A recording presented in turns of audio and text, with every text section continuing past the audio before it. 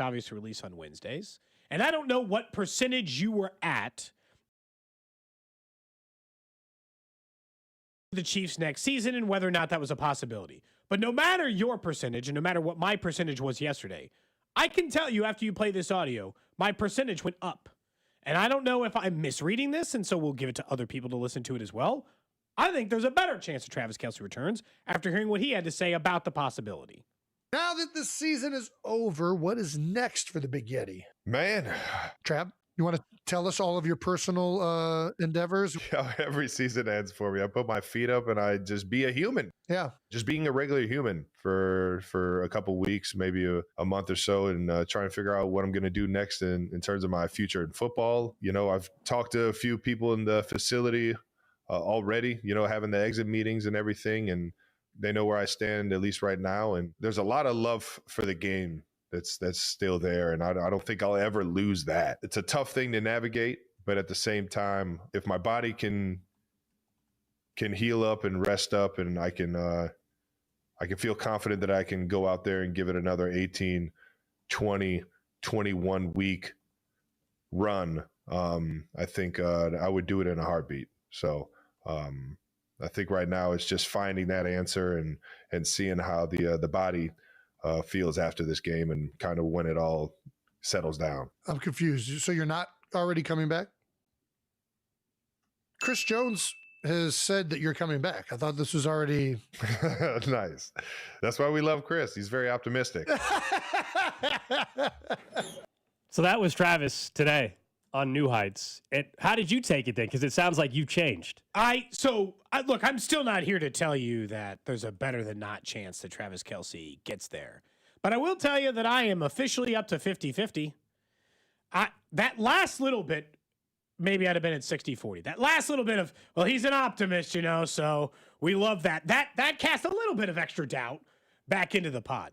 But the fact that he was simply just talking about that this is not a my desire to play football thing, but instead a if I think I can physically play football thing, makes me think that based on the amount of time he spent this offseason, the amount of health he had this year, and the extra time he'll get off at the end of this year, that there's a better chance that Travis Kelce returns. Let's take the money out of it for a minute.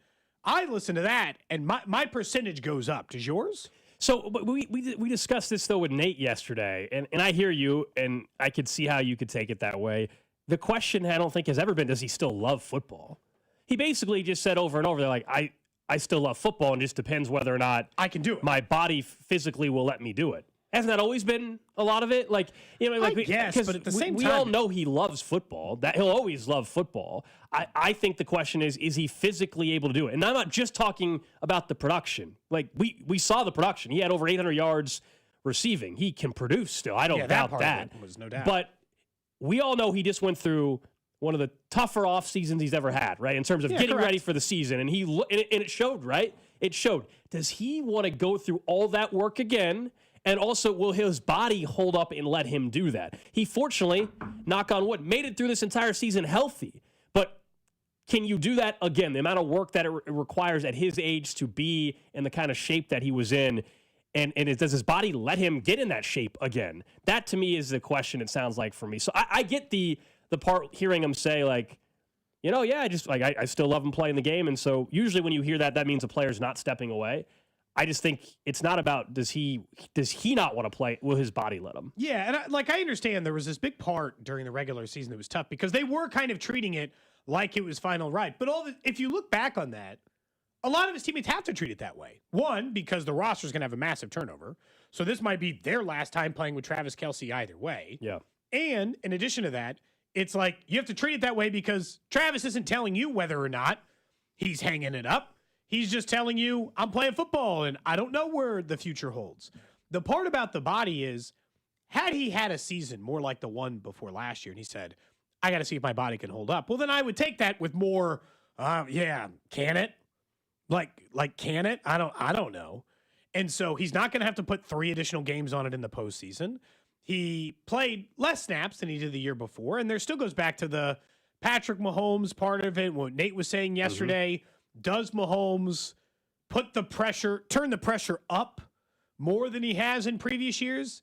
because this 6-11 season and the fact that he didn't get to finish the year and they didn't go to the postseason, he's like, hey man, give me just one more, and then we can really talk. And that's kind of like where I think maybe there's a part of me that when I listen to him, it's harder because like that doesn't sound as much as a guy who's getting ready to leave as like the post-game press conferences where he was just being like vague and unintentional about it. We can't discount the fact that he also has a longer offseason. He just does. They're done. Season's over. He has all of January. He has an extra month, if not more, a month and a half in some, if you think they were going to win the Super Bowl and what he's had in prior years. In prior years, he's not done till like February 12th. And he's playing 3-4 extra football games. He's playing 3 or 4 less games this year, and he's just got a month more of healing. Like, how's he feeling today is going to be different than how he's feeling a month and a half from now, which is ultimately probably when he has to truly make a decision. Mid-February? Does that sound right to you? Early March? It's got to be before free agency. Of course. I think he's openly admitted. He'd said the draft at one point, but before free agency, because we got to know if, like, let's just say Kyle Pitts or whoever, Kate Otten, whoever the free agent tight ends are, we got to know if that's got to be something we consider. Like, we need you to tell us if free agent tight end is something we have to shop for. And, like, I understand they've been drafting tight ends here for a while, but sorry, I won't be holding my breath that Jared Wiley turns it around this offseason after years of not being available.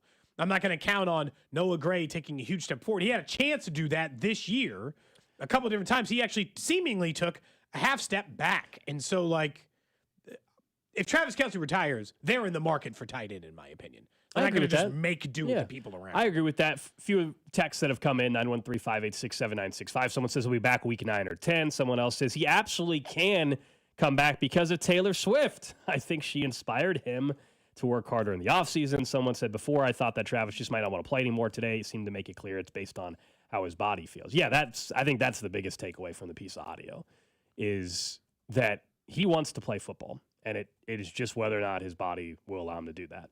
And that's making people feel better, I think, about the likelihood.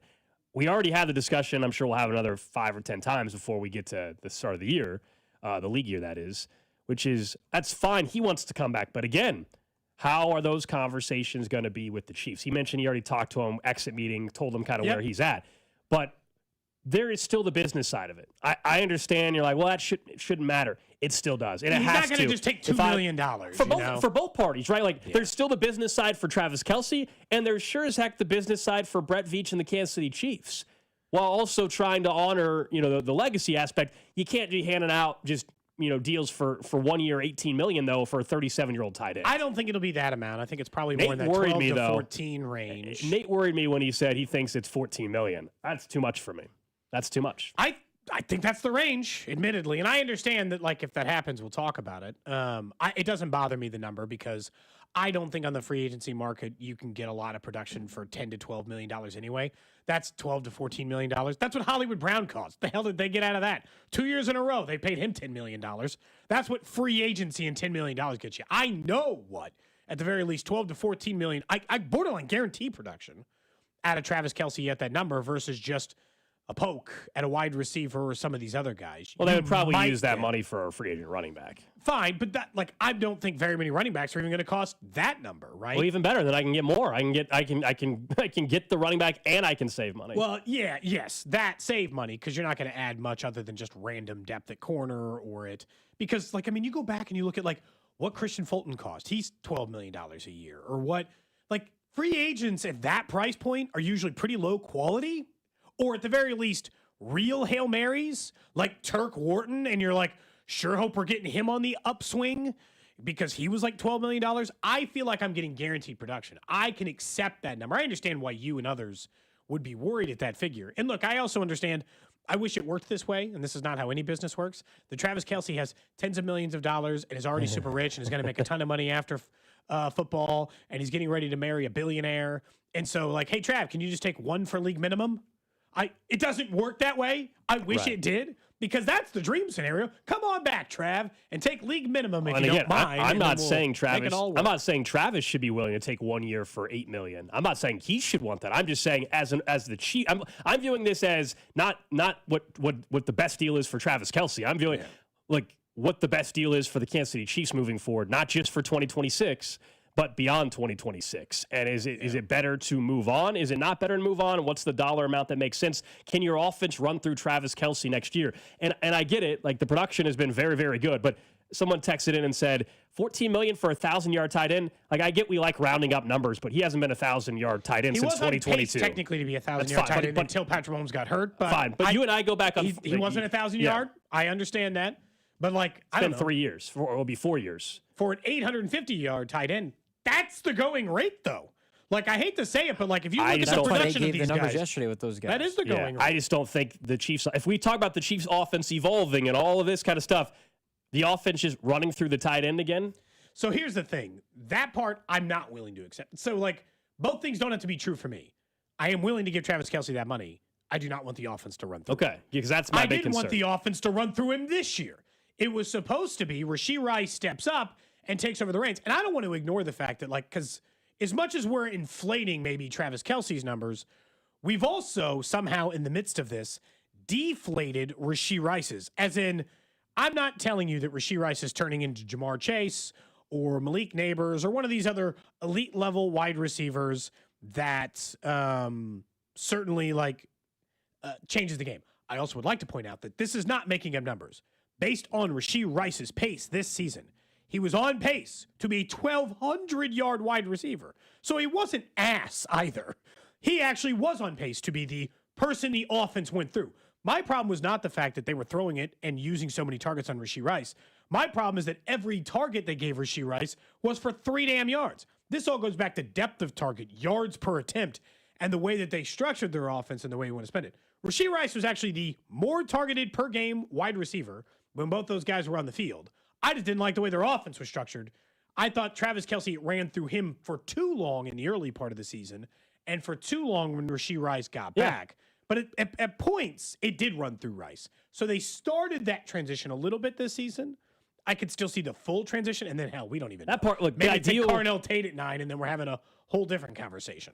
I don't know if it's realistic or not, but like, if I were to ask you what's the perfect, contract to where you wouldn't be concerned about it, it sounds like you're fine for 14. For me, perfect contract, 10 to 12. For me, it is base salary 16 or something. Yeah, for me, it's base salary $9 million, and that's a half. Yeah. That's basically a 50% pay cut, though. But it's $9 million base with incentives that bump it to 14. And I think that to me would be the range I would be comfortable with if I'm the Chiefs. If Travis was vehement in coming back, like he was like, I want to play, I've got the body to play, but the Chiefs don't give him the number. Does he go somewhere else, or does he just? No, I think he would just retire. Yeah, he would just retire, in my opinion. I don't think, and here's the part that we can discuss whether or not you would bring him back, or I would bring him back, or fans would bring him back. I'm just telling you right now, if Travis Kelce calls up Brett Veach tomorrow and he says, "Ring, ring, hi, hey Brett, I'd like to play football again," they're paying him. He is never gonna and that's what I think too. And if they said, Travis, we won't pay you that number, no chance Travis plays for another team. Like, it's just, that's not good. Yeah, but you said two different things there. I'm with you. You said, like, if he wants to play, there's no way that they're not giving him what he wants, essentially. Like, and I disagree. I don't think you can operate that way. I think it's a terrible way to operate business-wise. Look, I don't think he's going to get $20 million. I still think there's a range in which that number lands. The part that I agree with is he's not playing for another franchise, period. Yeah. And I still think the perfect number is around 12. Like, and it can be incentives with 12 or however they want to do it. But, like, I think 12's about the number, heavy signing bonus, and you stretch that payment out for a few years. If Clark Hunt doesn't want to do void years, which is what Nate Taylor made it sound like yesterday, then we're having a slightly different conversation. I hope we're here in March. Clark, that's a kind of perfect way to structure his contract. I hope we're sitting here first week of March and we find out he signs a new 1-year deal with incentives that can get to $15 million, but we find out the base is 10. 8, 9, fine, 10, yeah. Fine. That would be totally good. I will not like if I hear it's a 1-year deal for a 37-year-old tight end where it's guaranteed 14 or 15 million. Yeah, I think that's a mistake. That's all. We can disagree on it, but like I think that would be a mistake. I think that at that rate you could essentially sign Kyle Pitts and get younger, and so or some other or Cade Otton and get younger. And you can. I just think it's dangerous to like. I understand. It's dangerous just to sign people because you're like, oh, he was such a good chief and an all-time chief. You have to give him what he wants. Like, not you, but like I think there are people listening, and that's fine. Like, heck, I was texting with a few of my family members the other day. They're like, I don't care, whatever it takes, you got to bring him back. I'm like, no, you don't. No, you don't. Vibes. It's a terrible way. It's a terrible way to run an organization. You're like, we'll just bring everybody back, no matter what they want, because we love them. Like, I'm that's signing just him not for how production. It works. Like, for me, he is still one of the most productive tight ends in the NFL. That was not the biggest, obviously, story in the NFL yesterday. It's that a coach who'd been in charge for 18 years in Baltimore, and John Harbaugh. Apparently, Loop cost him his job. That kick got missed. Harbaugh is out. And so now we got to look at what this means for the rest of the AFC. Let's state the obvious here first. Any single team who has an opening for a head coach, and there are a number of them, their number one choice, without question, is now Harbaugh. Like, let's not kid ourselves. It's not even close. Every single team who has an NFL opening in what was, as previously discussed, a pretty weak head coaching crop this season, immediately going to try to hire Harbaugh. Now, I will say, he's 63 years old. That's probably, how old was Andy when he came here? That's even older than when Andy came here? Like, Andy Reid's what, 67? And he's been here, that's even older than when Andy eventually ended up in Kansas City, who was still in his, late 50s, early 60s to go with it. But, I mean, let's be honest. It's better than most of the choices. He got 18 years in Baltimore for a reason. The second half of that was not exactly like the first half run of Harbaugh in Baltimore, but they've been a competitive franchise this entire time. So I'm assuming the Giants, the Titans, all these teams are going to try. But for him, he can just choose the best spot. So, in the AFC, it's just interesting to find out who goes with Lamar at this point. Right. If you have an opening already, it's a no-brainer. He's automatically at the top of your list. I don't care whether it's the Giants, whether it's the Titans, or even the Cleveland Browns. He's at the top of your list. And there was the report from Adam Schefter that there's 7 openings, including the Ravens now, and 7 teams called Harbaugh's agent, which means at least one team that already that has a coach still employed, still called to say, hey, basically, would he be interested? We'd move on from our guy to get him. And Josina Anderson has since reported that team she's hearing were the Miami Dolphins. And so I think there should be other teams. If you're the Jets, if you're the Bucks who still have head coaches, if you could guarantee and get a commitment that, hey, yes, if you move on from said coach, he would come there, then you absolutely would make that move. Harbaugh immediately is the best coach on the market. It's not close. I think, it was one of those where the story came out from the Baltimore Sun, 2 weeks ago, that, Lamar wasn't paying attention in meetings and he was playing video games and all that. Isn't it so obvious now who that came from? The Harbaugh camp, at the very least. Yeah. And so that was probably an effort to make Lamar look bad and make Harbaugh look better.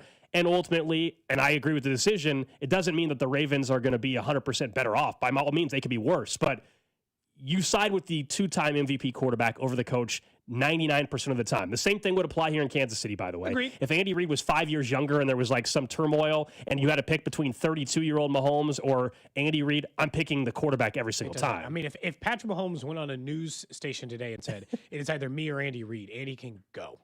It's not a decision you have to think about. Oh, yeah. For Baltimore, it is, I think, applies for any top 10 quarterback, top 5 quarterback in football. Yes. This goes for Burrow. This goes for Allen. This goes for, Jalen Hurts even in Philadelphia.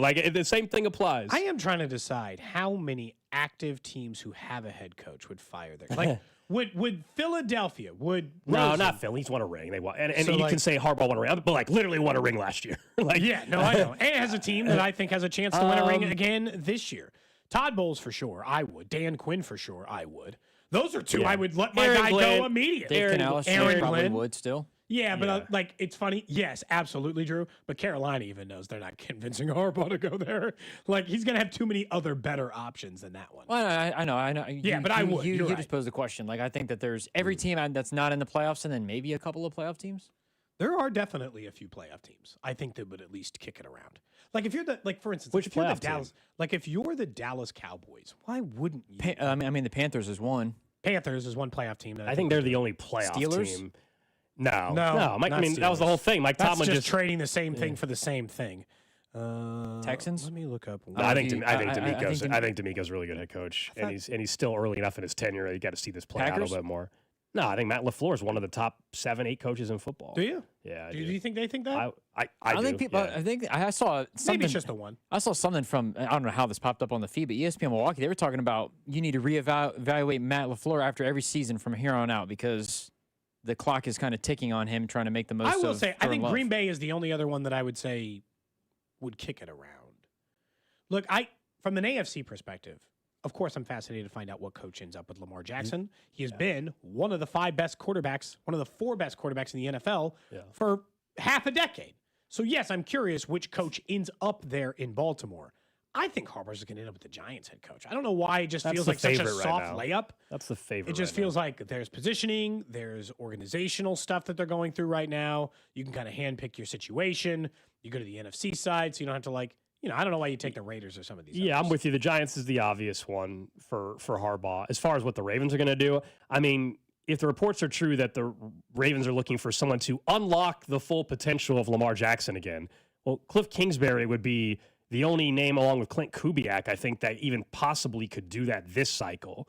Because otherwise, you're talking about defensive minded. You're not bringing in Jesse Minter to unlock Lamar Jackson. He's a defensive-minded head coach. For the person that was saying have Harbaugh come to Kansas City as an OC, he's not an OC. He was a special teams guy and then has become a head coach. He's not. If Mike McDaniel gets canned in Miami, do you go after Harbaugh's going to get a McDaniel? head coach gig immediately. So. I also am just not trying to run a retirement home. Like, I don't know how to put this mildly. I don't need every coach on the Kansas City Chiefs staff to be available for AARP memberships. Like, at some point, I'd like a little youth injection into the coaching staff, not just bringing in a bunch of guys who remember, like, the Ice Bowl. I hear you, but until Andy Reid's gone, I don't know if that happens. I mean, Harbaugh's going to be a head coach again, and he's also not an offensive coordinator, No, so it just doesn't. He is going to be head coach immediately. And so Him I'm and not worried about Stefanski it. are the top 2 names on the market. Yeah. It is always weird, and this is like a position that teams find themselves in, because sometimes the clock has run out and you're stuck in a situation. Because immediately, when Kevin Stefanski got fired from the Browns, and Kevin Clark said this, he put it perfectly. When the Browns fired Kevin Stefanski immediately was the best head coach available in the market, and the Browns was the worst job. So what kind of position did you put yourself in?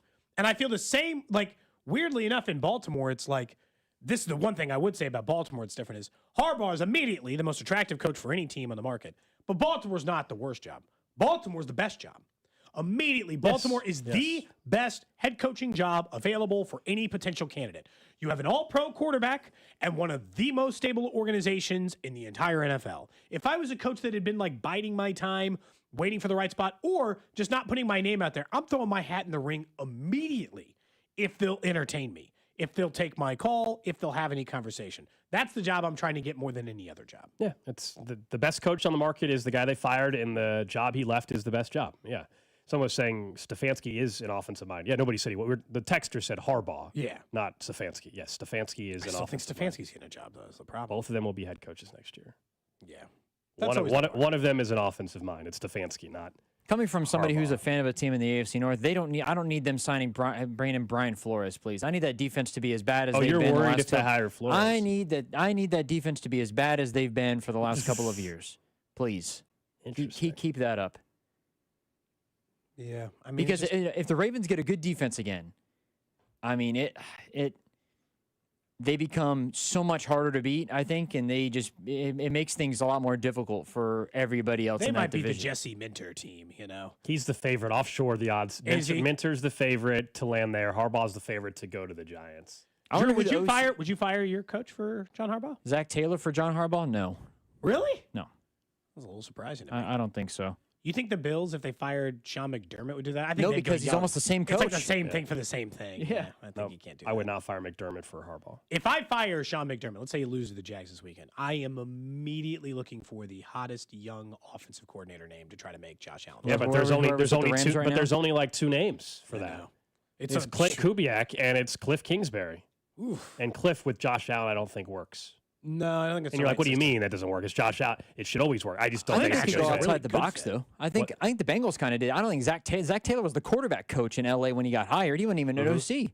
I think I think to the point that you guys have brought up about Sean McVay, whoever's a part of that system, just go find whoever's up next with him. We'll talk more about the coaching carousel, also the NFL postseason wildcard weekend ahead with Ross Tucker, our Odyssey NFL Insider, next. Watch Cody and Gold on YouTube by subscribing to the 96.5 YouTube channel.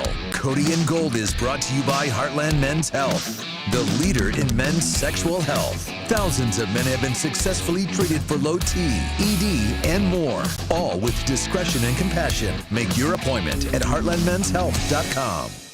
Men, the new year is here, and if you're like many of us, you're ready to improve your health. But if you're feeling low energy, not sleeping well, or not seeing results in the gym, keeping that resolution can be tough. This is Jeff for Heartland Men's Health, and if those symptoms sound familiar, we can likely help. They often point to low testosterone, and treating low T is what we do. But this year, we're also helping men go further with 4 targeted body composition plans featuring growth hormone peptides, NAD+, GLP-1s, PDA, and more, designed to boost energy, support metabolism, enhance recovery, and accelerate fat loss. With our low T treatments combined with our body composition programs, most men notice real improvements, more energy, better focus, improved sleep, stronger workouts, and often a renewed sex drive as well. So call us. Your initial visit is just $99 and includes blood work and a medical consult. And if you start on treatment the same day, your visit is free. Call 844-447-6600 or visit heartlandmenshealth.com. Future therapies are compounded and have not been evaluated nor approved by the FDA. Provider prescription required. See website for details. There's nothing I love more than saving money with my Hy-Vee Perks card. Cashing in on all the great fuel saver deals, that's just one of the ways that I save with my Hy-Vee Perks card. I saved 30 cents a gallon just a couple of weeks ago. There are a lot more benefits to having a free Hy-Vee Perks membership, like exclusive members-only pricing and digital coupons. Upgrade to Perks Plus and get free delivery, express pickup, and special fuel discounts. Save today on groceries and gas, only at Hy-Vee. It's Thirsty Thursday at Hy-Vee. Time to stock up the bar and fill up your tank. Earn 50 cents per gallon fuel savings on every $50 purchase of wine, beer, hard seltzer, and spirits. Mix and match all your favorite libations and get a 50-cent fuel saver with every $50 purchase. Stack up the savings and your next fill-up could be free. Don't miss Thirsty Thursday at your Kansas City, Missouri Hy-Vee. Product promotion differs by location. Offers valid where legal, available while supplies last. At Straight Talk, we get it. You say no a lot. Mom, can I get a tarantula? No. Coffee? No. So we're giving you more reasons to say yes, like a free 5G phone with real unlimited data with select plan activation. Can I use the free phone? Yes. See? Doesn't it feel good to say yes to more? Absolutely. Face tattoo? Absolutely not. Available at straighttalk.com and Walmart. Taxes and fees apply. In-store activation of Gold Unlimited plan or higher required. For network management practices, visit straighttalk.com. As a mom, comforting my family is what I do best. Vicks Vapor Stick provides soothing, non-medicated Vicks Vapors in an easy-to-apply stick, and it dries fast, so there's no mess. I use it to comfort myself and my family. Thanks, Mom. Vicks Vapo Stick, soothing comfort for the whole family. And try Vicks Vapo Shower Max for steamy Vicks Vapors when you need more comfort for yourself. Use as directed. Hi, I'm Michael from the Warren Treaty. You know the jingle. Now discover the facts about Ozempic, a GLP-1. Only Novo Nordisk makes FDA-approved Ozempic. Learn about the real thing. Talk to your healthcare professional today. Call 1-833-OZEMPIC or visit Ozempic.com to view the medication guide and to learn more about Ozempic. Semaglutide injection 0.5 milligram, 1 milligram, and 2 milligrams.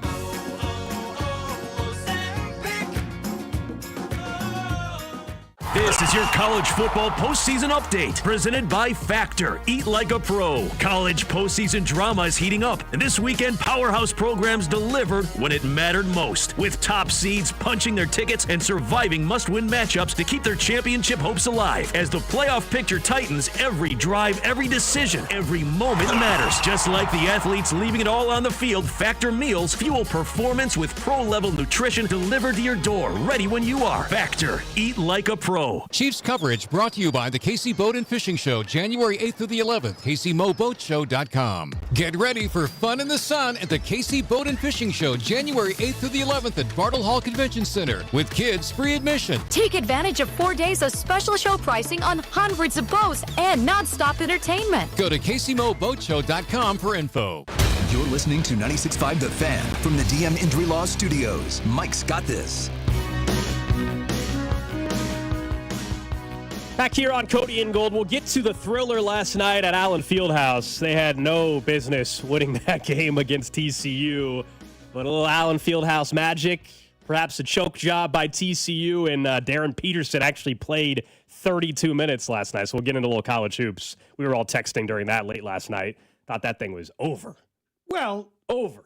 It was They were for a good chunk of that, but plus 2,500 on the money line with 3 minutes to go, and they came back and won in overtime. So we'll get to the Jayhawks in just a bit. But let's keep talking NFL. We welcome in our Odyssey NFL insider, Ross Tucker. Insider Calls brought to you by Nationwide for your insurance and financial needs. Nationwide is on your side. Ross, good to have you back on the show. We were just talking about John Harbaugh, and of course, the surprise. I think for a lot of people, surprising. I know there were some rumors about maybe the relationship there with Lamar down the stretch, but your reaction to the fact that Harbaugh becomes the top name immediately, but the Ravens' job is also the top job available immediately?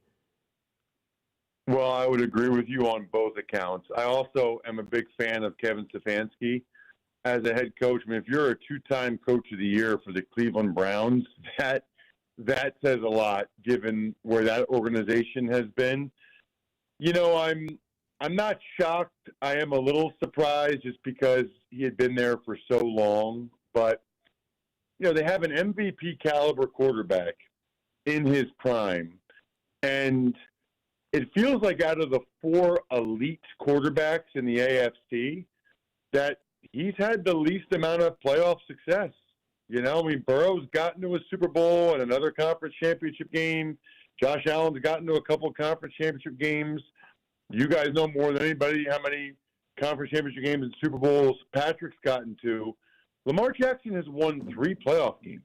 You know, I posted this on social media at Ross Tucker NFL. Joe Flacco won 10 playoff games. It's kind of crazy to me that Harbaugh's tenure ends with Joe Flacco having more than 3 times as many playoff wins as Lamar Jackson. So if you're Steve Bisciotti, the owner for the Ravens, you kind of have to figure out what your next move is. It felt like they were going the wrong direction. A couple years ago, they were in the AFC Championship game. They lost at home to the Chiefs. Last year, they lose in the divisional round up in Buffalo. This year, they don't even make the playoffs.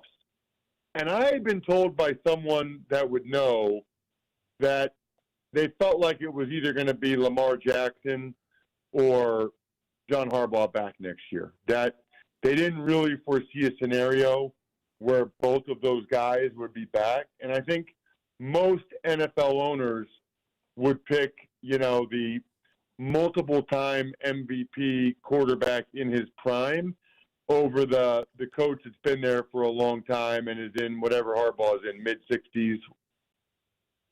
Yeah, I'm 100% with you. That's what we were saying is I think 99.9% of the time I'm choosing the star franchise quarterback. I don't care what the coach accomplished prior. That's correct. I mean, that's why I always think it's funny, by the way. I always see these people say that wins and losses aren't a quarterback stat, but they are a coach stat. And I think, okay, who has more to do with whether they win or lose the game? I mean, why do you think quarterbacks get paid, you know, 5 times more than coaches? You know, it's because they have a greater input and impact on the game and who actually wins it. I get that quarterbacks don't play defense, but I don't know, coaches don't play at all. Yeah. They're just standing on the sideline. When you look at what the Chiefs are going to do coach-wise, and then we can talk about some of these upcoming NFL playoff games, when you look at where the Chiefs currently are, it looks like, by all accounts, Matt Nagy will no longer be the offensive coordinator. He's a free agent. Nobody expects him to return. So they'll be looking for, I hope, fresh blood. What do you think should be the plan for the Chiefs at OC? How big of an impact or how big of a hire is this for Andy Reid, knowing that for the most part, it's just been guys he knows? It's been Nagy and Kafka and Bieniemy his entire run. Do you think he'll go outside that circle? That is the million-dollar question. I think they probably could use some fresh ideas, some fresh blood. I will also tell you, though, that Kafka is very highly regarded around the NFL. You know, he obviously got his shot as an interim head coach. The Giants didn't cave on him. You know, they won these last 2 games. We can debate how smart that was to win the last 2 games, but they did, and they put up a bunch of points in those last 2 games with a young quarterback in Jackson Dart. Kafka did a bunch of things from a, you know, design quarterback run standpoint that I don't think you'll see the Chiefs do anytime soon. So that's probably what Andy's wrestling with. You know, does he stick with Nagy or bring back Kafka, or Does he bring in someone totally different? And I think different people have different philosophies in life on that. Sometimes people really like the comfort zone and a known commodity and someone that they really think is talented and good at what they do, like Mike Kafka. And then others realize that we all at times need to be intellectually challenged. And we all – look, I can tell you right now, I was talking to a guy at the bar the other day, and he was telling me how radiologists, that's a bad field to get into because AI can do a better job of reading, radiology scans than actual radiologists can. That's not great. I didn't know that. Yeah. I'm like, I'm out of the loop when it comes to AI.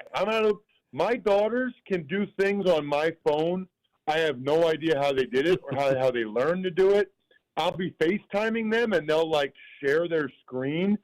So look, I'm not that old. I'm 46, but I can even say from my standpoint in life, my podcast producer, Jack, for the Raw Sucker Football podcast, he's 24.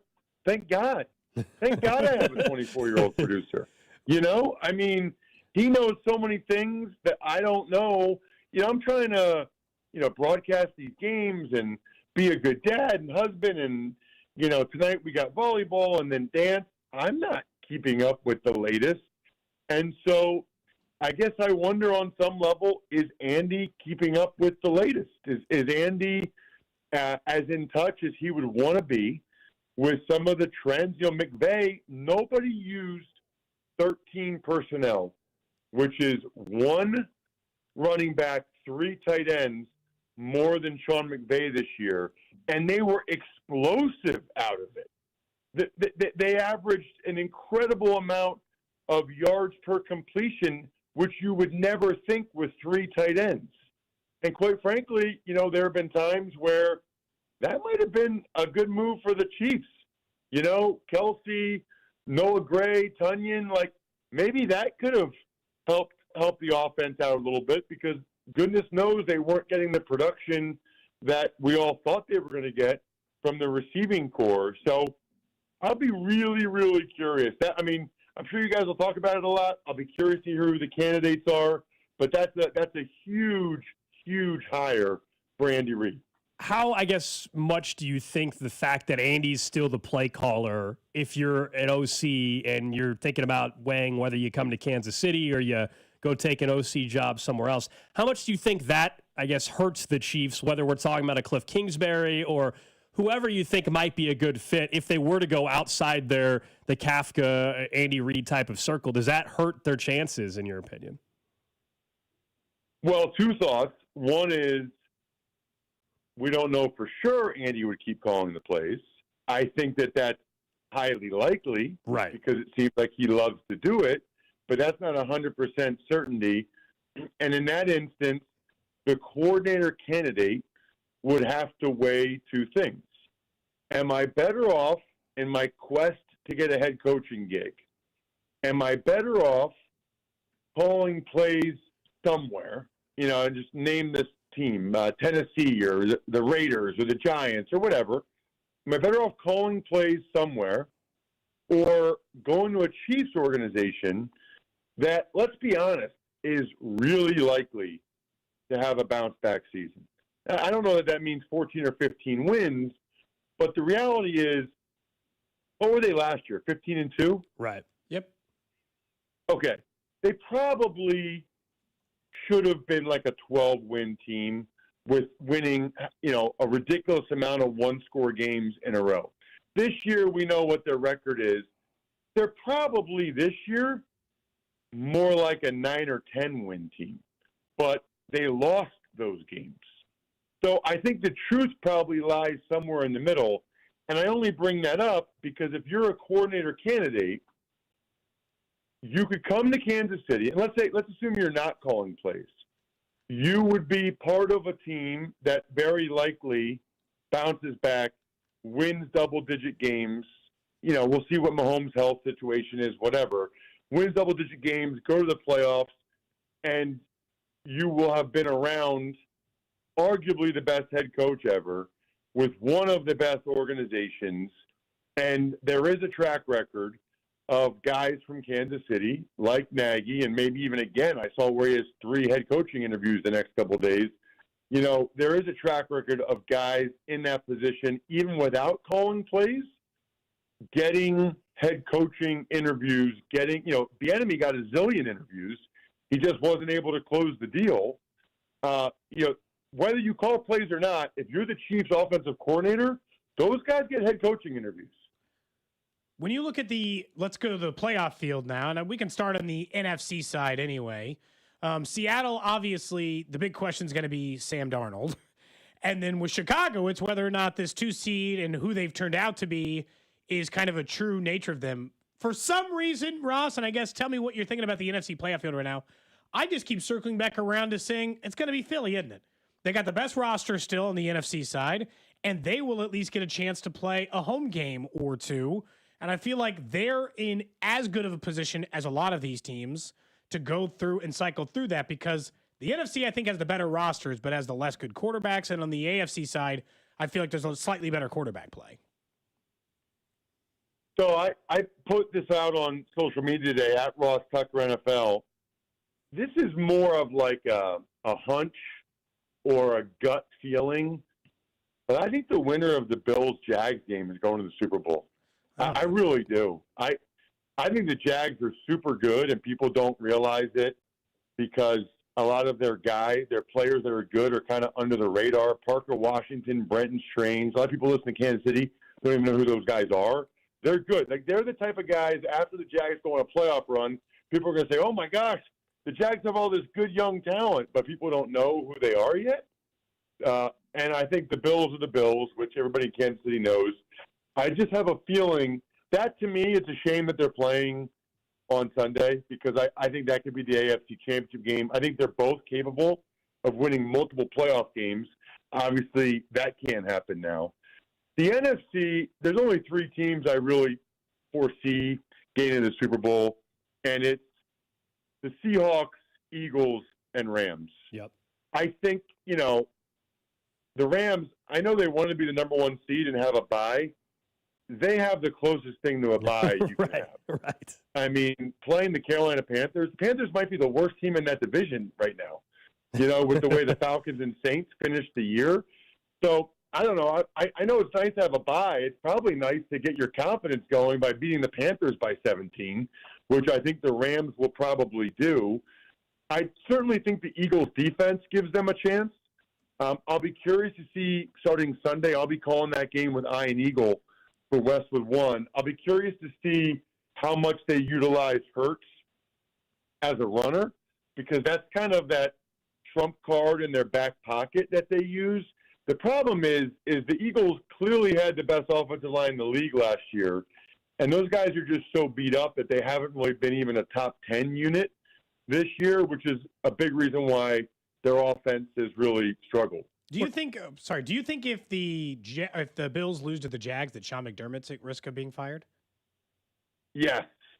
Yeah, and actually, it's funny because I don't think that they would hire John Harbaugh because he's kind of been in the same boat as McDermott, in terms of not being able to get over the Chiefs hump in recent years. I don't know that they would just hire Harbaugh right away, but they might, because Harbaugh's at least shown that he can do it, that he can get, a team to the Super Bowl and win it, which McDermott hasn't. And I would think that this might be the year where Terry Pegula says, you know what?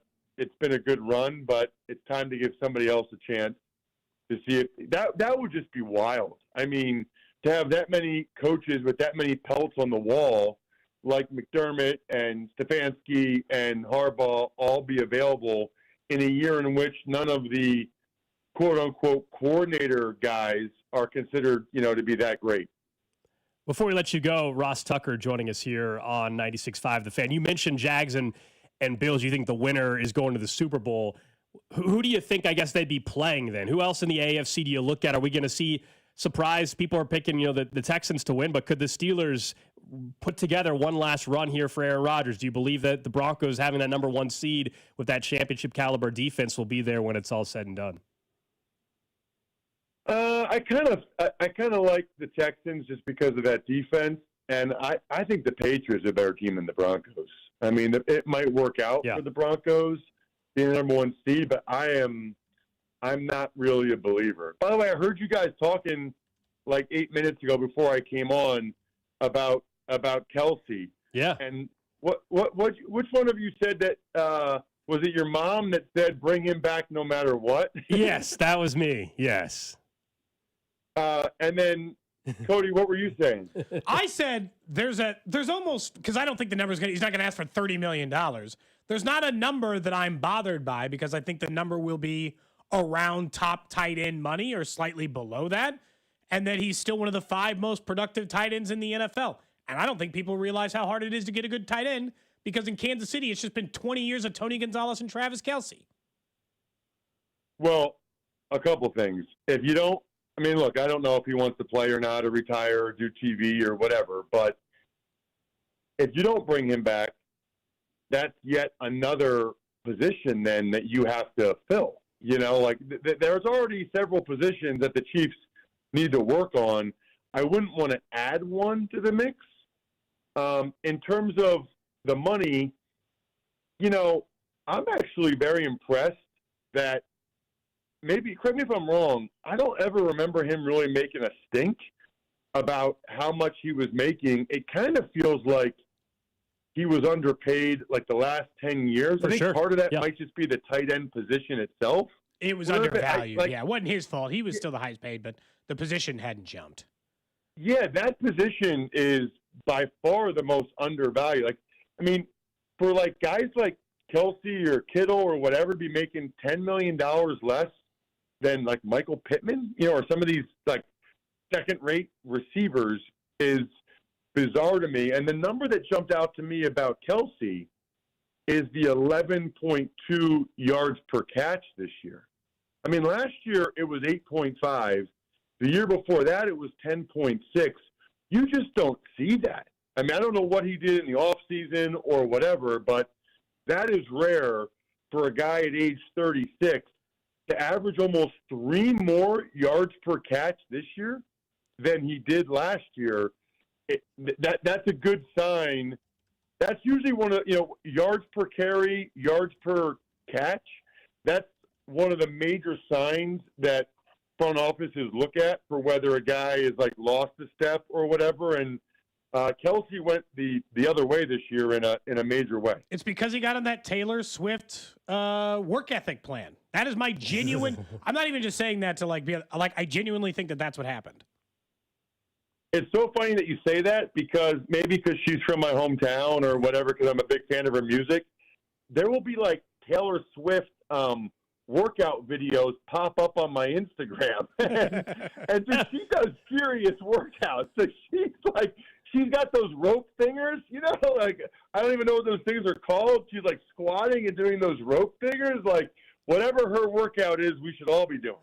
Ross, appreciate it, man. Enjoy Wild Card Weekend. Have a good call, and we'll check in for divisional round. Sounds great. See you guys. There you go. That's Ross Tucker, our Odyssey NFL Insider, brought to you by Nationwide. For your insurance and financial needs, Nationwide is on your side. So he thinks Jags-Bills is basically an AFC title game, and the winner... It's the biggest game of the weekend, man. Chargers-Patriots, I think, is also setting up to be pretty big. But Josh Allen, for all the reasons we've brought up already, and then a Jags team that is as hot as any team in the NFL right now, yeah, I can't wait for that game. I just think it's... I know you're hesitant because of Trevor Lawrence. I get it. He's playing, though, at a level we've just not seen, I'm less hesitant now because of the way he's actively playing. Yeah. And you can get I'm not going to call him Bortles, but you can get a quarterback like Joe Flacco or these other guys, even if I didn't have belief in Trevor Lawrence or still had some doubts. He's playing not like that. He's not playing like the guy that I doubted for all these years. He's playing at a much, much higher level.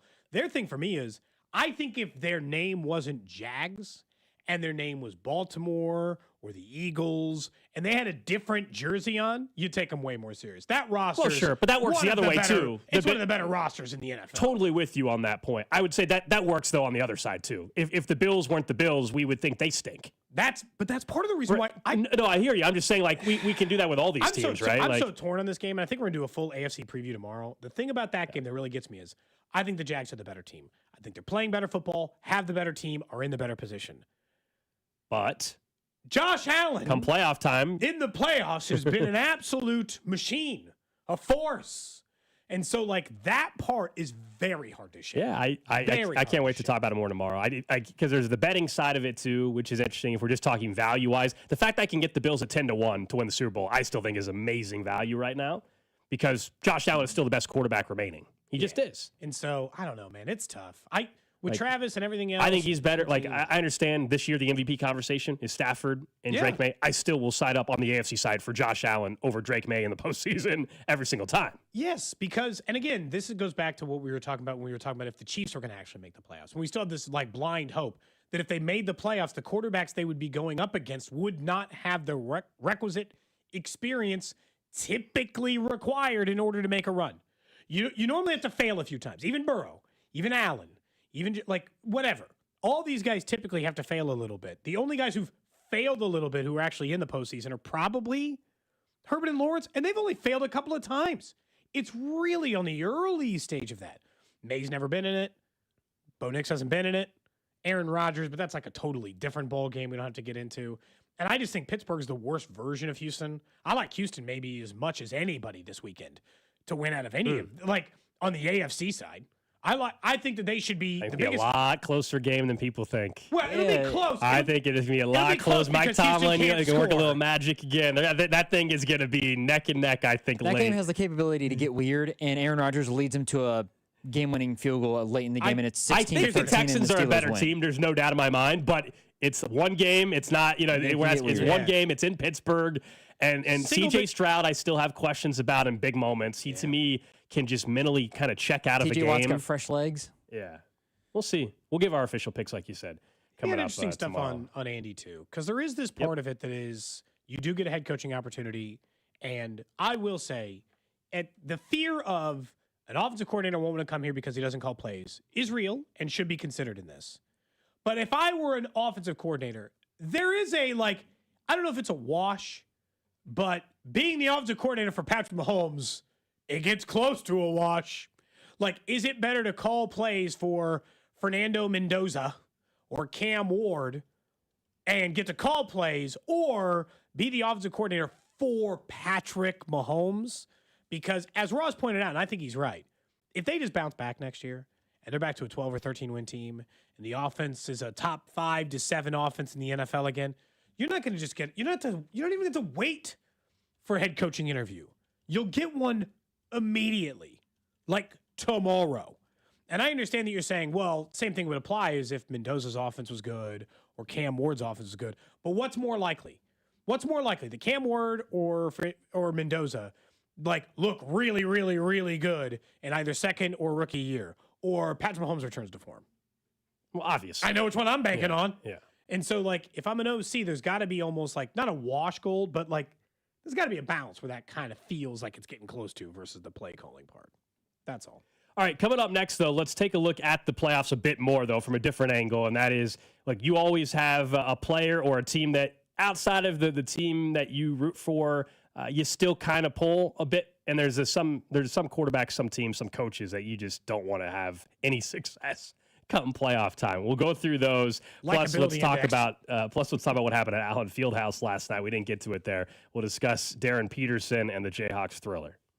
What's up, Kansas City? This is Vinny Pasquantino, and you're listening to Cody and Gold, weekdays starting at 10 on 96.5 The Fan. Brought to you by Heartland Men's Health, the leader in men's sexual health. Thousands of men have been successfully treated for low T, ED, and more, all with discretion and compassion. Make your appointment at heartlandmenshealth.com. The NFL wildcard round is here, and FanDuel is turning on playoff mode. All customers get a profit boost pack every NFL playoff game day. Each game day, during the wildcard round, you'll find a pack loaded with multiple profit boosts waiting for you in the app. You pick the matchup that you believe in. We were just talking about Buffalo and Jacksonville, and could we see a slight upset there, or maybe the Rams and the Panthers ends up being a lot closer than we all believe. Take your shot on an upset, or you can build a parlay that fits the moment. Then apply that profit boost and go after even bigger payouts while the playoffs get rolling. So visit FanDuel, an official sportsbook partner of the NFL, and grab your profit boost pack every NFL playoff game day. FanDuel's an official sports betting partner of 96.5 The Fan. Must be 21 and present in Missouri. Opt-in required. Bonus issued as non-withdrawable profit boost tokens. Restrictions apply, including any token expiration in max wager amount. See terms at sportsbook.fanduel.com. Gambling problem? Call 1-800-GAMBLER. This is the story of the one. As an HVAC technician, he and his digital multimeter are in high demand.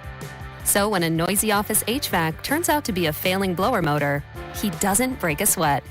With Grainger's easy-to-use website and product information, he selects the product he needs to keep everything humming right along. Call 1-800-GRAINGER, click Grainger.com, or just stop by. Grainger, for the ones who get it done. I'm Bob Burke, founder and chairman of Burke America Parts Group, a family of brands that includes RepairClinic.com, an appliance and HVAC parts solution company that's grown into an international brand. Before AmericanEagle.com, we partially launched a new technology platform developed by another firm. American Eagle helped take our technology to a whole new level with digital marketing, software development, and business insights into our key markets, appliances, HVAC, and outdoor power equipment, and did so both on time and on budget. AmericanEagle.com has the resources, experience, and talent needed to produce solutions. Our new technology platform, developed by AmericanEagle.com, has produced tremendous results with higher traffic, conversion, engagement, and online revenue. If you have any home repairs you need to take care of, check us out at RepairClinic.com. If you need a world-class website or technology project, then I would highly recommend AmericanEagle.com. Call AmericanEagle.com at 773-NETWORK. That's AmericanEagle.com, 773-NETWORK. Save $10 on a pair of Rain-X Latitude wiper blades at O'Reilly Auto Parts. Our professional parts people will even install them for free. O'Reilly Auto Parts. You like saving money, right? We all do. That's why Allstate just lowered the price of car insurance. Not, but wait, there's a catch. Lower. Actually lower. So if you're shopping around or just want to see how much you could save, check Allstate first for a new lower auto rate that could save you hundreds. You're in good hands with Allstate. Not available in every state. Only applicable for new auto insurance business. Rates will vary by several factors, including how you purchase the policy. Potential savings vary. Allstate North American Insurance Company and Affiliates, Northbrook, Illinois. Check engine or ABS light on? Take the guesswork out of your warning lights with O'Reilly Veriscan. It's free. Ask for O'Reilly Veriscan.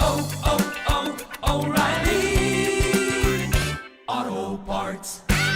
Be sure to follow us on Instagram at TheFan965 for behind-the-scenes videos like MVP Monday, Chiefs Take Tuesday, and Best Bets. This is your home for Kansas City sports. 96.5 The Fan, KFNZ, FM and AM, HD1 and HD2, Kansas City, an Odyssey sports station. 11 o'clock hour here on Cody and Gold. Alex Gold, Cody Tapp, Drew Nixon with you. We'll get to the trash of the day here in about 20 minutes. You guys can always watch the show on YouTube, Twitch, X, Facebook. Make sure you subscribe. Check out the show there. Cody looks at the chats on Twitch and YouTube there. Text line, I've got that covered as well, 913-586-7965. That's the Jay's Southland Tow Service text line. So we will get to all that throughout the show today. We'll also get back into, in the Chiefs Red Half Hour, specifically Brett Veach, Andy Reid, the draft, and just the timeline for their careers, basically, in Kansas City and where that currently sits. But let's start with the playoffs some more as we get closer and closer to Wild Card Weekend. And we were talking with Ross Tucker just about some of the matchups. But there's also, look, as a fan, you got some teams you hope lose right away. And you got some teams you're like, you know what? I like that quarterback, or you know what? They're not a problem. So whatever. Especially because the Chiefs aren't in the playoffs. I feel like this is more important than ever. So we wanted to go through, and you guys text in as well if you want. The top three teams, if you had to root for, and the top three that you are definitively rooting against. You have no interest in seeing them have any success. When I was thinking about this last night, I was calling it the likability index because I just like the idea of who are these teams that you're like, you know what? If they win, I'll live my life. I won't feel bad. And the ones that, like, it would pain your soul. Pain your soul. We could start with the likable teams. Some of these were easy, man. We could start with the likable teams. I think the Panthers is an obvious one, but that's just mostly, I'll be honest, I put them on the list only because what the hell do I care if the Panthers won the whole thing, and they're not going to win the whole thing anyway. They're not going to win their first game. So to root for them is meaningless. It hurts me zero, Gold. They're not going to win, but from a winning perspective, they can't hurt me, and I don't care. Okay. Now, for the other two teams, these are the teams who if they went on a run and got hot, could actually win the Super Bowl, and certainly is at least possible they could win the Super Bowl. They are 2 and 3 seeds. That wouldn't bother me at all. One is the Jags. What do I care? Jacksonville. Trevor Lawrence is likable enough, even though I didn't believe in him as a quarterback and still have serious questions. Liam Cohen's been a fun story. It's Jacksonville. Doesn't feel like the kind of team that they'll immediately try to supercharge and put Trevor Lawrence above Patrick Mahomes, so I don't have to worry about that storyline. It would feel like a one-off, like the roster just got good at the right time, Gold, and they had the right team, so what? And the other one for me was the Bears. I got several friends who are Bears fans. Massey's a Bears fan. That's a loser franchise for the most part who doesn't even know what it's like to enjoy life. So you know what? When it's stuff like that, NFC side doesn't really bother me. Like Ben Johnson, like some of the teammates around there. You know, Missouri Tiger on there. You say I'm a UMKC guy, so I have to root for Missouri. You are. Whatever it is, the Bears seem like a perfectly fine, likable team to root for in the postseason. I know the Chiefs aren't in it, but I'm still totally locked in this weekend. I can't wait. I'm still excited. I'm still an NFL fan, and it's still football, and it's the best thing out there. So I'll be locked in, even if the Chiefs aren't. The top 3, I guess, that if I had to root for, Jags are on my list as well. Similar reasons. One, I do think Liam Cohen's a hell of a head coach. He also gave us this gym forever. He gave us that. Trevor Lawrence is playing his best football, and it's Jacksonville. What am I upset about? Seattle's another one.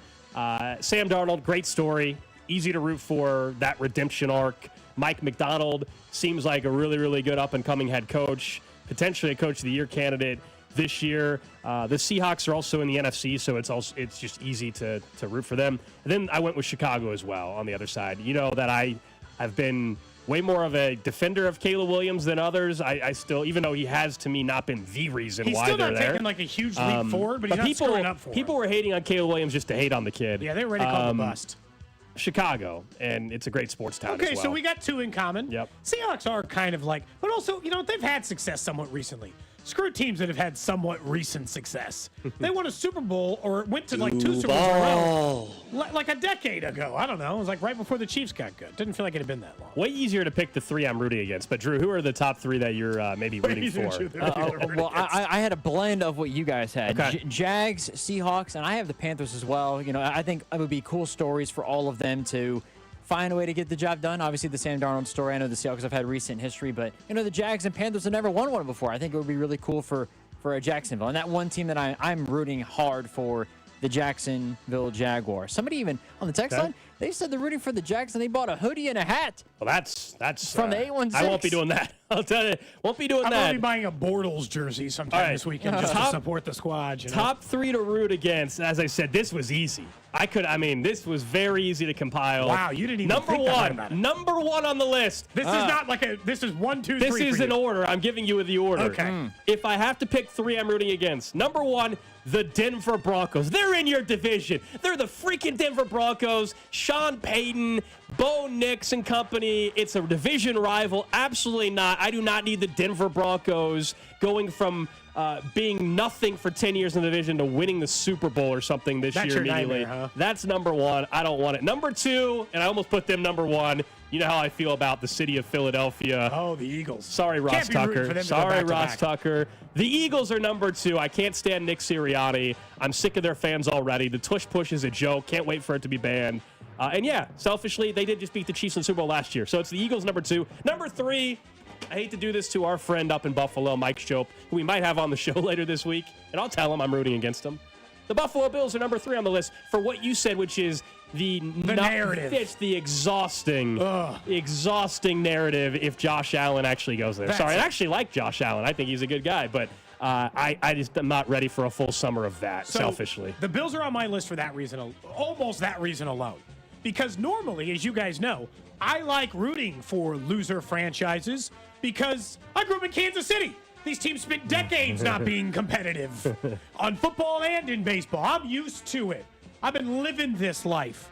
I am sympathetic to franchises who can't get it together and sometimes root for them to get it together. But if I have to listen to an entire offseason of the Bills winning the Super Bowl, no, pass, hard pass. Eagles are also on my list.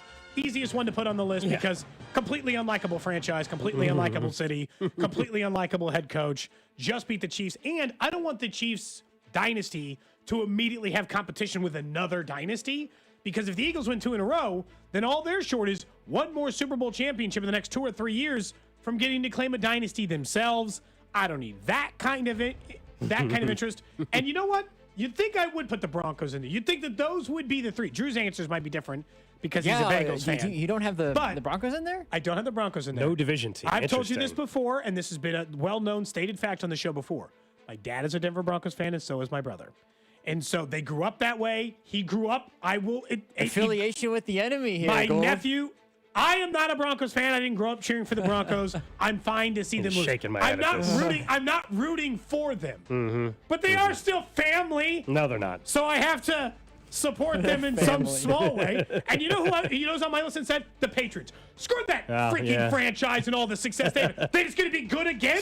Nah, hell no. If they did win another one, that would be tough. I hope Drake May loses immediately. I hope they lose the first damn game. I'm not rooting for the Patriots to immediately Patriots be were good almost again. on the list, They had 20 damn years of success. I'm supposed to be rooting for them to be good. At least the Broncos were bad for a decade. No. I don't want the Patriots. They're on my list. I'm not rooting for them. Drew, who are your I know who number one on your list is. You're the ultimate Josh Allen haters, so I know who's on number one. A team that I despise very much so in the Pittsburgh Steelers is not even on my list, actually.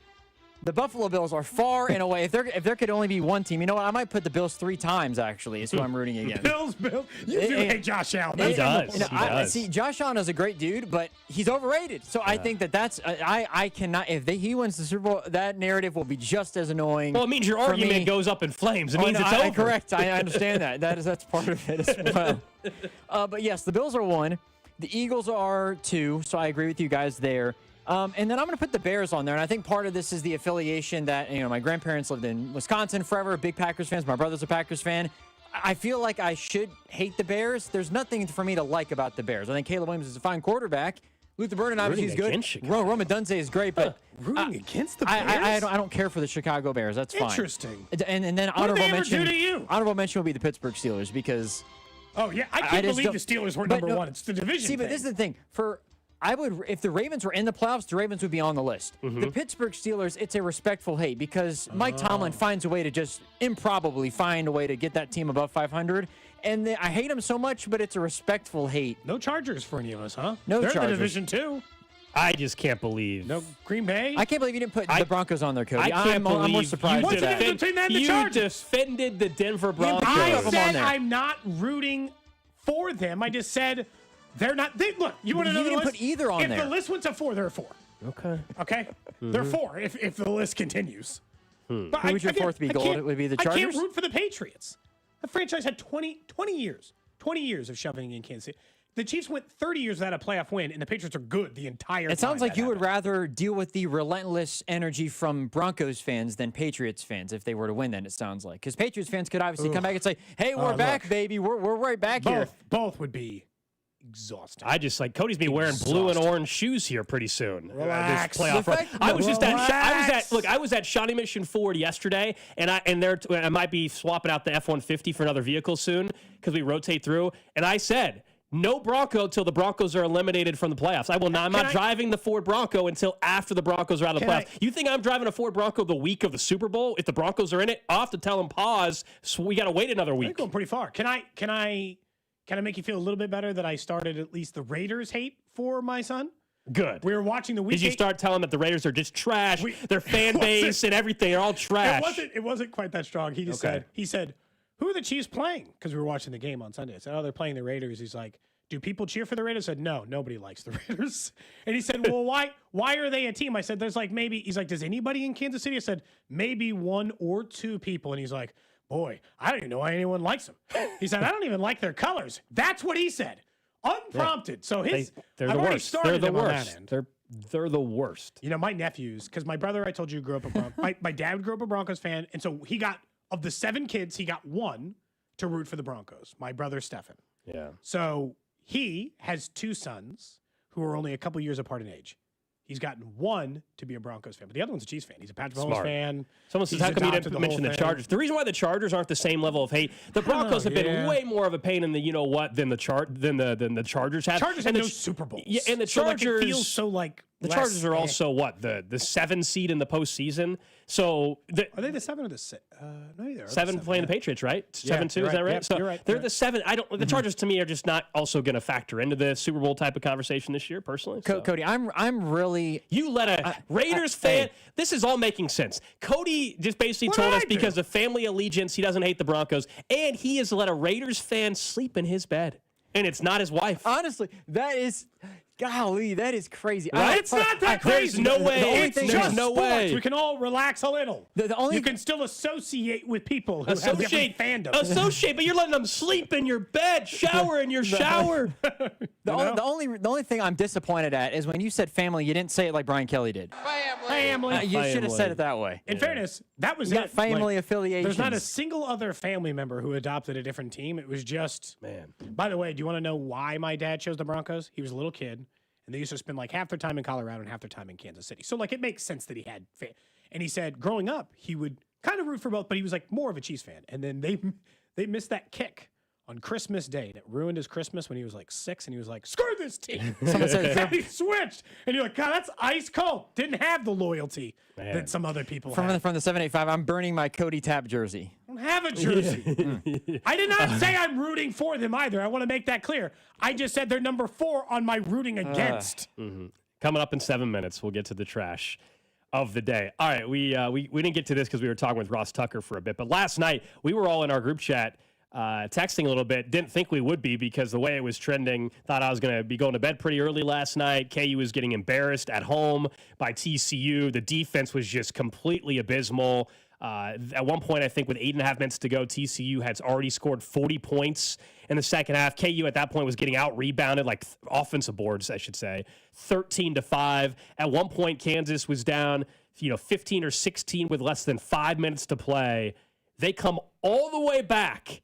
A little Allen Fieldhouse magic and a complete choke job by TCU and poor coaching, I think, by Jamie Dixon down the stretch. And Kansas ends up winning in overtime. It was one of the more crazier comeback wins that we've seen in a bit. Kansas had a number of crazy comebacks. But this one, years, if you just look at like some of the betting markets and where it was at, KU was 25-1 to win with 3 minutes to go, and they came all the way back to win. It was just a crazy thriller of a game for the Jayhawks. And then we talked yesterday about Darren Peterson. And how many minutes would he play? He ends up playing 32 minutes. If I would have told you that before the game, you'd be like, oh, they great. win by 15. 32 points in 32 minutes, but it still gets weirder. And we can laugh about it a bit more because they won, at least if you're a KU fan. But because he didn't play in the entire 5-minute overtime? Yet again, something bizarre around it happened. So he plays 32 minutes, but late in the game, mid-possession, I should say, he looks to the bench to pull himself out of the game while a teammate is passing him the ball. So the ball goes out of bounds. They lose the ball. At that point, you think the game's over. So he then sits for the final 2 minutes and 45 seconds, basically, 50 seconds. And then he comes back in and he gets fouled. Immediately gets the foul. And he was fouled. It wasn't like a ticky-tack. Gets fouled and just cold-blooded knocks down three free throws. Bottom of the net. And then he doesn't play a single minute in overtime. Did you see what Bill Self said after the game? Yes. Go ahead. For those who didn't, he said he started cramping again. For 5 seconds, he could suck it up, but after he made the free throws, he said, quote, okay, get me out. And so, look, I don't know if he's going to play this weekend. That will be a huge question. There's no doubt, this Kansas team is very weird because if they had lost that game to TCU, it felt like it was barreling right towards the exact same as last season. They'd win just enough games, and with the branding and the conference that they play in, they don't end up as a 7 or 8 seed gold with no real title contention and just kind of flame out for the second straight year. And we'd have to be talking about if they were in the middle of their when Kentucky had a couple-of-year run, when North Carolina had a couple-year run, where they just weren't the same blue blood program that we'd all gotten used to. And it seemed like for a while there, Kansas was immune to it until last season. And it's got to be more than 1 year for me to say that you're in that kind of cycle. Darren Peterson, without question, is awesome. When he's playing, he's you can see why he's the number 1 overall pick potentially. And that was an incredible comeback. They should still be very scared that in their first 2 conference games in the Big 12, which is, by the way, the conference gets a whole hell of a lot harder than the first 2 games they just played here. They got 3 other top 10 teams in their conference. These are supposed to be the winnable ones. At home against TCU is supposed to be an auto dub, and they had to fight like they hell. shouldn't have won. Yeah, they shouldn't have won the game. I mean, they did, and I'll give them credit for winning. But absolutely, and it's just the 13th team in D1 basketball history to trail by 15 or more with 5 minutes to go and find a way to win. But their defense has disappeared over the Christmas break. And then Melvin Council Jr. is incredible when Darren Peterson's not on the floor. When Darren Peterson's on the floor with them, he turns so passive. And they've got to find a way to get that group to play at a high level together. If they do, then they're a team that has a chance to do some really special things. If not, there's going to be a lot of games like this where no matter who they're playing, it's going to be a really close game, or they're going to be down and having to be saved at the end by a miracle. The biggest issue I think they have right now as a team is Darren Peterson is great. Melvin Council Jr. is also great. He looks to be a very, very good college basketball player. Does anybody think that they have any idea how to play those two guys on the court at the same time? That's what I'm saying. He turns passive. I just they got to figure out a way for Darren Peterson to become, at times, not always, but at times, a mutual facilitator with Melvin Council and just take turns being the aggressor. And what I'd say is the last time I feel like Kansas did that well, Gold, like where they had two guys who I thought could both be the aggressor and both score well, was Devontae Graham and Frank Mason. That was the last time I remember them having two guys who both could take over a game and they would take turns doing it. How do you get to that? Yeah, those were 3-4 year players too, though. Sure. That's just the nature of college basketball has changed. You know, that's you don't have 3 or 4 years to have these guys run through your program. You're probably anymore, right. Freshman year, they probably didn't do that because Devontae Graham freshman year, or he wasn't he at Towson? I believe that's where he started or whatever, right? And then he transferred, or he was committed. Maybe I don't know if he transferred, but he was committed or whatever. And then he was a late recruit, and so then he developed into obviously a hell of a college basketball player. But that was just a crazy game, one of the crazier games. And then I was telling Drew basically Darren Peterson was a pinch hitter late in the game. It was that's what he was. All right, we need you for 5 seconds. Come on in, save us. He came in, got fouled immediately. And he did. Switched 3 threes and then three free throws and then just was gone. Just never played again. And certainly when they got a 5-point lead or a 6-point lead in the overtime, it didn't feel like they were going to steer it. Although TCU, they played great. They played great until the final 3 minutes. They didn't. They were amazing until the final 3 minutes, and then they freaked out. It feels like too, and this is something maybe that even come tournament time, obviously their starting five is great, but they don't have in their last 3 meaningful games. NC State, you look at this one, then you look at the UCF game. The bench hasn't contributed anything almost from an offensive perspective, which I think would concern me a little bit when you're getting into March and you're playing those better teams that are maybe a little bit deeper. Tonight, Missouri, by the way, SEC play at Kentucky.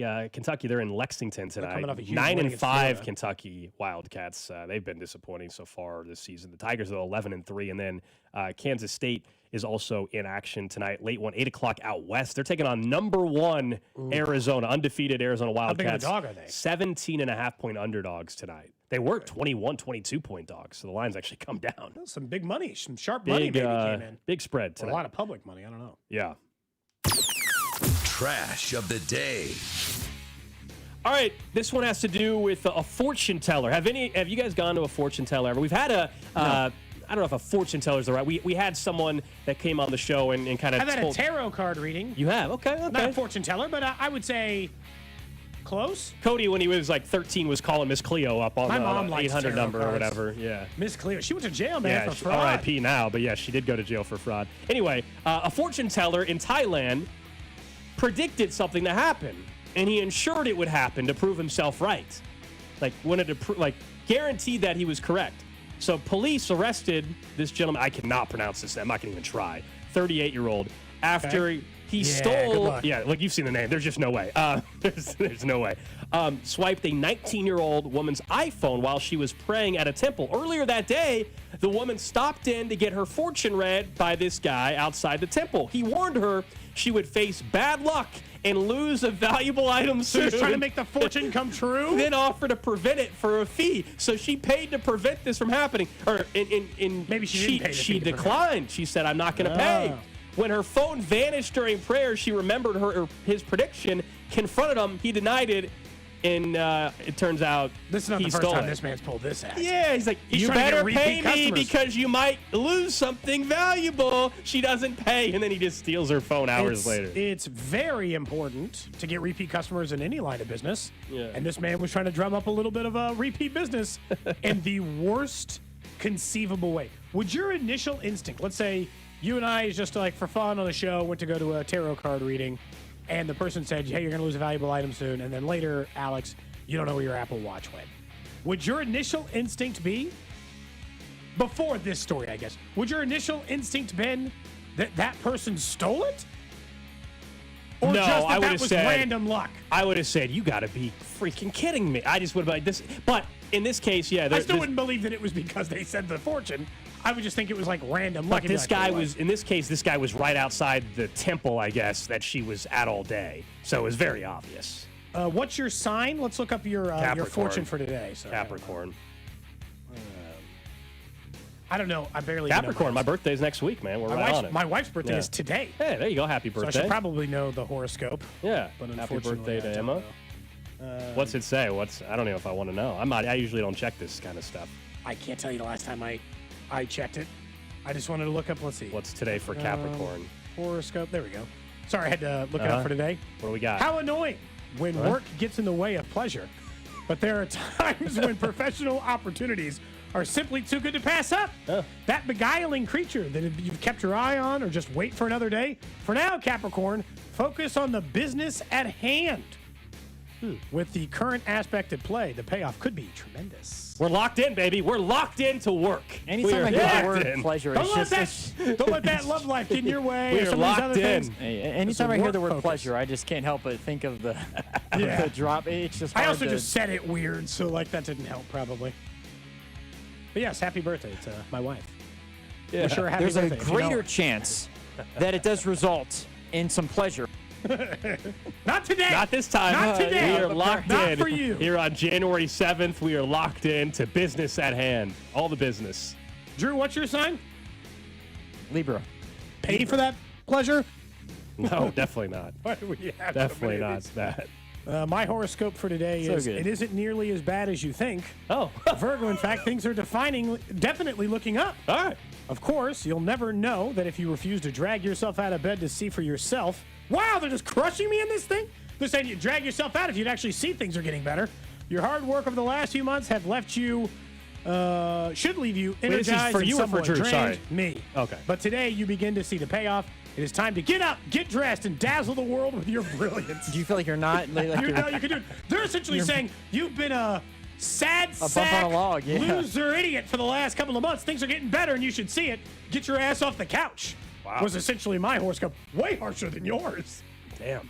My gosh, way harsher than It's like a wake-up call. When we come back from break, That's I'll the have trash Drew's. of the day. I'll have Drew's. That is the trash of the day. Up next, we'll get to the Chiefs Red Half Hour. We'll find out about Drew's horoscope, I guess, of the day, and whether or not Brett Veach's future looks bright. This is Cody and Gold on your home for Kansas City sports. 96.5, The Fan. Brought to you by Heartland Men's Health, the leader in men's sexual health. Thousands of men have been successfully treated for low T, ED, and more, all with discretion and compassion. Make your appointment at heartlandmenshealth.com. Fast breaks, buzzer beaters, and block parties are back, and Underdog is the best place to get in on the action because you can make entries and you can win money right now in Missouri. Just download the app. It's super easy. And just start choosing which players will go higher or lower than stats like points, rebounds, assists, and more. For instance, tonight, I like Shea Gilgeous-Alexander, SGA, to go higher than 41.5 points, rebounds, and assists combined. Just one of the many selections I like over at Underdog. So get those entries right, and you could win up to 5,000 times your cash. Download that app today. Use promo code TAP, T-A-P-P, to score $75 in bonus entries when you play your first $5. That's promo code TAP, T-A-P-P. Underdog. Make plays.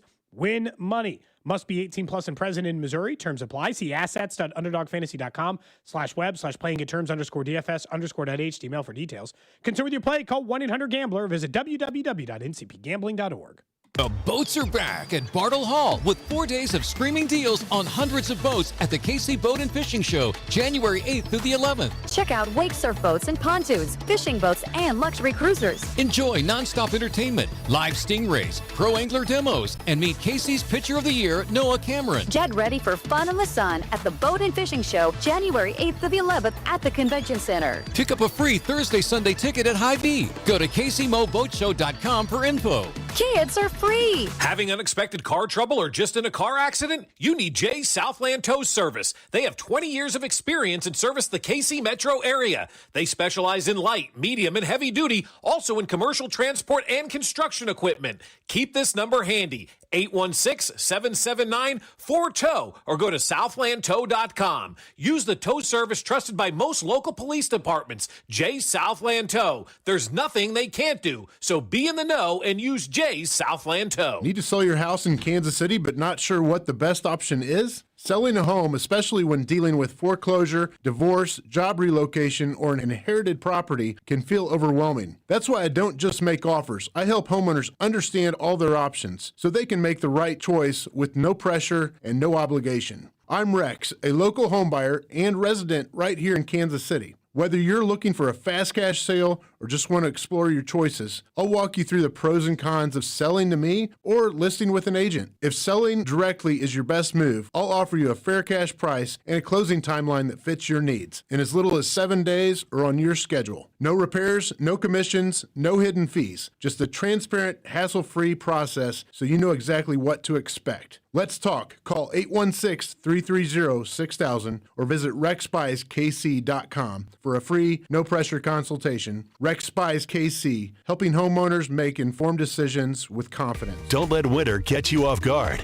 Keep your family cozy with a $69 heating system tune-up from Hamilton Plumbing, Heating, AC, and Rooter. We have pros available 7 days a week to keep your system running at peak efficiency, helping prevent costly breakdowns, lower energy bills, and keep your home warm all winter long. Over 40 years experience and more than 8,000 five-star reviews are great reasons to trust Hamilton. Visit callhamilton.com/radio for details, terms, and conditions. License number 2025-11121. At LendSeek, we know running a business takes heart, hustle, and sometimes a little help. That's why we stand with you with our exclusive AI lending platform, connecting you to over 100 funders. If you've been in business for at least 2 years with a minimum annual revenue of $500,000, you can get up to $1 million in funding in as fast as 24 hours. No collateral, no prepayment penalties, no red tape. Apply today with no cost or obligation at lendseek.com. That's LENDSEEK.com. Did you hear? Allstate car insurance now costs even less. So when you bundle with home, you can save even more. Check Allstate first to bundle and save with a new lower auto rate. You're in good hands with Allstate. Not available in every state. Only applicable for new auto insurance business. Rates will vary by several factors, including how you purchase the policy. Potential savings may vary. Allstate North American Insurance Company and Affiliates, Northbrook, Illinois. Hola, amigos! It's a big noise. Brad Evans from BetMGM tonight. Listen Monday through Friday starting at 6 p.m. Eastern on Westwood One Sports as we cover the biggest sports stories from coast to coast. Get insights on the NFL playoffs, college basketball conference races, and more. Download the Odyssey app now and listen from anywhere. BetMGM tonight, live and interactive, presented by BetMGM. Tune in, Team Huevos. Do you owe $10,000 or more to the IRS like Mark? I've been doing home remodeling for 30 plus years, but the economy crashed. I wound up losing my home, losing my job, and on top of that, owing the IRS a ton of money. I owed the IRS $114,000. It really, truly was the worst part of my life. Then Mark found tax relief advocates. On news radio, I heard about TRA, and I thought, what's the worst that could happen? So I picked up the phone and I called them. When it was all said and done, TRA settled my $114,000 debt for $100, and I'm telling you, I was ecstatic. Could not believe it. Would recommend TRA to anyone. If you owe 10 or even hundreds of thousands of dollars to the IRS, don't lose hope. Do what Mark did and call TRA for a consultation. But TRA did. They gave me a second chance, and I'm forever grateful. Visit TRA.com or call 800-491-9914. 800-491-9914. That's 800-491-9914. You're listening to 96.5 The Fan from the DM Injury Law Studios. Mike's got this. Welcome in to the Chiefs Red Half Hour.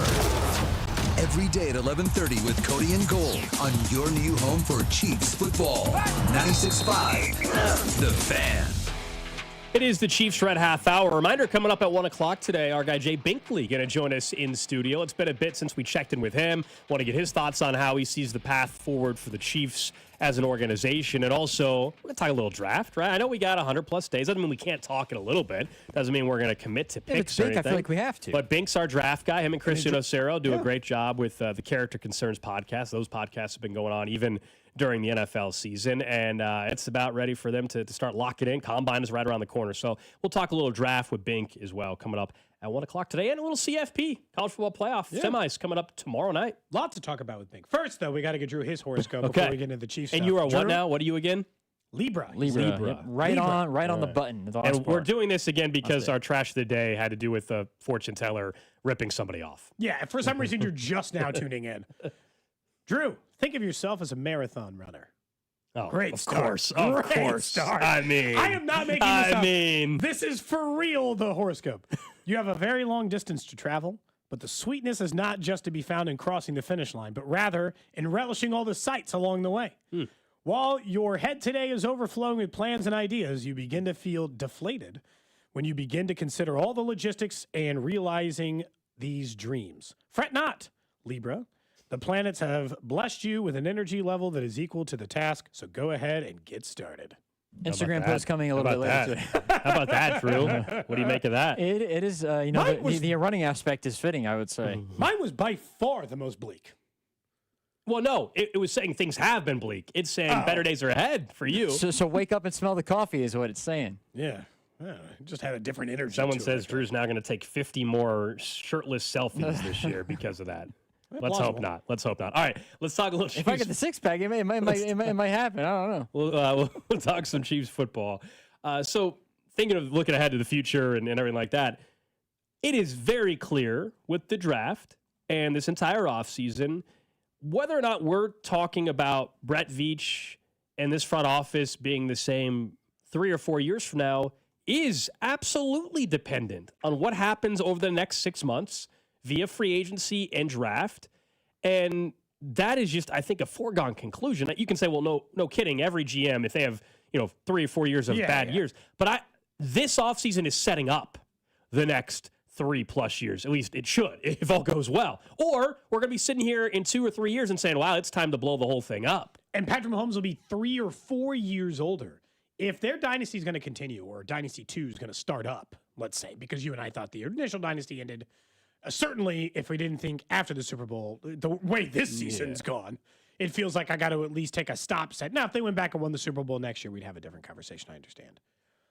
As safe as Brett Veach's job appears, this draft can get him fired. Because if you start going through right now and you really evaluate where he's made the most hay as a GM, it is not the first or the second round. He has good first and second round players. Willie Gay Jr. was a good second-round player. Creed Humphrey is a good second-round player. Nick Bolton is a good second-round player. He has good first-round players, McDuffie and Karlaftis. But more misses than hits in those rounds. I'm not saying he's a bad GM. I think he's done a good job with contracts, and he finds more talent rounds 4 through 7 than every GM in the league, maybe combined. I don't know. He's just good at it. And so for all the guys he's found that have worked in those rounds, and Brian Cook, right, another good second-round pick in the same year he screwed up in taking Sky Moore. But the last couple of years, Felix, bust. Rice, not a bust. Certainly a good second-round pick. Worthy has 1,000 total yards in 2 seasons. That's not going great. Kingsley, at least a viable guard, but not what you were trying to do. We don't know about Simmons and Omar Norman Lott yet, although Simmons looks to be a good hit. When you're picking 9 and it's been going wishy-washy, because that's what I would call it. Veach has not been missing all the time, but he's not been hitting all the time either, and we don't have to pretend that that's the case. You're picking 9 overall and then 40th, and you have these kind of picks at your disposal, it could get you fired if you screw it up pretty bad. I think if it's a total miss, it could get you fired. Yeah, it's the most important draft that he's had, and before that it was post Tampa. We all know that, the post Tampa Super Bowl.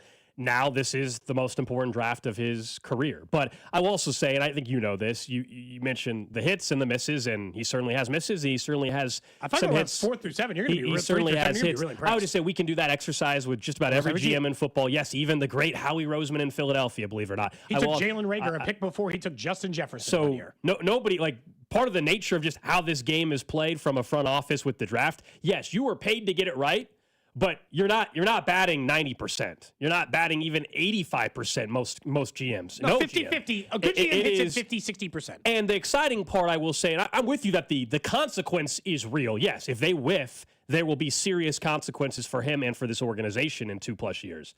But I will say he has never had an opportunity to draft at this level. Yep. Whenever they've traded up and drafted higher, like his highest pick prior to this was Trent McDuffie, and that at one 22. And that one worked out pretty darn well. Other than that, he's been mainly drafting 28 to 32. Yes. And I still think that has to be part of the story we tell when we're evaluating his draft success or failure. So this year, when you're not having that as a reasoning anymore, when you're picking 9th, maybe they trade back, I don't know, but right now they're picking 9th and 40. You got to hit. You got to hit. And it's not even just a hit. One of those guys, and we're talking pick 9, not 40 necessarily, but I guess either one if it worked out. But don't care which. Got to find a franchise pillar. Has to. I'm not expecting him to go find 3 franchise. I would love for that to happen. I don't think it's realistic to think he's going to go find 3 guys that are getting automatically second contracts that are going to end up being star all pros. Like I would love that. That's a bit much, but at minimum, pick 9 and 40. It doesn't matter which pick it is. We all assume it would be 9. One of those guys has to be a guy we're talking about 7 years from now still being one of the mainstays of the franchise. That's what's important, is that I'm not here to try to claim that, because look at even Noel Williams this year in the 3rd round. That looks like probably end up going to be a pretty good pick, right? And all the guys who have, whether you liked what Pacheco did this year or not, or the other guys, he has found, and how much money Jalen Watson's going to make in the 7th. I can go through his success stories. Yeah. At pick 9 or pick 40, just in this draft. My biggest complaint about Brett Veach is his inability to find star-level talent. It was actually, weirdly enough, the thing his predecessor was best at. He is better at every part of being a GM than John Dorsey, except finding star talent, in which was John Dorsey's absolute best quality. I don't disagree, but also, again, that goes back, we have to tell the full story. John Dorsey wasn't picking 28 to 32 every single year. But he took Tyreek Hill in the 4th round. He took Chris Jones in the 3rd. He took Travis Kelce in the 3rd. He picked 10th, and he took he took Patrick Mahomes, and he found the star. And I understand Brett Veach's involvement in that, so I'm not going to dismiss that. But what I'm saying is the thing that Brett Veach has struggled at is finding elite talent at an elite position. Because I could argue that Creed Humphrey, by all NFL metric standards, it's is an elite talent. Top-tier position. It's not McDuffie? Yeah. I'm talking corner is almost an elite it's position. Number 3 or 4 on my list of positional value easily. Quarterback, defensive end, tackles, and then tackle, corner. wide receiver. And look, maybe he found it with Simmons. I'd say wide receiver before, but that's fine. Yeah. It's corner is probably 4 from my list. So it's not important. But Simmons for sure. Yeah. He might have done it with seems Simmons. like. He might have done it with Simmons. Tackle is one of those positions, to Gold's point. It's one of the top 3. No matter who's making this list, me or him. But we don't know that yet. And so maybe that story is softening. But specific, what positions we're talking about here? Wide receiver and defensive end. The 2 positions he's had the hardest time no question drafting, and are 2 of the, even if you're ranking it out, 4 most important positions on an NFL field, and one of the 3 most important absent quarterback, which is already on this team, right? So of the 3 positions he has to draft every year that are of importance, 2 of them he has not found talent at consistently. He's found a slightly better than league average player in George Karlaftis, who's a perfectly fine player to draft, but not a star. And he's found a corner who is a star, but in the other 2 positions, they've struggled. At corner, they've found talent. Yeah, and that's why this is such a big draft, because they're in a position where they are going to have to draft premium positions, whether we think pick 9 is going to be wide receiver, defensive end, defensive tackle. I hope it's not running back. But so they need to address running back. I don't think they need to do it at 9th overall. But they're going to have an opportunity to draft a premium position, and he's going to have to hit on it. Yeah, and there's no denying that. There's a chance, though, also a year from now, we're looking at this past year's draft a hell of a lot differently than the way people are judging it as at present day. As in, you could have a full season of Josh Simmons, and we're saying, as a slam dunk pick, and the whole vibes are different about how we feel about his first-round draft history as well. Someone on the text line saying McDuffie's not an elite talent. I just fundamentally disagree. He won an all-pro. He's an elite talent. We can argue about where he ranks as corner. to say he's not an elite talent is just, I'm sorry. Crazy. Like, that's just wrong. Like, he's an elite You know how many talent. teams would take Trent McDuffie in a heartbeat over their DBs? Every team. To say the text says he's not an elite talent doesn't make a difference. He's just a solid player. Come on now. If you did a 32-team draft and redrafted every corner available in the entire league, he'd go like 5th. Someone to take Patrick Surtain or a couple of other guys, he would go no lower than 5th. How about that? He might even go 3rd. Yeah, he might. He'd go no lower than 5th if there was a league. If every team had to put every corner they had on their entire roster into a draft. I just think. So I'm not trying to take away actual hits here for Brett. Yeah, wide receiver and defensive end has been a problem. For sure. I just think if we played this game with, we don't have time to do it if you want, but like if we were to go through, pick 5 random GMs, certainly of contenders. Or if we were doing this radio show in Baltimore, or we were doing this radio show in Buffalo, I bet you people think their GM sucks and misses all the time as well. Yeah. Like it's not you just don't hit at the rate that people are expecting you to hit. I'm in agreement that this year he has to hit at 9 and or 40, but this idea that like he's a poor drafter, I adamantly think is incorrect. It's just not true. The thing is, and I will give him credit for this. Howie Roseman, who is considered to be, by most accounts, people's best GM in the league, he misses less. He misses way less in round 1 and 2, and misses way more rounds 3 through 7. So, and then the truth is, if I could reverse that for Brett Veach, and you just told me he almost hit every time rounds 1 and 2, and instead of finding these guys in 4, 5, 6, and 7, I'd probably trade. I'd switch, because that's why guys like Devonta Smith and Landon Dickerson and Jordan Davis and Jalen Carter and Nolan Smith and Quinyon Mitchell and these guys he takes in the first and the second round who work. Yeah, no, I hear. I'm just saying, out. They have just how we have misses too. Jalen Reagor was the one I mentioned, and there's others who just like people will bring up Breeland Speaks, who was a second rounder. I mean, in Philadelphia, do you remember the name Danny Watkins? Probably not. He was a first round pick and he was a bust. Right? They drafted him 23rd overall. I mean, there's just a lot. Jalen, we already brought up Jalen Reagor. It was a terrible pick. My point is just that we can do this. Like, I'm saying he has less misses. We can do this with every GM. Is all I'm saying. Like this idea. Felix was a complete whiff. That goes on his record. I can find picks like that for a lot of GMs. Is all I'm saying. Yeah, especially if you're picking 28 to 32 and every year. Way more whiffs for most of the GMs. The truth is, if you rank them up against the top 5 GMs in the league, everybody's universal consensus. We NFL 100 people of NFL ilk, and they gave us the top 5 GMs. If you rank him against the other 4 guys, he is probably 3rd or 4th in drafting first and second round guys, or 4th or 5th. But I guarantee he's 1st or 2nd in drafting 3rd and after. So it's a balance. But he's picking 9. Yeah. So of all the times I need you not to screw up the 1st or 2nd round pick, I'm sorry, it's this one. You're picking 9 and 40. So for all the times you might have missed on those other ones, no whiff in here. You got to be on it. This is way too important a pick for the rebalance of what the Chiefs have been roster-wise over the last couple of years. And we know it's really important. He knows it's really important. It's not like a mystery. It's just especially important because of his history. My biggest fear, truthfully, is the only 2 positions I really want in the first round are either defensive line, interior, or edge, or wide receiver with pick number 9. Those have been categorically his worst positions to draft. Because right now he's taken one in the first and the second round in each of the last 2 drafts, and neither of those guys has emerged as a star yet either, or 2 of the last 3 drafts. Because Worthy, and I can explain away and excuse away part of Worthy's problems, no doubt. But the numbers are the numbers. He has spent 2 years as a wide receiver for the Kansas City Chiefs. His numbers are that equal to McCole Hardman's.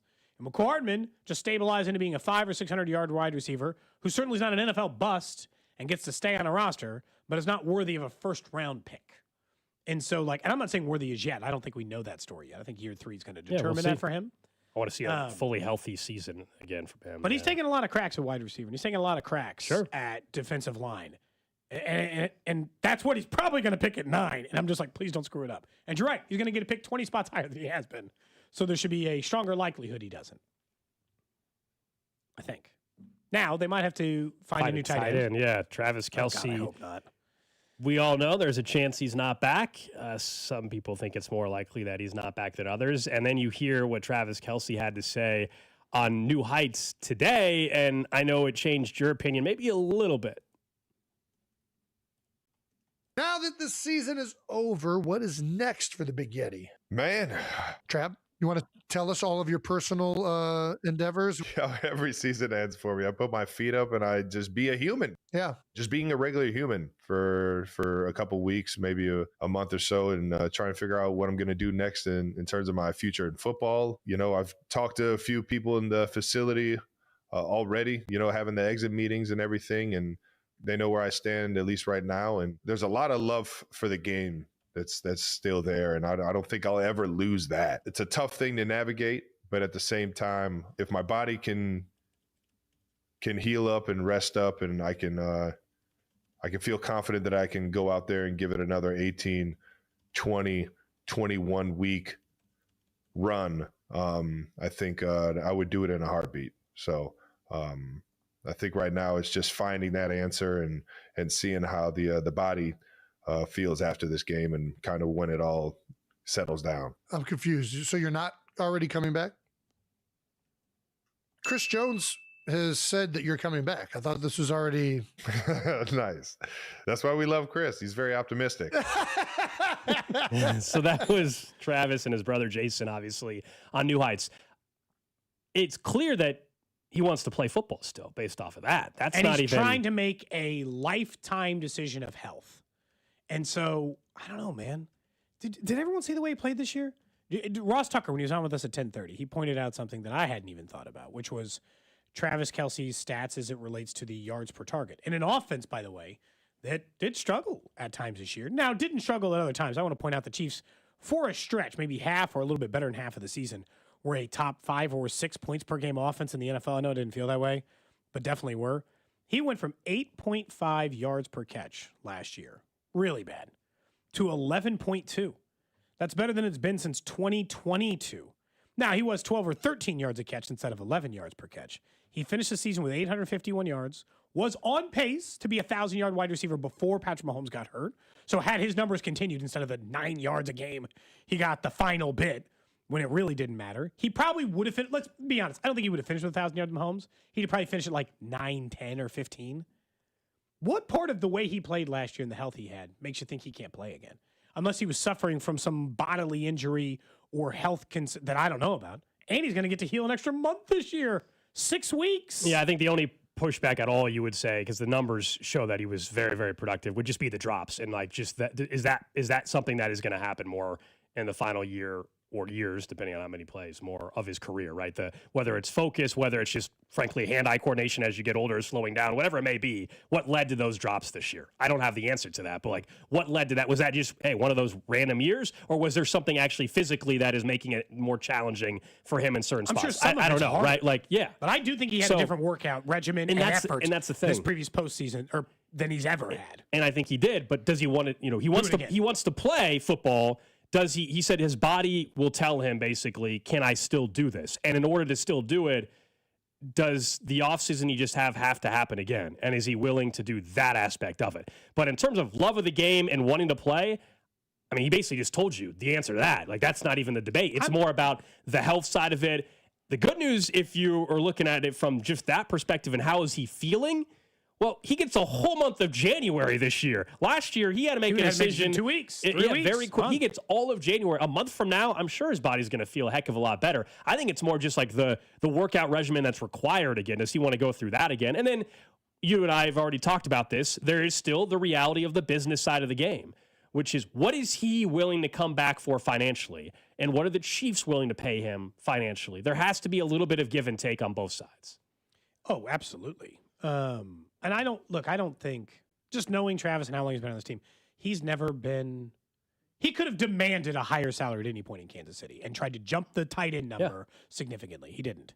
He just kept the tight end number slightly above where it was. Was he one of the highest paid tight ends in the league the entire time? Sure. Did he ever try to hold them hostage and make it, hey, I should be paid like a wide receiver? Look at my numbers, you jerks. No, he never made it about that. So I assume that they will just pay him like all the other tight ends in the NFL who get 800 to 1,000 yards, which is $12 million a year. That's what I assume the number will come in around.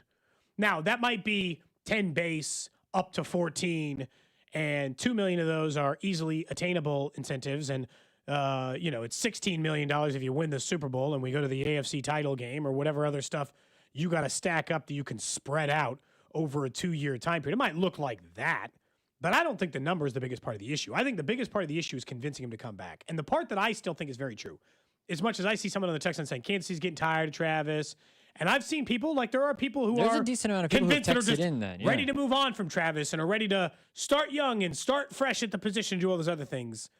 I caution this because Kansas City, there is no place on the planet who is more blind to the difficulty of getting good tight end play than this city. I'm sorry.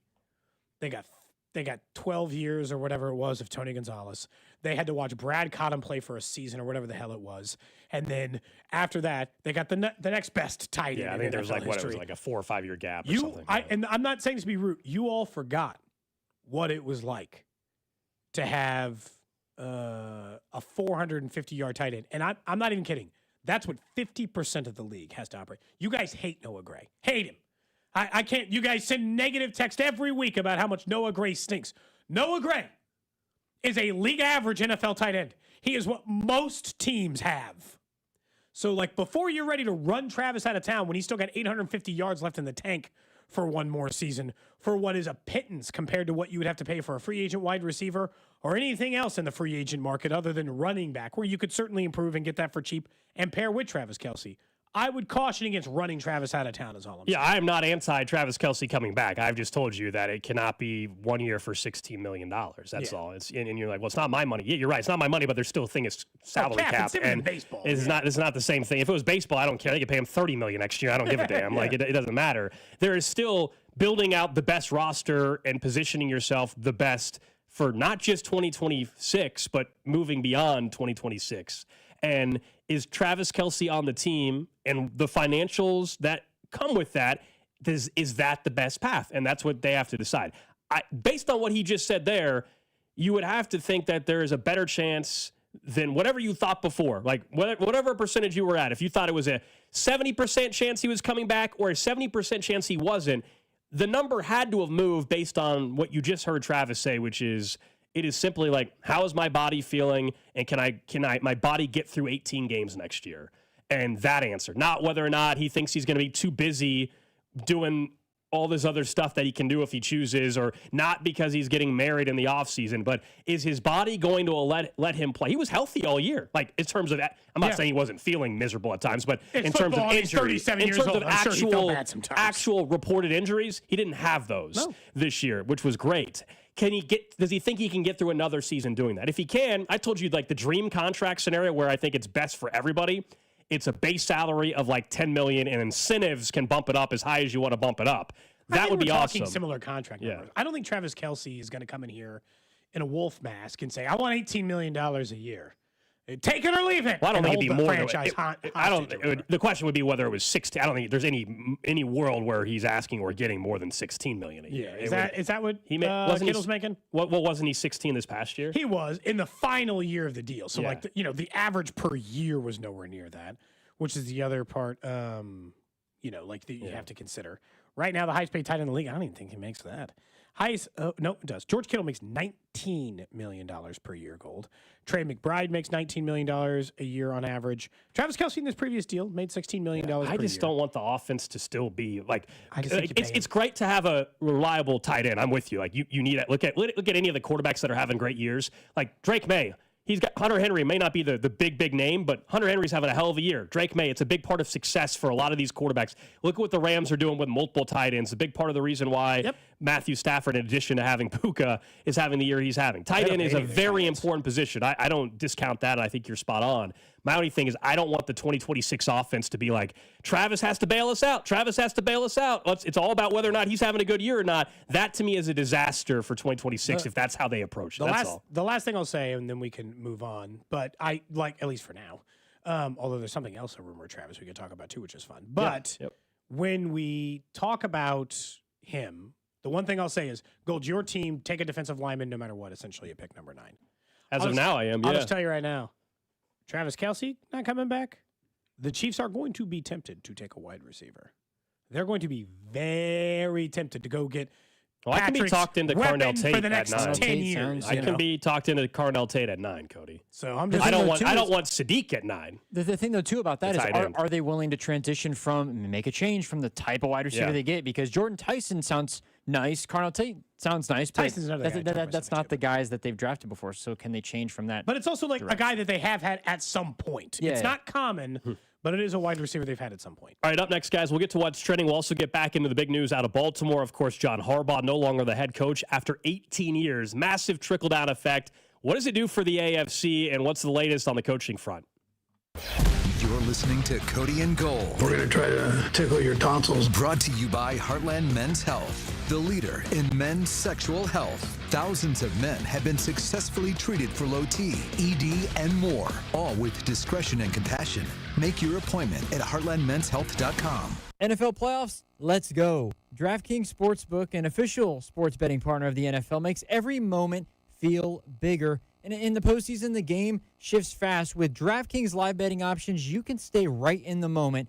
Plus, DraftKings has your back with early exit protection. If the player in your eligible NFL prop bet goes down at any point in the first half, you still get paid in cash. With DraftKings, you're covered through the entire half. Why bet player props anywhere else? And new customers, this is your shot. Bet just $5, and if that bet wins, you get $300 in bonus bets instantly. Download the DraftKings Sportsbook app now and use code 965. That's code 965 to turn $5 into $300 in bonus bets if your bet wins. In partnership with DraftKings, the crown is yours. Gambling problem? Call 1-800-GAMBLER, 21 plus, physically present in Missouri. Eligibility restrictions apply. Bet must win to receive bonus bets which expire in 7 days. Additional terms at dkng.co/audio. Limited time offer. We all hear the radio ads about the IRS. They tell you to be afraid, to be scared, and they try to frighten you into calling. I'm not here to do that. Tax Relief Advocates is different. TRA is here to tell you that if you owe money to the IRS, whether it's $5,000, $50,000, or $500,000, we have a solution. It doesn't matter if you're sitting in your car, at work, or with your kids. No matter where you are, call now. 800-575-6986. Don't lose hope. TRA can eliminate or reduce what you owe to the IRS. Generous programs are now available that can give you a fresh start. Our passion is taxes and helping individuals fix their IRS problems. We have over 1,000 5-star reviews on Google and an A+ with the Better Business Bureau. You don't need to be afraid of the IRS any longer. End your tax nightmare today by visiting us online at TRA.com or call 800-575-6986. That's 800-575-6986. Tax Relief Advocates. Real solutions for real people. This is the story of the one. As the purchasing manager at a manufacturing plant, she knows the only thing more important than having the right safety gear is having it there when you need it. That's why she partners with Grainger for auto reordering, so her team members can count on her to have cut-resistant gloves on hand, and each shift can run safely and efficiently. Call 1-800-GRAINGER, click Grainger.com, or just stop by. Grainger, for the ones who get it done. It's your captain speaking. To the passenger with the Mirror Fast soft shoes, smart move. No way am I letting travel constipation ruin this trip. Can't blame you. Mirror Fast works fast, but without the harsh side effects. Since I'm such a smart traveler, can I move to first class? No. Close the curtain, Carol.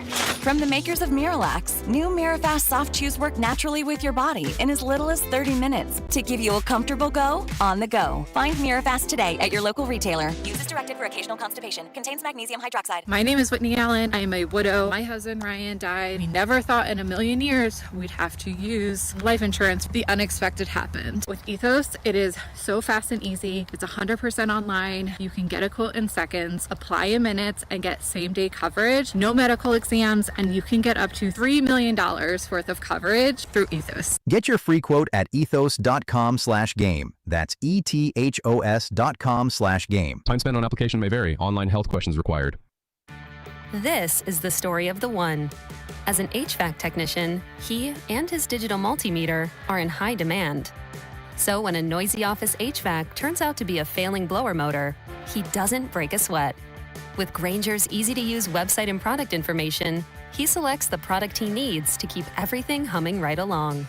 Call 1-800-GRAINGER, click Grainger.com, or just stop by. Grainger, for the ones who get it done. Wildcat fans, this is Wyatt Thompson. Tune in all season long to the play-by-play of the 2025 football season, right here on your home for K-State Athletics, 96.5 The Fan. KFNC FM and AM, HD1 and HD2 Kansas City, an Odyssey sports station. What's trending? God dang! Brought to you by Telly Tire and Auto Centers. Winning starts with a great drive. Since 1942, Telly's certified techs have delivered complete car care with top brand tires and expert auto service. Keep your drive going. Take it to Telly. Visit TellyTire.com today. Number one on What's Trending, the Raiders and Cardinals have requested interviews with Chiefs offensive coordinator Matt Nagy. Of course, their head coaching vacancies there, according to NFL Insiders, the Insiders, that show over on NFL Network as well. Also, Davis Webb is interviewing with the Raiders this week. The schedule for Matt Nagy, he's going to interview with the Raiders tomorrow, Titans on Thursday, Cardinals on Friday. We got some more clarification on the exact scheduling and how this works. If you are an assistant coach still under contract, you cannot have an in-person interview till after the 19th, but you can have a virtual. Of course, Matt Nagy is not under contract anymore, so he can have an in-person interview. The same way that Kevin Stefanski reportedly had dinner last night in New York with the Giants organization. He's a free agent. He can talk to whoever he wants. Yeah, very, very, very busy. If you look it up, there's a million other coaches getting a million other interviews throughout there, but at least those are the guys on the local. Davis Webb being one of the more interesting ones because he's 31 years old. Every once in a while that works out. Remember, people were like, who Sean McVay is? Yeah. Sometimes you can hit. Next up on What's Trending, Kansas did get their win in overtime versus TCU. An incredible comeback. One of only, I think it was, what did I see? 15 or something in Division I basketball 13 history? ever, 13. I think, yeah. Ever to make that kind of comeback with that little time to go. They end up winning in overtime. K-State will take on number 1 Arizona tonight. You can hear that game right here on 96.5 The Fan. And MU will be at Kentucky tonight. You can hear that over on KMBZ. Next on What's Trending, the KC Current announced their next head coach. It's both soccer teams in town with new head coaches in the last couple of days. Chris Armas is the new manager for KC Current. Background on him, based off of what they had set out, he was the manager for the Colorado Rapids in the MLS. So he goes from the men's side to the women's side. Now, he previously coached in the 2011, 2014 for a women's squad as well. But he comes over after also being player in the MLS for many years with the LA Galaxy. Yeah. I mean, look, it works out okay, I guess. I don't know anything about well enough to know they do it. I was surprised. I need your full breakdown. Look, here's the truth.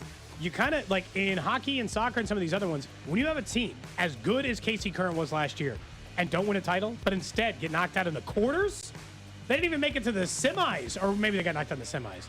You get knocked out way too early in there, yeah, you're just going to kind of have to wear one for that one. I think Vlatko just moved to a different role. That was supposedly already in the works before. Yeah. Like, I actually do believe. I know sometimes you're like, I actually believe that was in the works before the end result. He's shifting into, their sporting director, more bigger picture, global picture for them. Lastly, on What's Trending, quarterback Ty Simpson has informed Alabama coaches of his decision to turn pro, per Pete Thamel. Of course, Caleb Downs also announced. We're getting through the cycle of this one. The only one to watch right now, maybe we can talk about it tomorrow, is Dante Moore. Some people suggesting maybe he just avoid the Jets or whatever. Maybe that's a possibility, so we'll see. But a lot of the big names announcing they will leave college. Damon Williams, however, is staying in college. He was the quarterback for the Huskies this previous year. He just 4 days ago reportedly signed a, you know how this works, contract or an NIL deal to stay the quarterback there. He's now saying he would like to enter the transfer portal, but Washington is trying to stop that from happening. But as you know, Gold, these deals don't exactly work that way, and contract is not related to being a member of the team, just what I'm paid if I am. So it sounds like Damon Williams, who'd be a pretty big name in the transfer portal, might end up being in it, despite the fact he just 4 days ago took some money from Washington and said he'd like to stay there. This is why NIL is a freaking mess. So there's some more details around this. Ross Stellinger reporting on it. Washington believes there was tampering going on where he signed the deal, but then another team talked, LSU being the name that was dropped. Time, though. Well, hang on. The problem. Also, a part of the apparent agreement, in the language of the agreement, it prohibits the player from entering the portal once signed. So he can't enter the portal. Currently, Washington is blocking him from being in the portal. Damon Williams is not in the portal. Can't talk to anybody. Nobody's tried to uphold one of these deals because other people broken these NIL deals. So last year, Wisconsin was going through a similar thing with Xavier Lucas, who ended up going to Miami, and he got granted I believe, I don't know if it went to Congress or what it was, but Xavier Lewis was allowed to transfer from Wisconsin. I would assume they're going to allow Damon Williams to leave if it's a similar situation to that. But yeah, definitely something, because Damon Williams is such a big name, potentially, if LSU can't hit on Sam Levitt. It feels like Levitt's going to go to LSU, though. Yeah, we talked about the positives of NIL. Here's the negative. It's just a complete mess. There's no true framework for NIL and transfer portal and what's actually allowed, not true contracts. Because here's the other part. And all this here's the other stuff, part. Yeah, now you're basically suing a kid. It's just the whole thing's a mess. And then also, even if you win, do you want the kid that doesn't want to be there anyway? Like, now it's awkward. Like, oh yeah, we sued you to force you to keep playing with us, and you don't want to be here. For the like, other players, I wouldn't want that for sure. It's a disaster, is what it is. That is what's trending here on Cody and Gold. Don't forget, on Wednesdays, our friends over at Jefferson's, our great lunch partner here on Cody and Gold.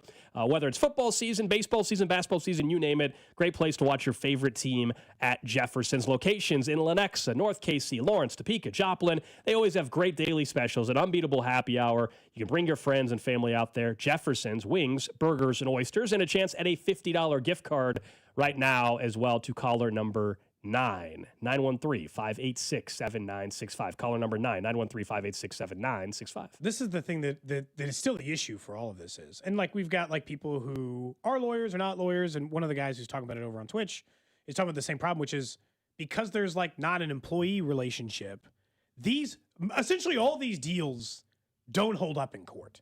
So like, you can all go to court and try to sue them and get financial compensation. But just in general, like non-competes for like you or me or other people are hard to uphold in court because of the way these employee-employer relationships work. So it's almost like, it's like signing a letter of intent, Drew. I can sign a letter of intent and I put a piece of paper that says I'm coming to Kentucky, but you can't necessarily hold up those contracts, very rarely. And so like, if he wants to go in the portal, he can go. And they can sue him, and they probably won't win any money, or they can try to sue him, and maybe they'll win a little bit. I seriously doubt it. Historically, these don't hold up. He also hasn't got any money yet. That's the other part. This is not like, oh my gosh, we gave you money and you're stealing from us. He hasn't got a dime from the new agreement yet. Yeah, and I guess this also goes just back to like, we frame it different, but this goes back to like when even Bill Snyder, who does still have me blocked on Twitter, I assume. I tell you, that is still like one of the, like, if you're talking about like that is just such a bad thing for you. I know, it's a bad look for my rap. Why Bill Snyder, out of all people, universally known as a nice human being. That's what I'm saying. But like when he would like try to block kids from going to the Big 12, for as long as this has existed, these teams want to control everything about the player, but don't want to be controlled themselves. And I just don't like that system. I'm pro the bottom end of this arrangement, and I feel like the people who've been taken advantage of should have a chance to leave. If this kid wants to leave, just let him leave. I understand you worked really hard to get him the agreement.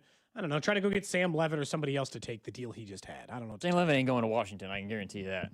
Fine, whatever. But I think the premise of, because they're using the language as contract, but this is also part of, I think, the contracts never hold up though. Exactly. I think that's part of the concern is which is why, again, I think a lot of coaches are kind of on this front of, we just need to go to contracts because it makes it easier for everybody. The player knows. But then you have to have collective bargaining and agreements. Of course. But I think from a standpoint of what is my roster going to be and what can I bank on, I can bank on if there is a true contract situation and they sign the contract, I know I have the kid.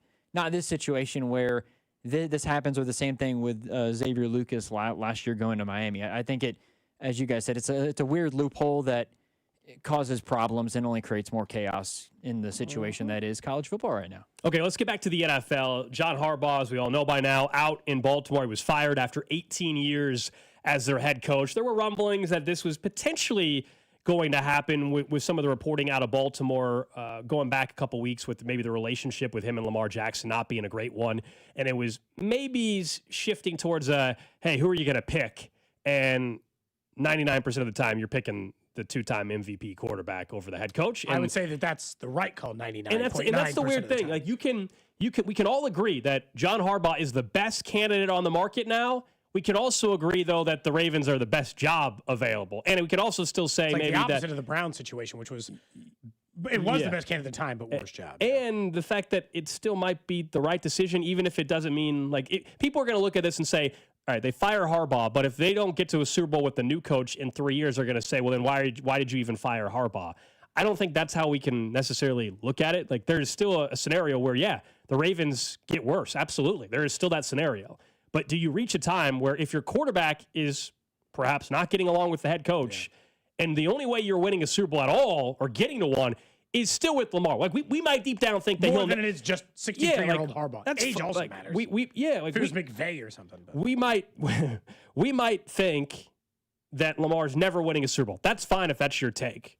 But the only chance that they have in the next 5 years to do it is with Lamar Jackson. So you choose the quarterback over the coach here. And the Giants are the favorite offshore, by the way, to land John Harbaugh. I do think that if I'm the Giants, any of these teams, you're moving heaven and earth to try to get John Harbaugh to your organization. Remember how last year we were saying, it was important for some franchise, and the Chiefs went through this, to like stabilize your organization, find consistency, bring a level of relevancy to your franchise. Harbaugh's the way better version of the Pete Carroll into this. He has been more successful more recently. Although I'll say, I don't want to dismiss Pete Carroll's success he had in Seattle, but Harbaugh's been doing it for 18 years with one organization, understands how to win. I would be a little bit questioning why he got crossed with his quarterback. I don't love that. I need you to be able to work with a quarterback and work with their needs because, again, they're the people that inevitably we have to keep happy.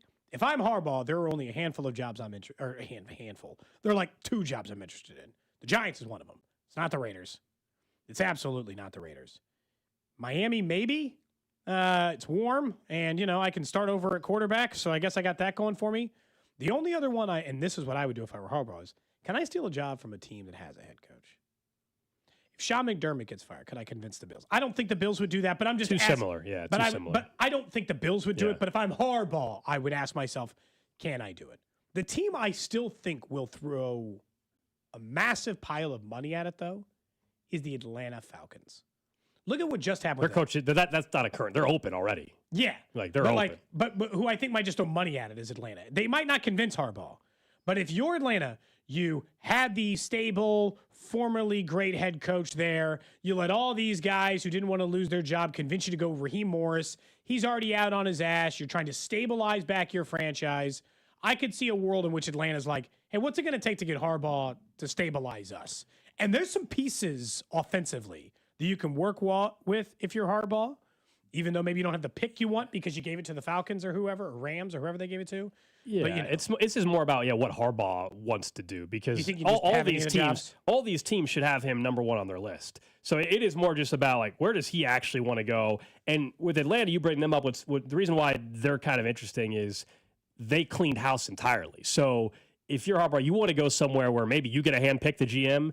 I know the Falcons are creating some new football president position that they haven't had before, and Matt Ryan's being interviewed for it, as are others, including former ties to the Chief, Brant Tillis, who's with the Panthers organization, is like the number 2 guy there. He's interviewing reportedly for the head football ops job, this new president role or whatever it is in Atlanta. So what are the relationships like there? If Harbaugh is comfortable or he's got a guy that he's worked with before that's maybe the number 2 somewhere else, and he wants to bring him with him to become the number 1 with him in that particular spot. All that kind of stuff is in play.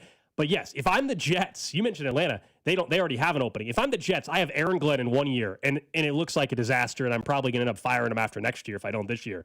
If I had assurances that Harbaugh would come to the Jets, I'd be firing Aaron Glenn immediately. This is part of where I don't think the narrative matches what people say out loud. Because my initial instinct was Harbaugh should be everyone's number 1 choice. That's my initial instinct.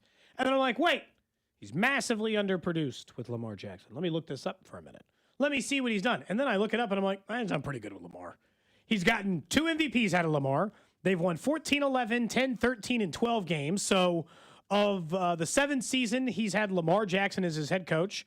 He has had 10 or more wins 5 times, 11 or more wins 4 times.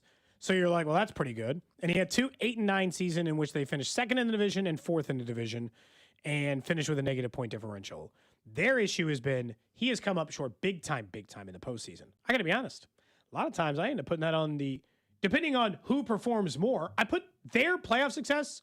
It's weird because it would depend on who performed. I put the Bills' playoff success and the lack of with Josh Allen more on McDermott because I watch Josh Allen play and I don't feel like that's the problem. And I've watched more postseasons where Lamar hasn't shown up. Correct. And I'm not so sure that Harbaugh has been the one holding them back in the postseason, more that Lamar has not been a big-time playoff quarterback and has come up short a few times. And No, that's fair. But I also don't think someone texted in and said, Lamar, you guys, how are you saying? I don't know how you guys evaluate. Regular season doesn't matter. Playoffs is where legends are built. And I agree. Playoffs are where legends are built in everybody's legacy.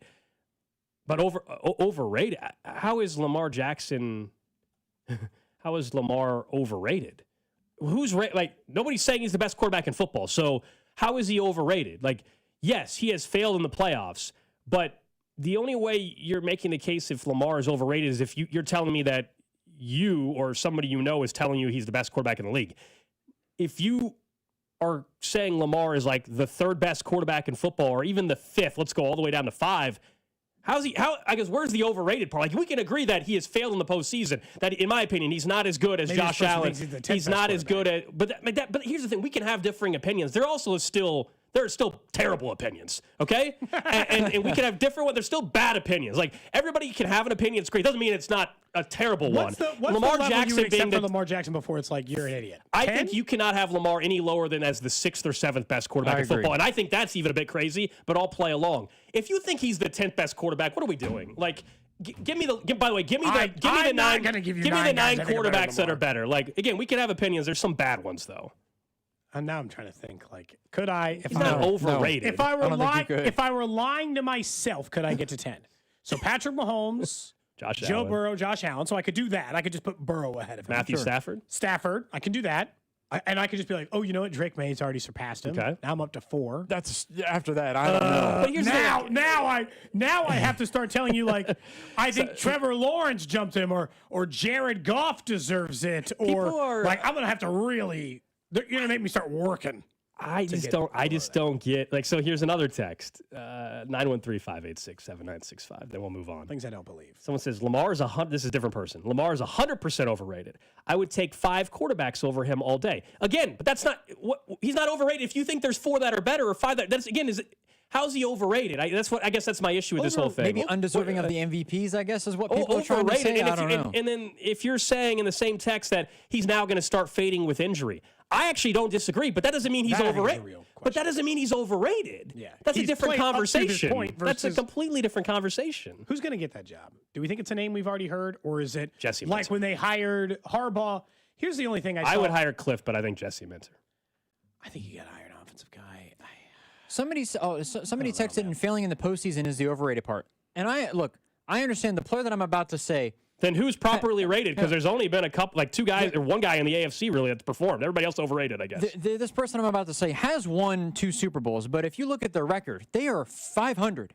Peyton Manning has 14 wins and 13 losses in the postseason. He has a lot of losses.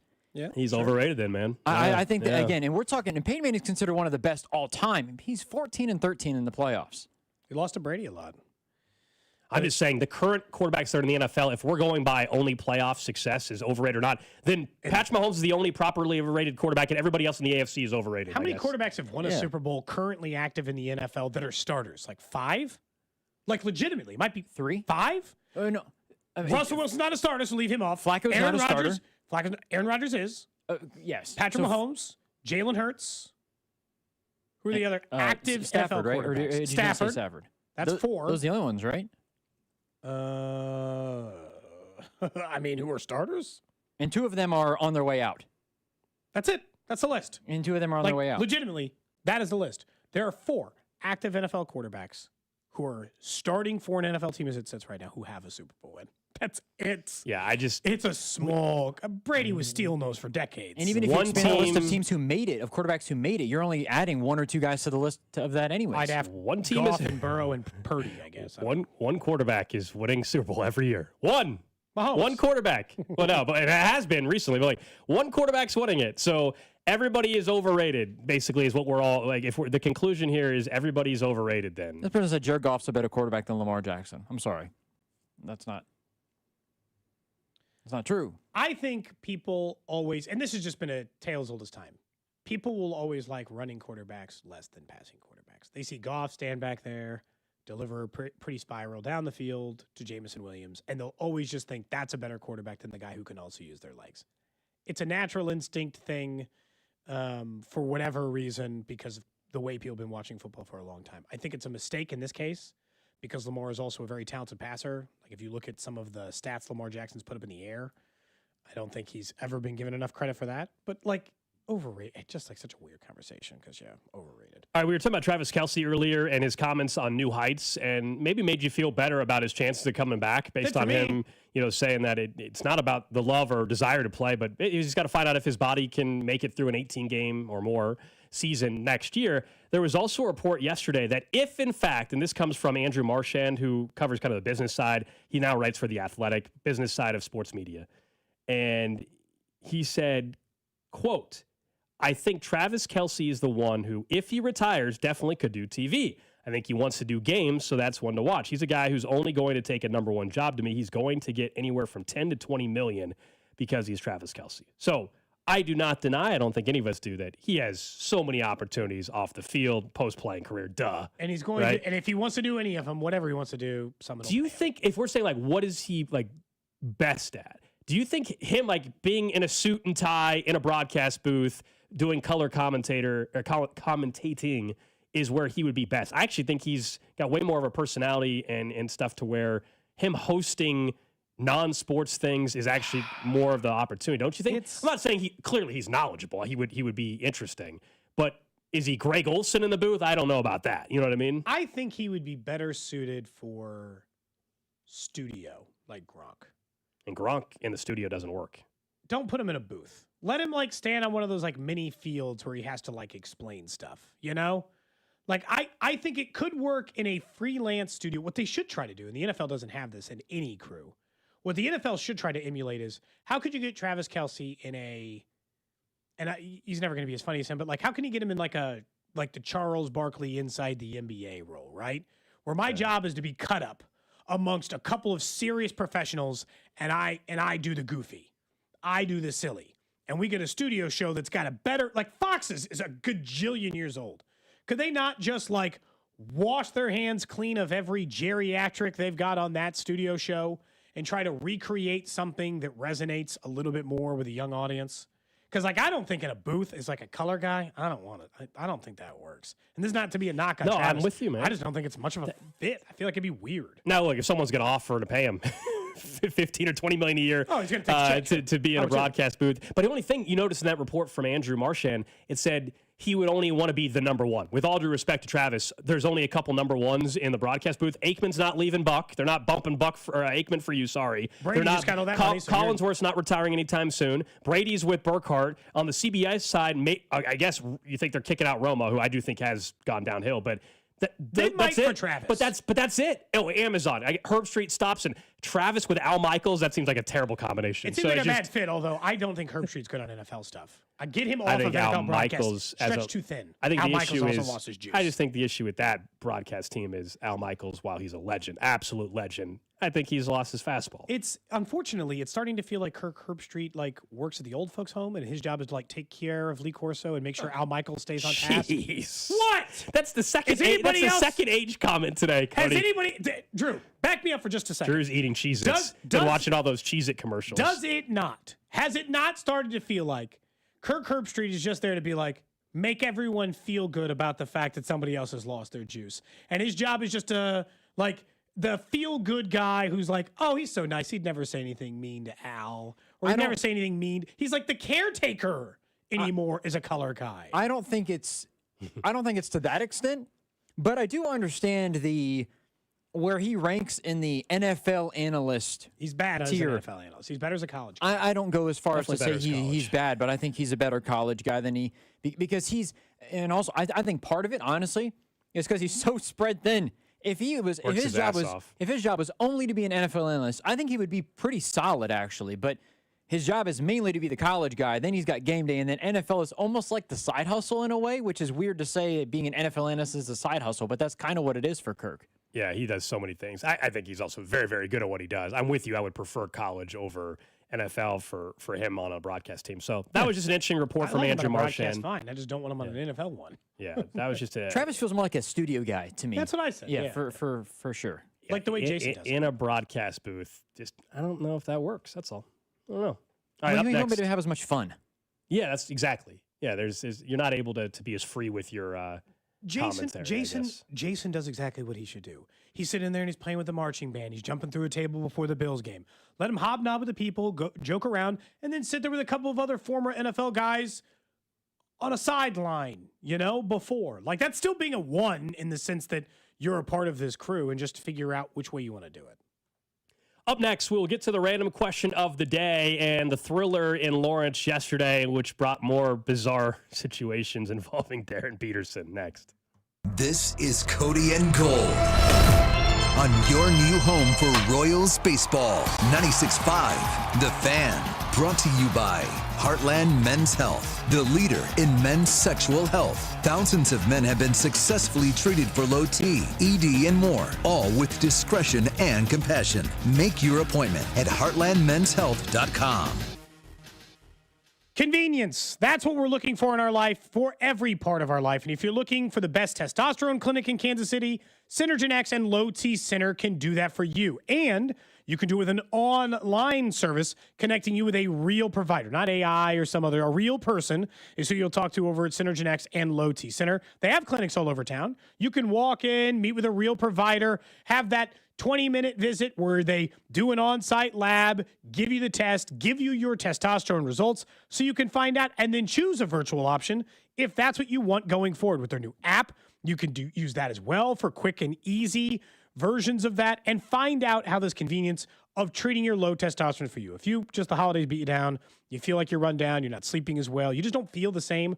Again, that could be a sign of low testosterone. So get a free TRT test at the center with on-site labs getting results in as little as 20 minutes. And you can have follow-up visits, medication reminders, and even video tutorials in case you need a refresh right there on their app. So book an appointment today at getmyhealthfix.com. That's getmyhealthfix.com.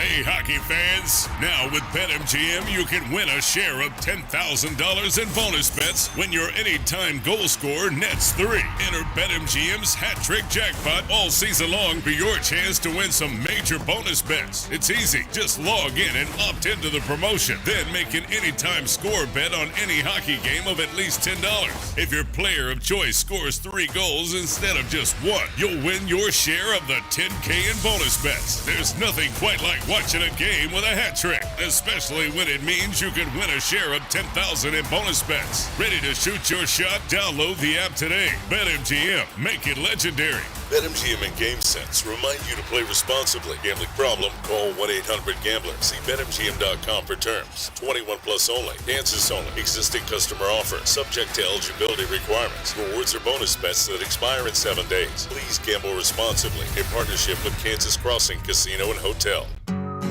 When it comes to affordable term life insurance, everyone's whistling the Big Lou tune. If you're over 50, maybe a bit porky, or have type 2 diabetes, $1 million of term insurance may only cost about $200 a month. Even if you're not in perfect health, call Big Lou, because he specializes in finding big chunks of affordable term life insurance for just about everyone. Don't let diabetes or other health glitches keep you from owning $500,000 to $1 million or more of term life insurance. For affordable term life insurance, call Big Lou. Don't hesitate. Call 800-700-6898, 800-700-6898, or visit biglou.com. Call Big Lou, don't hesitate. 800-700-6898. Call Big Lou, don't hesitate. 800-700-6898. Visit biglou.com. $5,000. That's the average amount of money people in the U.S. are now spending on gas in a year. $5,000. That's crazy. If you drive, you have to download Upside, the free app that gives you cash back every time you get gas. That's right. You can earn real cash back with Upside just by buying the gas you're already buying. You can literally start earning cash back today. I use Upside every time I fill up, and I've already made around $300. You're putting gas in your car anyway. Why not get real cash back? back. If you like free money, download Upside. I'm saving the cash I earn from using Upside to help pay for a vacation later this year. Download the free Upside app now to earn cash back every time you buy gas. Use promo code FRESH to get an extra 35 cents per gallon on your first tank. You can cash out anytime right to your bank, PayPal, or a gift card for Amazon and other brands. Just download the free Upside app and use promo code FRESH for a 35 cents per gallon bonus on your first tank. That's code FRESH for a 35 cents per gallon bonus. Presented by Robinhood. He crosses, spins, pulls up. With Robinhood Prediction Markets, buy or sell your predictions all game long. No house odds, just you versus the market. Put your sports IQ to work. Trade every shot, block, steal, run, and moment that shifts the game. With Robinhood Prediction Markets, trade every play. Visit Robinhood.com/predict to start trading. Futures and cleared swaps trading involves significant risk and is not appropriate for everyone. Event contracts are offered by Robinhood Derivatives LLC, a registered futures commission merchant and swap firm. This is the story of the one. As the purchasing manager at a manufacturing plant, she knows the only thing more important than having the right safety gear is having it there when you need it. That's why she partners with Grainger for auto reordering, so her team members can count on her to have cut-resistant gloves on hand, and each shift can run safely and efficiently. Call 1-800-GRAINGER, click Grainger.com, or just stop by. Grainger, for the ones who get it done. You know that Big Bargain detergent jug is 80% water, right? It doesn't clean as well. 80% water? I thought I was getting a better deal because it's so big. If you want a better clean, Tide Pods are only 12% water. The rest is pure, concentrated cleaning ingredients. Oh, let me make an announcement. Attention shoppers, if you want a real deal, try Tide Pods. Stop paying for watered-down detergents. Pay for clean. If it's gotta be clean, it's gotta be Tide Pods. Water content based on the leading bargain liquid detergent. My name is Whitney Allen. I am a widow. My husband Ryan died. We never thought in a million years we'd have to use life insurance. The unexpected happened. With Ethos, it is so fast and easy. It's 100% online. You can get a quote in seconds, apply in minutes, and get same-day coverage. No medical exams, and you can get up to $3 million worth of coverage through Ethos. Get your free quote at ethos.com/radio. That's ethos.com/radio. Time spent on application may vary. Online health questions required. You're listening to 96.5 The Fan from the DM Injury Law Studios. Mike's got this.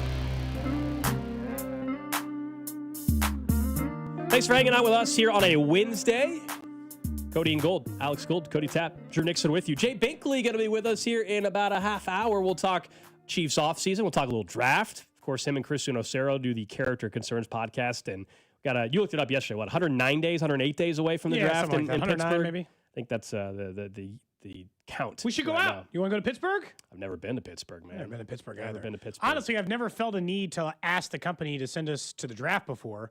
But the Chiefs are picking number 9. Do you think we could convince Odyssey Incorporated if there was ever a year, to send us out to Pittsburgh? If there was ever a year, this would be the year. I would agree. I've only been to, other than the one in Kansas City, I've been to the draft one other time. No, I'm kind of curious. When in Nashville. Other than here. Yeah, other than here. Here and then Nashville. Never been to one other than here. 913-586-7965. Now I'm just kind of curious because the Chiefs are picking 9th overall. Are any of you planning on making the trip out to the draft? Because of that. Look, it's not first overall. I'm not saying, but they took Eric Fisher that year. What a bummer it must have been to travel. How many people do that? Because we've heard stories. We've heard stories, and we saw it play out in Kansas City. You know how they have the section for each team, right? That they show on TV. Some of those fans are just given tickets and given jerseys to wear during the draft. I don't think people travel for that. I don't think people really travel. I'm not saying a single person doesn't, but in general, I don't think people travel to the draft. It's more of a that city, that fan base kind of thing. Yeah. Those fans that they show you in the Giants uniforms. Oh, those are like seven of them are in Pittsburgh already, and they just happen to be given a jersey and said, "Hey, we'll give you a free ticket." Thanks. Some of them are straight up plants. Like that's a well-known thing that they'll just Yep.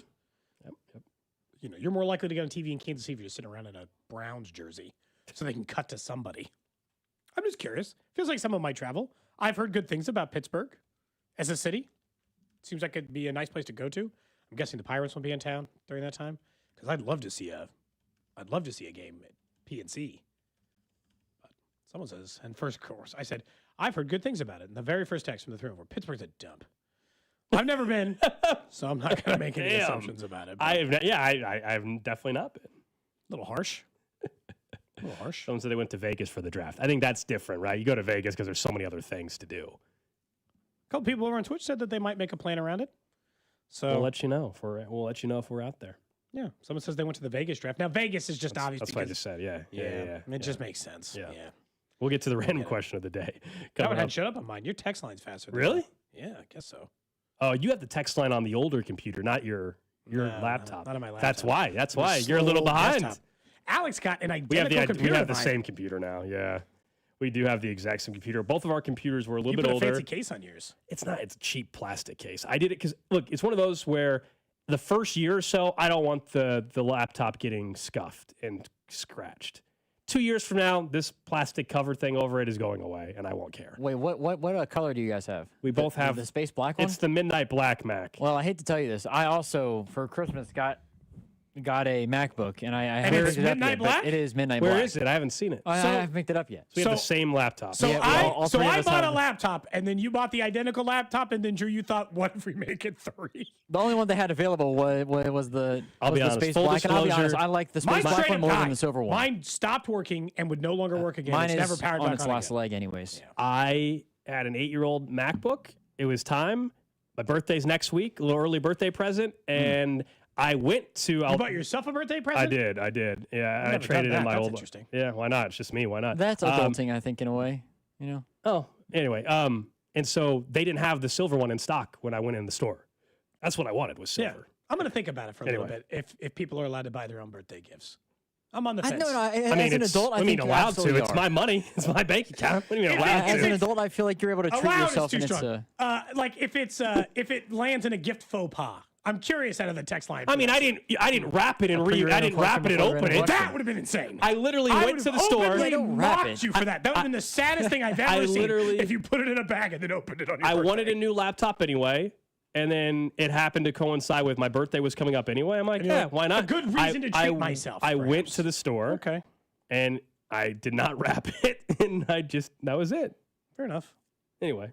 If I just never received another gift for the rest of my life, I'd probably be okay. Just buy the things I want and don't. Yeah, but that's what I basically just did. That's what I just did. But you need. Look, I didn't ask for a MacBook. I wasn't going to get one from anybody in my family.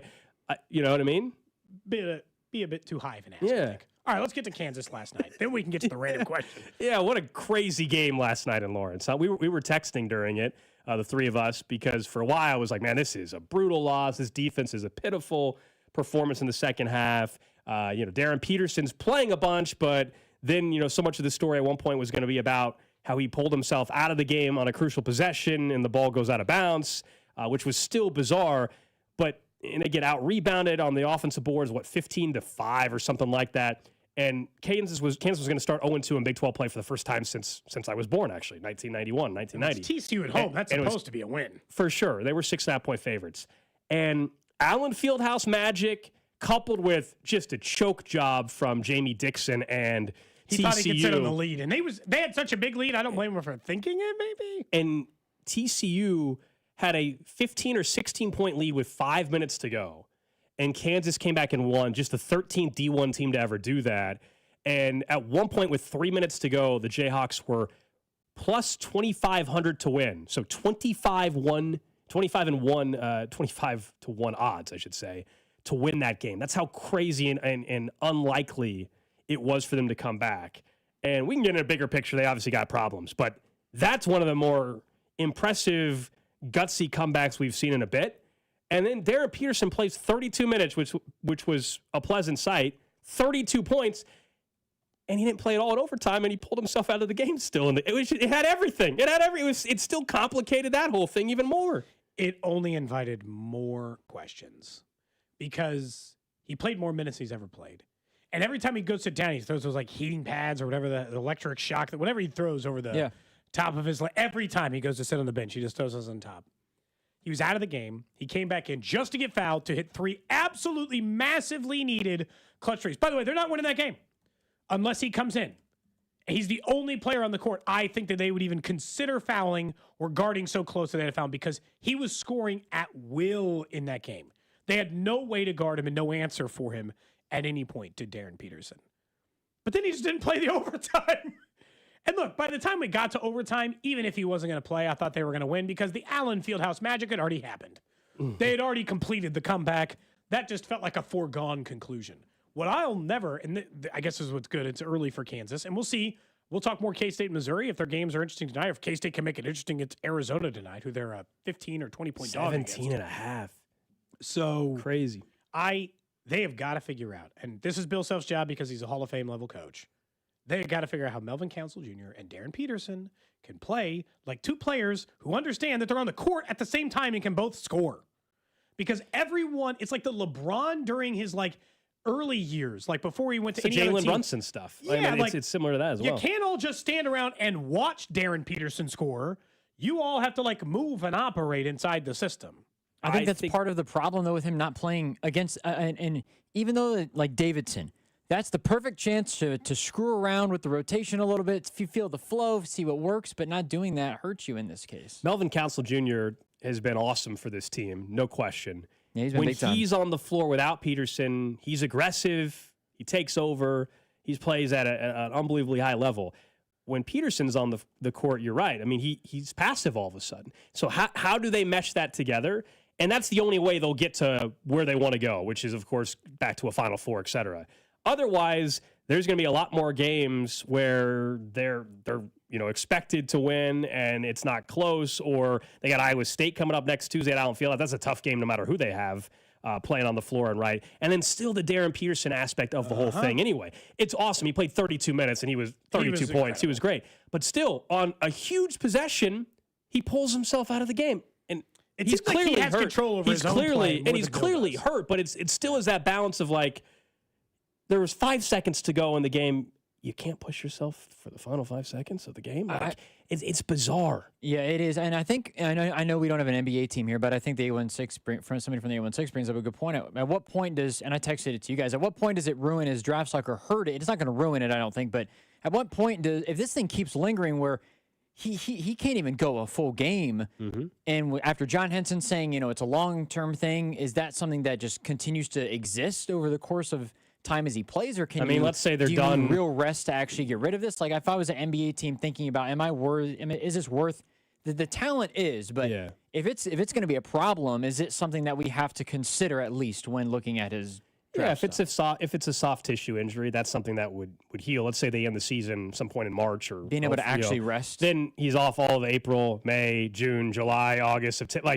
I know there's summer league, but you get what I'm saying. He would have plenty of time to get healthy. I actually don't think it's going to hurt his draft stock. I always just thought either right now. I always just thought, and this was before last night. Now after last night, clearly his teammates love him, and there's no issue there. But he doesn't have any bad. I was worried at one point, would your teammates start to question it? But that's too good. That's clearly not the issue because he made his clutch of free throw. I know it wasn't the national title game. Okay, it was against TCU, but 3 free throws in that spot, cold off the bench. I mean, that's as clutch as it gets for a regular season basketball game. I will say it is a great sign for Kansas that I didn't realize Melvin Council Jr. was going to be so good for him. Yeah, he's been a great surprise. He has been. I don't remember anybody talking about him the way that he's playing. I'll say that. He is playing like one of the better players in all of the Big 12. A lot of people are hyping up Trey White, who also has been good too. He played great as well. The one part I'll say this, it didn't matter because they won. But someone will have to explain to me the inbound pass that led to Darren Peterson getting fouled and shoot 3 free throws. The inbound pass, and I'm guessing it wasn't designed, and this is just what they did. They threw it into Flory with 5 seconds to go. Most teams, I don't know what TCU was doing. I don't know how they didn't foul Flory, and the game's over. Yeah. The game's over. Yep. They don't foul him. He has time, 4 seconds to pass it to Darren Peterson, who then goes up for a shot, clearly gets fouled, makes the 3 free throws. Once it went to overtime, Kansas was not going to lose that game once it went to overtime. But when Flory had the ball, why weren't you fouling? Yeah. Some teams don't foul up 3. Even still, though, if Jamie Flory. Dixon Taylor, exactly, and he's gotten better. And to his credit, he is definitely an improved free throw shooter. He's still at 69%. Yeah, you need to have the presence of mind. Somebody said that they need to get Bryson Taylor out. They don't have anybody else to go to. They scored 2 points. They scored 2 points, I think, on the bench last night. 2. Yeah. And the game before that, it was 7. Again, they have nobody to go to on the bench. Yeah, from an offensive standpoint to give you that production. Defensively, I think Ken Palm, at least going into the game yesterday, they were 7th in the country. Yeah. All right, let's get to the random question. Random question. The random question of the day brought to you by Kansas City Urology Care at KCUC. You see the best in KC. Visit kcurology.com today. For you, Gold, you Drew, text line 913-586-7965. As Gold mentioned earlier, show YouTube, Twitter, Twitch, and Facebook. Live stream the show, interact with the chats over there. If you don't want to miss any part of the show, you can catch us on video over on all of those platforms. But the random question today, Gold, I'm actually going to need you to play me a brief piece of audio in our folder that is Chevy Chase interviewing for an upcoming documentary. What happens if I don't play it? About his career. Well, I'll just tell you what he said instead.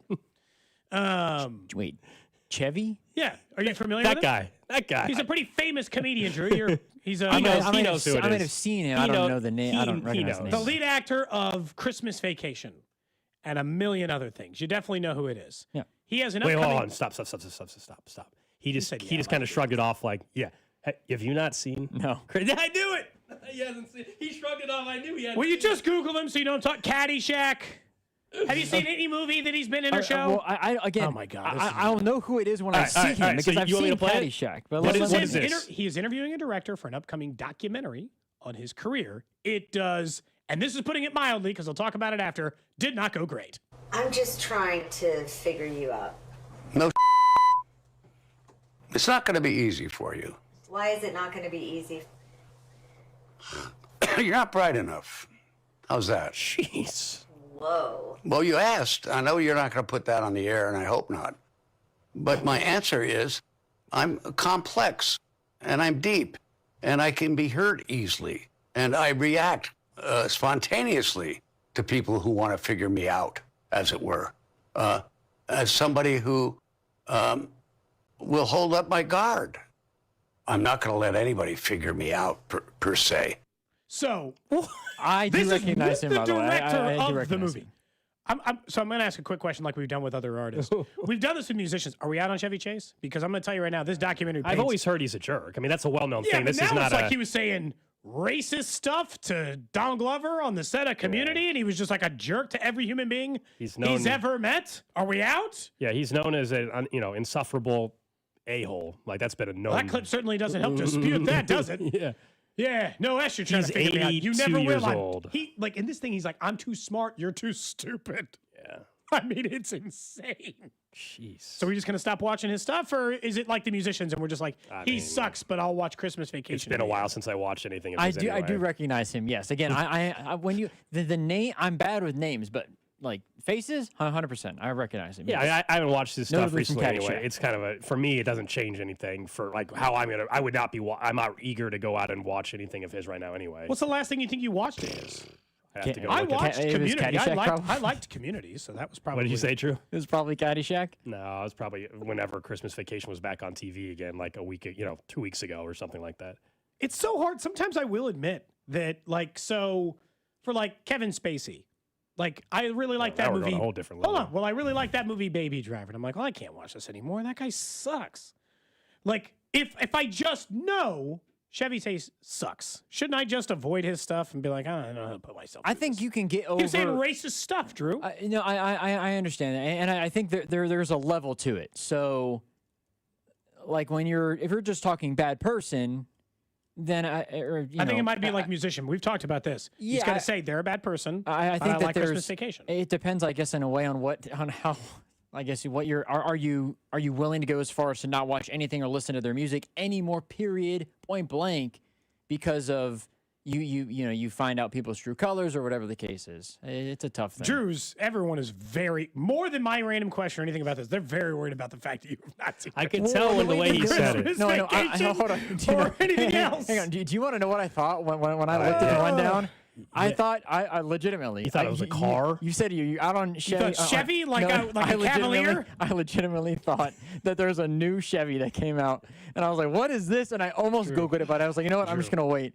Chevy, I dead serious. Chevy Chase, look. So let's establish this right away. It's not Chevy. Chevy Chase is apparently is one of the biggest jerks and megalomaniacs in Hollywood, according to this upcoming documentary. Sounds like he's a real monster. He is also widely regarded as probably one of the 5 most famous comedians of an entire generation. Gold, right? He is even though his stuff is mostly older than you are, right? Like a huge chunk of his stuff was in the 80s and the early 90s before either of you were born. He has been one of the comedians that most people could recognize almost instantaneously. For sure. From a facial perspective, he has long-standing stuff. That's all I'm saying. From a character-looking perspective, yes, I do recognize all the national I do recognize him. When I saw a picture of him, yes, I do recognize the individual. I had no idea. I was waiting for Drew to be like the guy from Hot Tub Time Machine, like his least known. I had no clue that his name was Chevy. He's Chase. one of the original. I had no idea. You know, like when SNL was like in its birth era, and there was like everybody coming up on the show at the same time. He was a part of that. He was a part of SNL. He's a part of like all the most famous comedians of an entire. So. Well, this is an old one, but yeah, not like a current SNL. If you were to ask, I'll be totally honest with you. If you were to ask me if he was a comedian, I would say no, he's an actor. I wouldn't even know that part.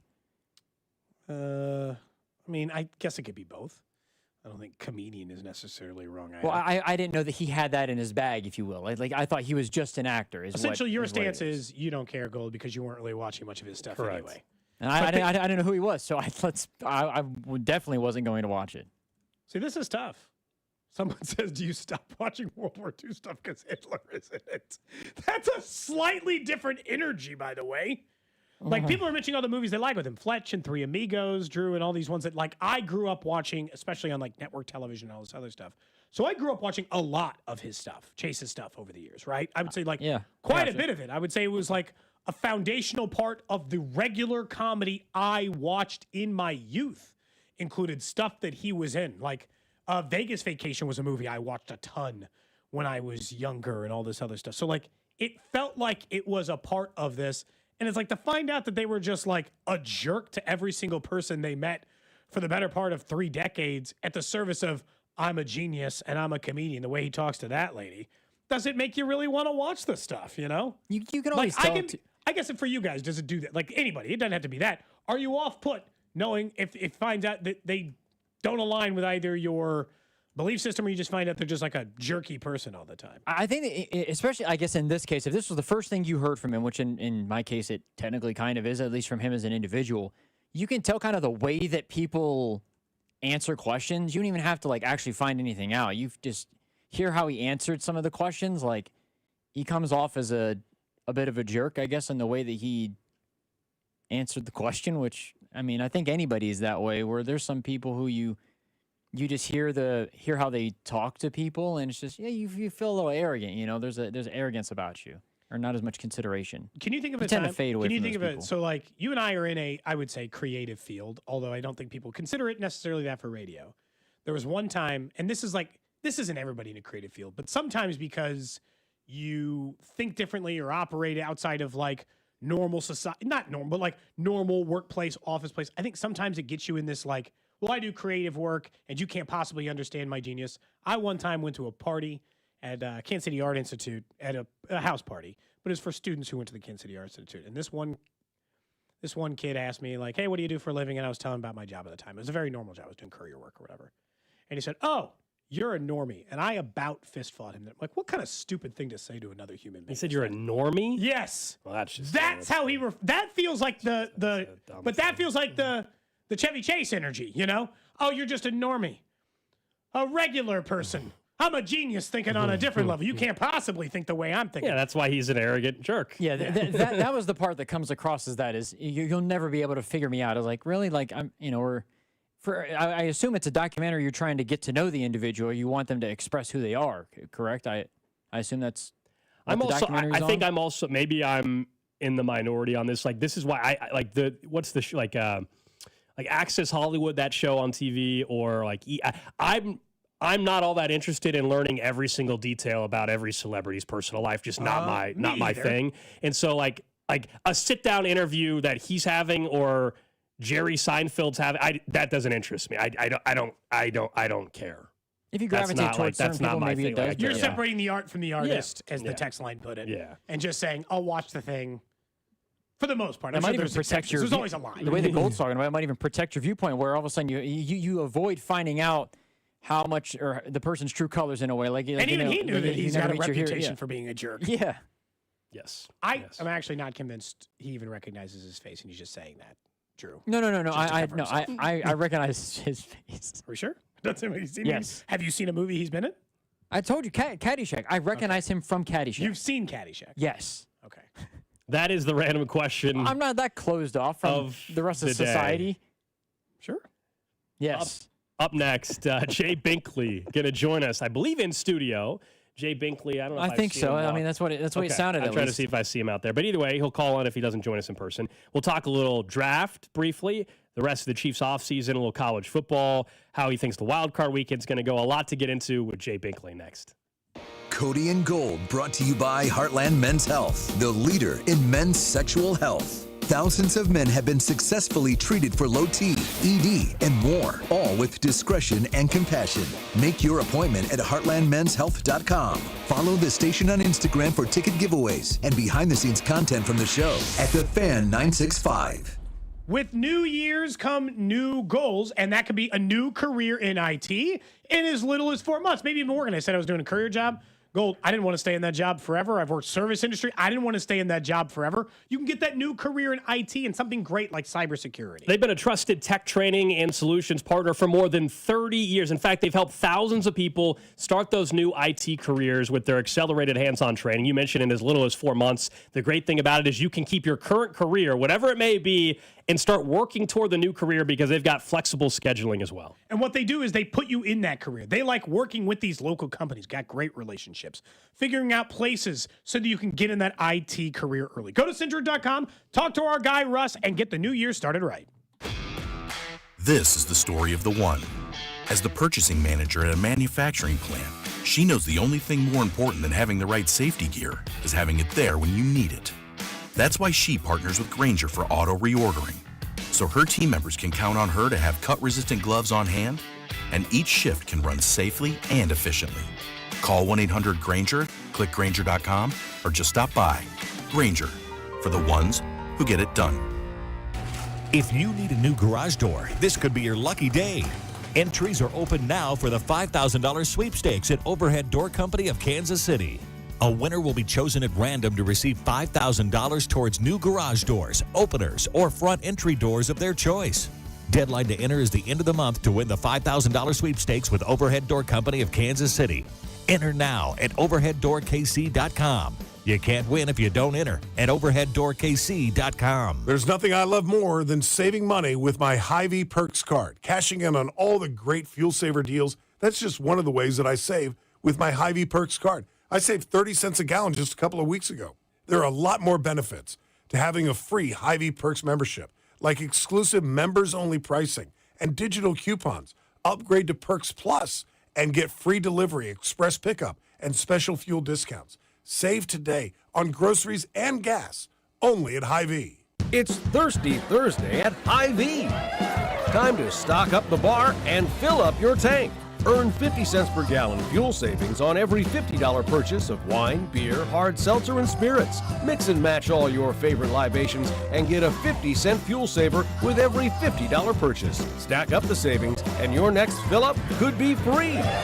Don't miss Thirsty Thursday at your Kansas City, Missouri Hy-Vee. Product and promotion differs by location. Offers valid where legal, available while supplies last. So the body knows that it needs to heal itself, but it doesn't know how to concentrate it and target it into just one area. So that's where we come in. By we, Dr. Ashley Caravelli means the nation's leader in regenerative medicine, QC Kinetics. We put in those treatments, then it sends out like little signalers to your body. We're able to make the body focus on the areas that need the most healing. QC Kinetics has gathered brilliant medical minds like Dr. Caravelli and Dr. Mitchell Scheinkup, a pioneer in the field of regenerative medicine, to lead the way in these innovative pain treatments. So at QC Kinetics, we have a whole team working nationwide with cutting-edge research to reach our patients and treat them and know that surgery is no longer their only option. The consultation is free. Find out if you're a candidate. Call QC Kinetics today. Call QC Kinetics, 816-412-6299. That's 816-412-6299. 816-412-6299. I know that hiring can be challenging. You need someone to match your role perfectly. Well, now you can meet them fast on ZipRecruiter. Build your team, build it sooner. Meet your match on ZipRecruiter. Just head to ZipRecruiter.com/free right now to try it for free. That's ZipRecruiter.com/free. Meet your match on ZipRecruiter. Try it free. Let's go! You're still grooving, still connecting, still loving, still turning up, still thriving. You still got it, but your immune system, it weakens as you age. That's where vaccines come in. They help train and strengthen your immune response to fight off respiratory illnesses like flu, pneumococcal pneumonia, RSV, or COVID-19. Ask your doctor or pharmacist which vaccines you need. Book in minutes at vaxassist.com. Sponsored by Pfizer. This is your home for Kansas City sports. 96.5 The Fan, KFNC FM and AM, HD1 and HD2 Kansas City, an Odyssey sports station. 1 o'clock hour here on a Wednesday. Cody and Gold, Alex Gold, Cody Tapp, Drew Nixon with you. Our guy Jay Binkley joining us in studio for the next half hour or more. Who knows? We'll see how it goes, man. We got a lot to get into with Bink. One, it's been a bit since we've seen you. Good to see you, my man. Yes. Draft talk a little earlier this year. We'll get into that here in a second as well. It's been the makings for weeks. I know you guys have been doing the character concern stuff for a while. You stiff-armed it before the New Year's. So I said no mock drafts. You were ready. In 2025, I wasn't ready. But we still did it, though. Remember, I was in here with you, and we still did it. In 2026, at least it's the year of the draft. You know, we're 100 and something days away. Yeah. Still got a lot of work to do.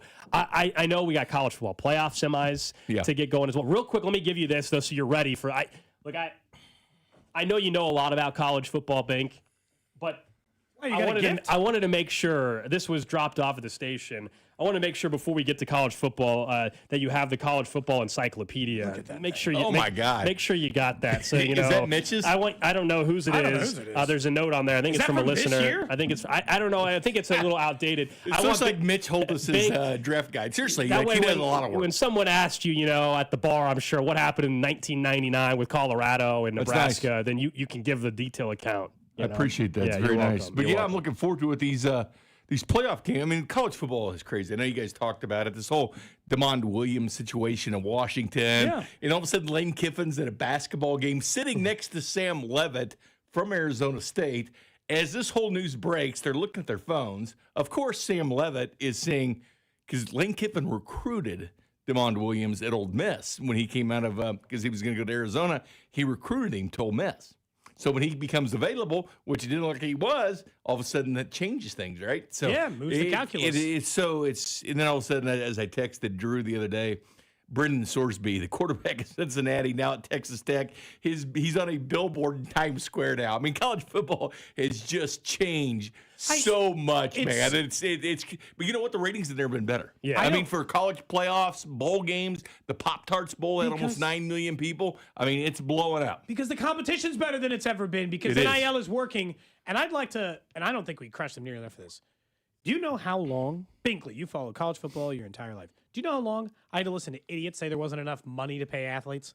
There's just not enough money for everybody. It's too much, actually. They were like, it was like with those cartoons when they pulled the inside of their pockets out and the flies flew out. Guys, we got 5 million, 6 million. Ty Simpson saw it with his consultants, the quarterback at Alabama, and they said, no, we think you're going to be a first-round pick because this stuff matters now. Yeah. Because if you're going to be a second or possibly a third, stay in college, getting the 5 to 6 million, Which makes the game better. Going rate for starting quarterbacks about 4 to 5 million now. I mean, it's getting to that point. So they're checking and consulting with people, but yeah, these playoffs though, Gold. I brought it up on the Chiefs pregame. I did some college football there with Josh, and I was saying you got to watch these games. That Miami Ohio State game, and Kansas City people know because they've been mocking a lot of these guys from that game.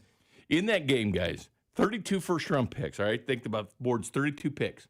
There was 7 first-round picks just in that Miami Ohio State game. 7. That is 22% of everybody that's going to be drafted at the draft in 2026 probably played in that game. I mean, these college football playoffs are loaded with draft picks. It is the combine in action. Binkley, this is probably – I'm asking this question not to pick on you because I know your love for the SEC, but because I saw a college football expert say this today. They pointed out the record of the SEC in the college football playoff since it started and the record of the Big Ten and the record of the Big Ten in bowl games and the college football playoff this year. And he said the Big Ten has now surpassed the SEC as a better football conference. But that wasn't fair. That isn't 100% fair because 2 bowl games were SEC versus SEC. So they took a loss, but they played another SEC team. They got to win, too. I'm just saying, but that does skew things when two of those games were against SEC on SEC Do crime. you think the Big Ten is better than the SEC? But no, I don't think it's better. But you know what? It's on par with it. So we get Ole Miss, obviously the first game up against Miami, and then we get Indiana taking on Oregon. I was telling Drew yesterday, we were having our discussion on air about this, and I think this is the first real year of the playoff, and it's because we're actually getting the results that have not just brought us the same 3 or 4 teams and programs that we've seen for the last 10 years or so. Like this feels like the first time where I guess it worked, if that makes sense. Like it brought us a little more parity. I don't know. Ultimately, it depends on everybody's philosophy. Is the goal to get the best team in college football to win the championship every year, or is it just the most deserving? Like there's a debate there, sure. But Well, last year Ohio this is State would have even made the playoffs in a 4-team. Correct. So they got it right. You know, so I think this is the first real college football playoff we've had. Yeah, I'm with you, and hopefully it gets to 16. I think there was a real argument, because how silly does that argument now look? Between Miami, Notre Dame, did Miami deserve to be in there? I think the argument's actually stronger in the sense that Notre Dame's like, hey, if there were a couple more teams, we could have won a national championship. Or Texas would have won it in. Vanderbilt would have won it in. I mean, to have 16 teams, I think that was fair.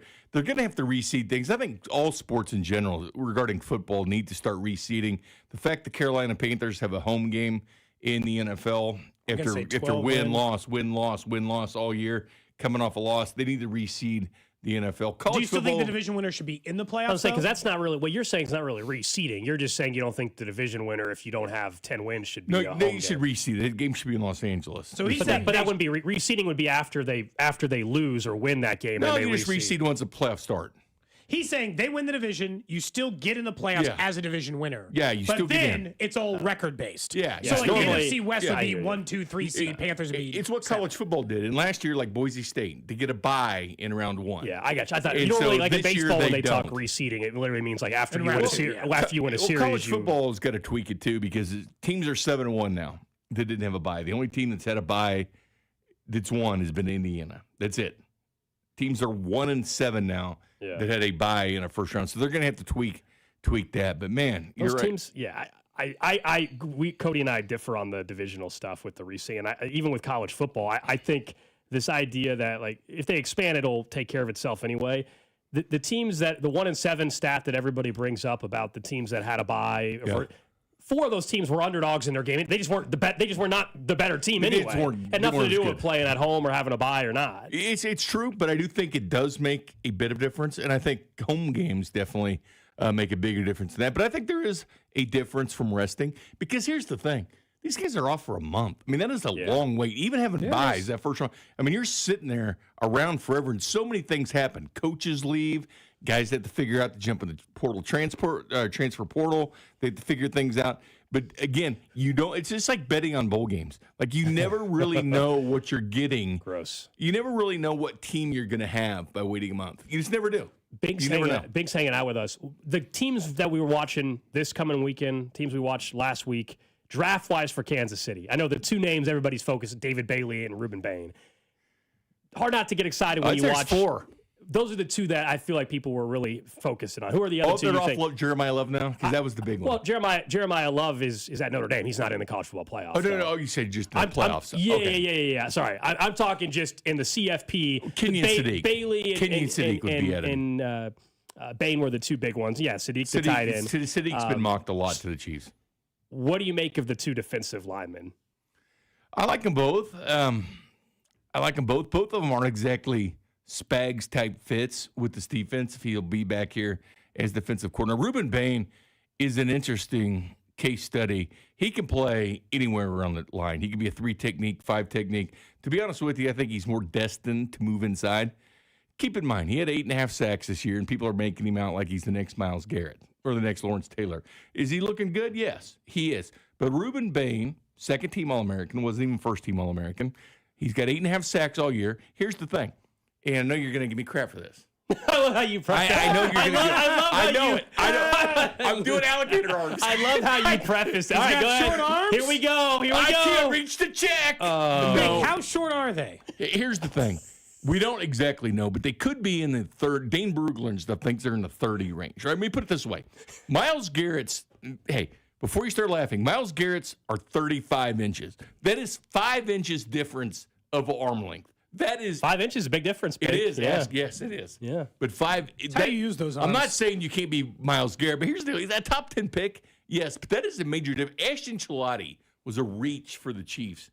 It was like 30. It was a little over 30, 31, his arm length. So that was kind of a reach. Josh Simmons was a little bit shorter than what Andy Reid has typically drafted because all his draft picks typically had 34-inch arms.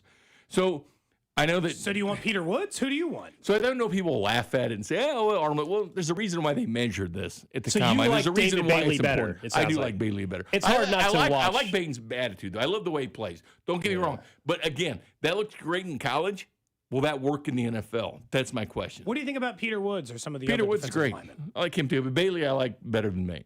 But I do like Bain a lot, but he's more of an interior guy. He's not an edge. I don't think he'll play edge in the NFL. I think they need either. I don't think that there's like a limit to which part of the offensive line the Chiefs need help on, though, is the thing. That's why I mentioned Is it easier? Woods and others. Is it easier to? Let me ask you this: Is it because I'm with Cody on like they need both, but is it easier either via free agency or later in the draft to find the interior versus the edge? Because in free agency, an edge pass rusher is going to be very expensive. Is it cheaper or is it easier in round 2 or 3 to find an interior guy? It is to find an interior guy. I'll say this. I used to chart every year. I'd look at the top 20 sackers in the NFL, and I'd go through and say, all right, where were they drafted? And it was almost over 70%, 1 through 18. I mean, that was the key. 18 through 30, you start seeing it. T.J. Watt was picked, I think, 30th. There are some, but Karlaftis it's way being the first, less. Max Crosby in the 4th round. So there were outliers and guys that weren't even drafted at all. There was the asterisks, but most of them were early on 1 through 18. Then we started to see it transition. We see it a lot more towards the end of the first round, and it's starting to trickle into the second round. So now kind of at the end of the first round, into the second, as far as getting an elite edge rusher, it's such a difficult position. It's why when an edge rusher goes down in the NFL, it's one of the hardest positions to fill. You can put guys there. It's not next man up. There's only a few guys that are specialized who actually get to the quarterback. That's why they're paid the big money. It's a very difficult position to do. But the interior, I do believe you can still get later. At 9, where the Chiefs are, who knows? We got plenty of time. They trade up, they trade down. I have no idea. Stand pat. We have plenty of time to figure that out. There'll be noise as we get closer. Do you think Bailey or Bain or maybe Peter Woods, whoever, are they there at 9? Not all of them will be. Not all of them will be. I see a situation where Bain's there. I do. And Peter Woods, I think that he can still be there as well. Again, the combine's going to shoot these guys up like crazy. I mean, Carnell Tate, too. He's going to go out there. I like Carnell Tate a lot. He's not the fastest of guys.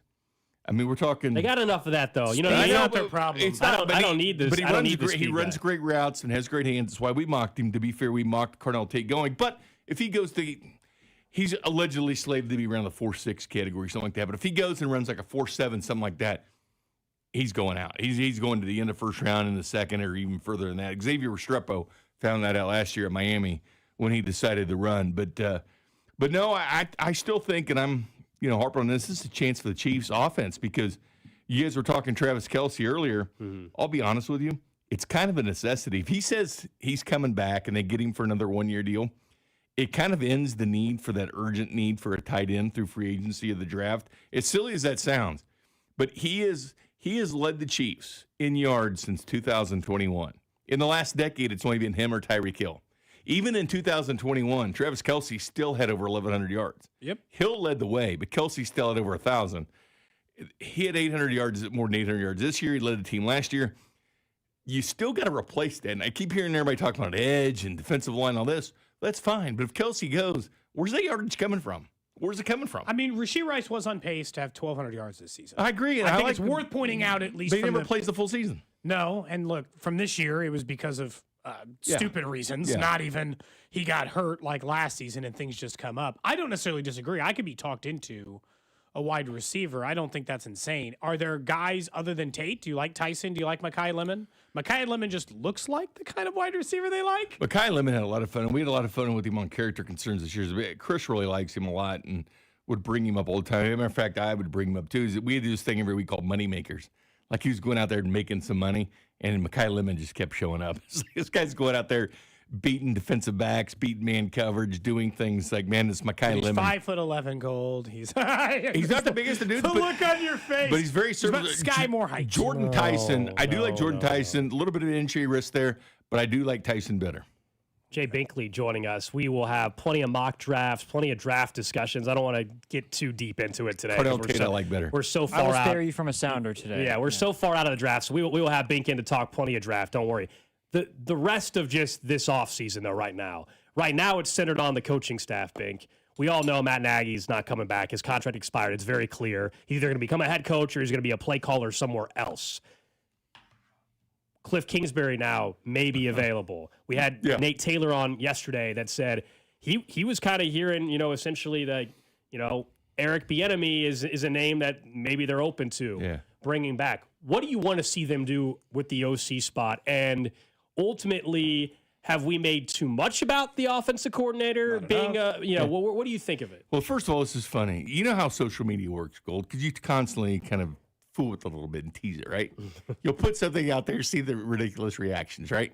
You do that. Yep. Well, social media gets on one thing or another, and that's the end all be all when they like it. I remember with Henry Lake doing this show back in the day. I did a topic on why the Chiefs need to put a full court press and bring Cliff Kingsbury in to be with Patrick Mahomes. I said he's running thin at Texas Tech. You grab him now, you bring him as a consultant, and then what happened? He's let go. Then he's USC offensive coordinator for a week before he bounces to the NFL. It was a fast track for Cliff Kingsbury. And talked about it a couple weeks at night, but nobody wanted him. Nobody wanted him. Oh, that's stupid. Don't bring him in. Don't bring him in. It's funny. And now it's like, well, they love him. But 2 weeks ago, they didn't like him. And especially 5 years ago or 7 years ago, however far back that was, they didn't like him either. I will say this. I've liked Cliff Kingsbury a lot. But as I mentioned to Bob this morning, it's like Hayden Fry. He was the coach at Iowa. You know who he is, right? Hayden Fry. Not Hayden Fox from the coach, right? Hayden Fry. He had like Barry Alvarez and Stoops and Bill Snyder and all these guys, right? And when they did his interview with him, he always asked the question, do you want to be a head coach? And all the coaches he hired, he thought, this guy will go on and be a head coach. Like Jim Leavitt, all these guys actually left and built programs. All these guys did. Alvarez, Wisconsin, and Snyder at K-State, and Stoops bringing back Oklahoma into what it was, and South Florida, all that. But all these guys, but he wanted guys. That's what I want now. Like Kingsbury's got his chance of an NFL head coach. He's been that. I would rather a Nathan Shieldhouse or somebody younger with brighter ideas. Somebody that wants to be a head coach. Somebody you say, you do your job, you're going to be a head coach. You want somebody with that desire to do good. You don't think Cliff has it? I disagree on that. I think Cliff. EB probably. Yeah, I think Cliff absolutely. Cliff, yes, but he's done it. That's my only thing. He's already done it. I want Not somebody hungry new. enough. Yeah, basically, is that what you think? You just don't think he's... Because I would argue that Cliff failed as a head coach. You don't think he's hungry to try to prove that he can be a head coach? You know what? I think Cliff, that's the position for him as coordinator. Let me explain why. When Cliff was at Texas Tech with Mahomes, there was only 128 D1 teams. They were 128th in scoring defense. For the life of him, he couldn't hire a defensive coordinator. He tried, and he couldn't do it. But that's on the head coach. Like, I want a guy that sees the big picture. Now, he is an offensive coordinator in my mind. That's fine. Let him do offense. He clearly doesn't know the hell what he's doing on defense. Okay, yeah. So he needs Don't to need stay him to to. that. Yep. And he's not going to be head coach with Kansas City, so not worried about that. Right. But I think sometimes things pass you by at a certain point, and you get by on having a Patrick Mahomes. You build up your career, you build up your resume because you had Patrick Mahomes. And I do think certain guys do gravy train off that in their careers. And I look at him now as possibly one of those guys that'd rather get somebody that hasn't been a head coach before. I got to admit, I am a little bit worried because Nate Taylor mentioned it yesterday, and it wasn't something I had thought a ton about. Maybe we'll talk about it later in the week even in full, but like Andy is having a hard time recruiting young people to work for him is what it feels like. He's been around the league, and he's around a bunch of older guys in the league. Spags, and I know that Nagy's not like an old man. He's like in his late 40s or whatever. But it's like he's been around here for a while. He doesn't have the 30. He doesn't have his Davis Webb, right? He doesn't have the 31-year-old passing game. Connor Inbree's probably the youngest guy in his staff, and most people want him out. And it seems like for the guys that he has on his staff that are a little bit younger, they're not as accomplished, and it's not working out as well. It seems like McVay and That's where Shanahan Kafka's 38 years and old. McDaniels and some of these other guys are doing a better job of recruiting, Kevin O'Connell, are doing a better job of recruiting these other great young offensive minds. And Andy's staff seems like age is going up. Well, that's a good point, Cody. And the thing about it is, think about this coaching staff. They've been grandfathered in. Once they have, like some of these guys go back to 2013 when Andy Reid took over, right? Yeah. Dave Tobe walked in right with Andy Reid. Andy Heck, Dave Tobe, Dave Merritt. These are all guys who've been around with Andy. But all these assistant coaches, look at the Chiefs. Yeah, they're not going to hire. They're not hiring but now they are. And now there's resumes that will be looked at. And the Chiefs haven't looked at resumes in a long time. It's been the good old boy, who do they know, and stuff like that. But it's been few and far between jobs. They're actually going to have tangible resumes being sent to them now because nobody else wants the jobs. People always wonder, why don't they want to work for the Chiefs? Well, they do because of Mahomes and being with Andy Reid, even though Reid's still going to get a lot of credit with the offense.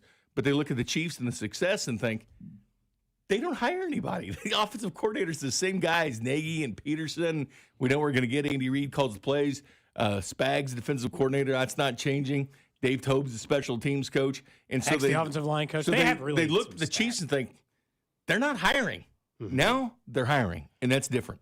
Matt Nagy, we know, has interviews scheduled in Tennessee, in Vegas, with the Cardinals as well, along with a bunch of, right, these teams are going to interview 10-plus guys. That's just kind of the way it usually works out. Do you think Matt Nagy becomes a head coach? And if he does, is there anywhere he can besides Tennessee? I do, because they'll look at track record, and I think some people are going to have to look back and say, all right, how much of the offense did you call? And that's where you start finding out more things. Well, I called week 9 through week 14. You start finding out more like, hey, because maybe they did. Sometimes Andy Reid does turn his play calling over to his assistants. We don't usually know about it until afterwards, but then later we find out, hey, there was about a stretch of 4 or 5 games there that Reid didn't call the plays. This happened before. This happened before with Doug Peterson, where Andy Reid kind of let him do things. Lied about that. But having the success that he's had with Kansas City, even though the record, the Chiefs' offense has gone from 1-4-3 to Nagy being hired to 9th, 23rd, and 23rd in total offense. I just think people leave out a lot of details of what else. I think it is a fact, and this is where people, I think, get upset with me when we talk about this, is like, and disagree with me on the text line and Twitter. Yes, it is a fact what you just said, which is they are worse on offense. EB, post Doug Peterson, and now with Matt Nagy, they are worse on offense. I can't argue that. That is a fact. I think people just say, here you go, Exhibit A. Clearly, there's nothing to see here. There's so many other things that have also contributed. Is Matt Nagy part of the issue? Probably, right? He's the OC. But you're right. You know, but the league has shifted to high safety looks. Andy The wide Reid's receiver room is different. Andy Reid and this team has a different Veach personnel has been group. drafting for defense, not offense. Like, there's way too many things for it to be as simple as, agree. ranked 15th compared to first. Matt Nagy jumps on board, has to be his fault. That is way too much simplifying. No, it is. You know, but look at this. Look at what they've drafted. They've drafted defense. I remember when they drafted in Kansas City. 5 of those 7 picks were on defense. But the last 2 years has been more on offense. Kind of. Xavier Worthy, Rashee Rice. Yeah, but that was at the end of they've really not gotten a prime target early in the draft on offense for this team. I mean, for Worthy was a Mahomes. first-round pick. I mean, but at the end of the first round. But that's where they're picking. Exactly. But exactly. Now Which is why I'm excited about this year picking 9 and 40. What I'm saying is, to defend him, I'm saying is, hey, we haven't had that top 10 offensive pick. We haven't had 2 straight years in the top 10 offensive pick. We haven't had that because we've been taking offensive guys at the end of the first round. And keep in mind, most NFL GMs only have first-round grades on about 14 to 18 guys. Yeah. Look, so anybody else is actually considered a second-rounder. Look, I can more than, and Alex, I can more than easily get talked into a wide receiver with the 9th overall pick for all those reasons, Bink. Because I do think about this sometimes as like a Mahomes career thing. And if they draft Carnell Tate, and he's the goods, well, then he's Patrick Mahomes' #1 wide receiver weapon for the rest of his career. He's Chris Godwin, and we can just pencil it in and move on with our lives. There's a great temptation. I was hoping that would be Rice. My fear, and we can talk about this maybe more coming out of the break, is of 2 of the positions, the only 2 positions I really want them to take at number 9 are either wide receiver or defensive line, defensive edge or line. Those are the 2 worst positions Brett Veach has drafted. Like, legitimately, he is great at finding a lot of different positions. He is the worst at finding wide receiver and defensive line if you made me rank out every position. You might say running back as well, because the only success he's had is a 7th-rounder, Isaiah Pacheco. Short Smith in the 7th round, fine. but we don't know. It's incomplete on that. But running backs. He has struggled to draft running backs. And people want Jeremiah Love, and I'll say, hey, Go look at who Love played against. Don't throw out the Purdue. I just don't want a running back at 9th overall. I don't either. That's all it is. He dominated Purdue.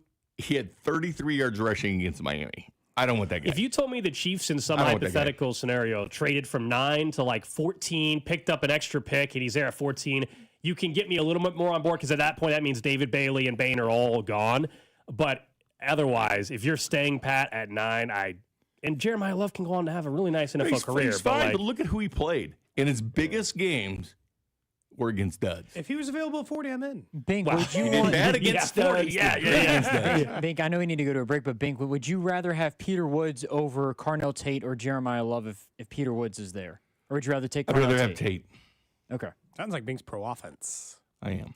Yeah, you were high. You and I have talked about wide receivers a lot here in the recent drafts. I am for that because who's the quarterback? Patrick Mahomes. Yeah, What's he that's like fair. to do? Throw the football. Yeah. What do they need? Someone to catch the football. And we still have 100 days to the draft, and I can already tell it's going to drive me crazy. Every time we mention Peter Woods, I don't know why, I just freaking Winnie the Pooh, and it's just driving me crazy. Every single the next big one. Peter Woods. and 100 Acre Wood? Yeah, I keep thinking of Winnie the Pooh every single time we talk about Peter Woods. What But happened anyway, to Kenyon Sadiq? Everybody loved him a week ago. And His draft profile, Bink says blocker line. Cody hates that.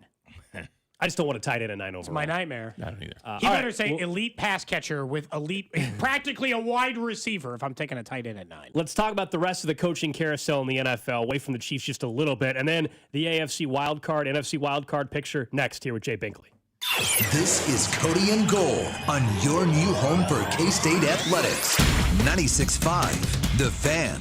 Brought to you by Heartland Men's Health, the leader in men's sexual health. Thousands of men have been successfully treated for low T, ED, and more, all with discretion and compassion. Make your appointment at heartlandmenshealth.com. Have you been diagnosed with head or neck cancer? At Kansas City Proton Institute, we're delivering the future of cancer care with state-of-the-art proton therapy right here in KC. Proton therapy means increased precision, reducing side effects like dry mouth, difficulty swallowing, and the loss of taste as compared to conventional radiation. If you've been diagnosed, don't wait. Get your second opinion today and see KC's largest, most experienced proton therapy team. Visit kcpi.com. Kansas City Proton Institute, where you see the best in KC. Hi, I'm Maria, salon owner. You know the jingle. Now discover the facts about Ozempic, a GLP-1. There's only one FDA-approved Ozempic, made by Novo Nordisk. Learn about the real thing. Talk to your healthcare professional today. Call 1-833-OZEMPIC or visit Ozempic.com to view the medication guide and to learn more about Ozempic. Semaglutide injection 0.5, 1, and 2 milligrams.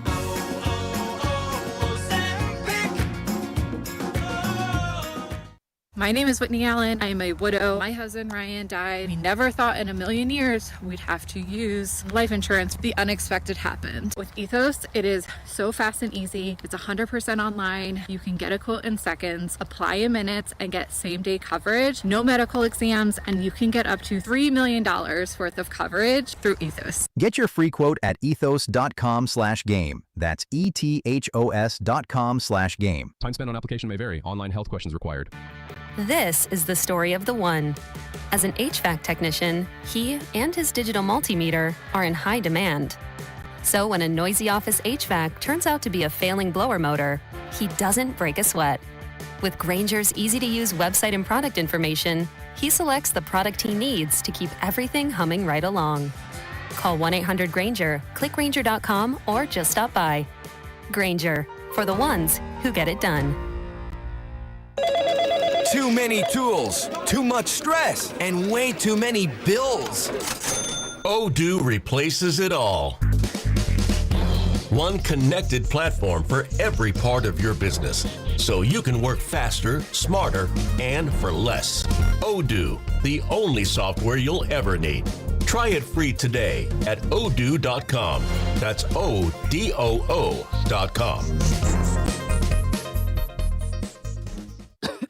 Honey, that flu keeping you up? Did you take NyQuil Intense Flu? Nah, I got this. Okay, I don't got this. Yeah, you need NyQuil Intense Flu. Undo your flu with NyQuil Intense Flu. NyQuil Intense Flu provides powerful relief of your flu symptoms so you can sleep. NyQuil Intense Flu. NyQuil Intense Flu provides powerful relief of your flu symptoms so you can sleep. NyQuil Intense Flu. NyQuil Intense Flu provides powerful relief of your flu symptoms so you can sleep. NyQuil Intense Flu. NyQuil Intense Flu provides powerful relief of your flu symptoms so you can sleep. You do got this. NyQuil Intense Flu. The nighttime sniffling, aching fever. Best sleep with the flu medicine. Use as directed. Keep out of reach of children. What if sports were traded like markets? Now you can test your sports IQ in real time with Robinhood Prediction Markets. It's not you against the house. It's you participating in a live market. You can buy or sell your positions all game long. You know the game. Put it to use. Trade every play with Robinhood. Download the app today. Futures and cleared swaps trading involves significant risk and is not appropriate for everyone. Event contracts are offered by Robinhood Derivatives LLC, a registered futures commission merchant and swap firm. My name is Whitney Allen. I am a widow. My husband Ryan died. We never thought in a million years we'd have to use life insurance. The unexpected happened. With Ethos, it is so fast and easy. It's 100% online. You can get a quote in seconds, apply in minutes, and get same-day coverage. No medical exams, and you can get up to $3 million worth of coverage through Ethos. Get your free quote at ethos.com/game. That's ETHOS.com/game. Time spent on application may vary. Online health questions required. This season, enjoy stress-free comfort with easy booking and trusted service from Anthony. Save up to $4,500 on a new high-efficiency HVAC system. Schedule today at anthonyphce.com. You're listening to 96.5 The Fan from the DM Injury Law Studios. Mike's got this. Thank you. Now the text line is full of people with naming other people with the first name Peter. And yes, we know Christopher Robin is the kid's name. Anyway, someone suggested Peter North. No, I don't think that's. I think that's it. Peter Wood. He doesn't. Peter Griffin. In fairness, Peter Griffin. Yeah, there's quite a few. Peter Woods doesn't sound like a football player. Yeah. What is it? It was with the 100. It was the 100-acre forest. 100-acre wood. Wood. Yes. Yeah. He sounds like yeah. Peter Woods, to your point, Drew, he sounds like my CPA. Got to go see him before tax season. Mm-hmm. Bink, let's talk about the coaching carousel a bit more. Jay Binkley hanging out with us here on a Wednesday, away from the Chiefs Where's just for a the second. liquor? Where's the liquor? Is that just Friday? That's on Friday. Do you need a drink? We can get you some. No, I was. There's a whole hoping- fridge, Drew. There's a whole fridge behind Drew. I was hoping- beer, liquor. What do you want? Seriously, what do you want? I was Keep hoping everything. this was liquor included. What do you want? No, I'm good. This is not a dry show. We can establish. We've established that. I was misled. Your gift today was the college football encyclopedia. Is anyone doing dry January on the show? I'm not. No. Bink said it like it was the most disgusting thing that you suggested, Cody. It seemed like it might be Drew. I'm still no shave November 2001. When is the last time you shaved your beard? But you clean it up. I lost a bet one time. But I and meant had like to do clean it. the whole thing off. I lost a bet, and it was like back in 2002, something like that. 2002? I looked like Paul Blart, the mall cop. I mean, seriously, when I shaved my face, I totally looked like mall cop, man. How quickly would it come back if you shaved it? Probably pretty quick, but yeah, it was an Old Miss bet. They were playing Oklahoma State, so we did a mustache bet, and I had to go just pure stash in the Oklahoma State Old Miss bet, and I shaved my face. My kids were scared. Chiefs get back and win the Super Bowl next year. Will you shave it off for this show? Oh yeah, just for you fun? want to put that on the record right now? Because Drew's got to wear the Hooters outfit on Friday. Oh my God, that'll ruin my image forever. Yeah, that's gonna be something. That's for sure. Stay away from Twin Peaks. Yeah. So, coaching carousel. Harbaugh's out. We know that in Baltimore. We were discussing. It's very clearly the Ravens' best job available. Harbaugh, best coach available. I'm assuming you agree with that. How do you think this all sorts out? What do you think it means for the AFC? I mean, the Ravens, the Chiefs, the Bills have been the three dominant AFC teams, and one of them, maybe a second, depending on what happens to Buffalo this weekend, one of them does not have the same head coach anymore. Yeah. So, what do you think? What do I think the best job is? What do you think happen? What do you think it means for the Ravens, and what do you think it means for the AFC if Harbaugh's no longer there? It's going to be tough because you look at who's here, what quarterbacks are in the AFC. I think it is easier to win in the NFC because I think a lot of guys are getting at retirement age in the NFC, golf in the sunset. I think you have more of an opportunity unless you're Arizona. You're sitting there in a horrible division with very good teams, so it's going to be tough to win. But yeah, the AFC is going to look different with some of these coaches. I think Harbaugh can make a difference wherever he goes. If he goes to Vegas, that could be a difference. But does he want full control? Because I can see Mark Davis isn't going to meddle. Tom Brady would meddle. New York Giants, I don't know what Harbaugh ever thought about Jackson Dart. Now, here's the thing. He probably didn't do much homework on him because they already had a quarterback. but he knows all about him, I'm sure. I'm sure the scouting department, they let him know about Jackson Dart, and he knows about that. But he did do a lot of studying on him at that point because they had Lamar Jackson, so naturally he wouldn't do that. But with the ownership, the prestige of the team, I could see a guy like Harbaugh more in New York than anywhere else. We were saying because Schefter was reporting that these teams have been calling his agent, and 7 teams, 7 openings, and all that. And the mystery team, according to Josina Anderson, is the Dolphins. We know they still have a head coach.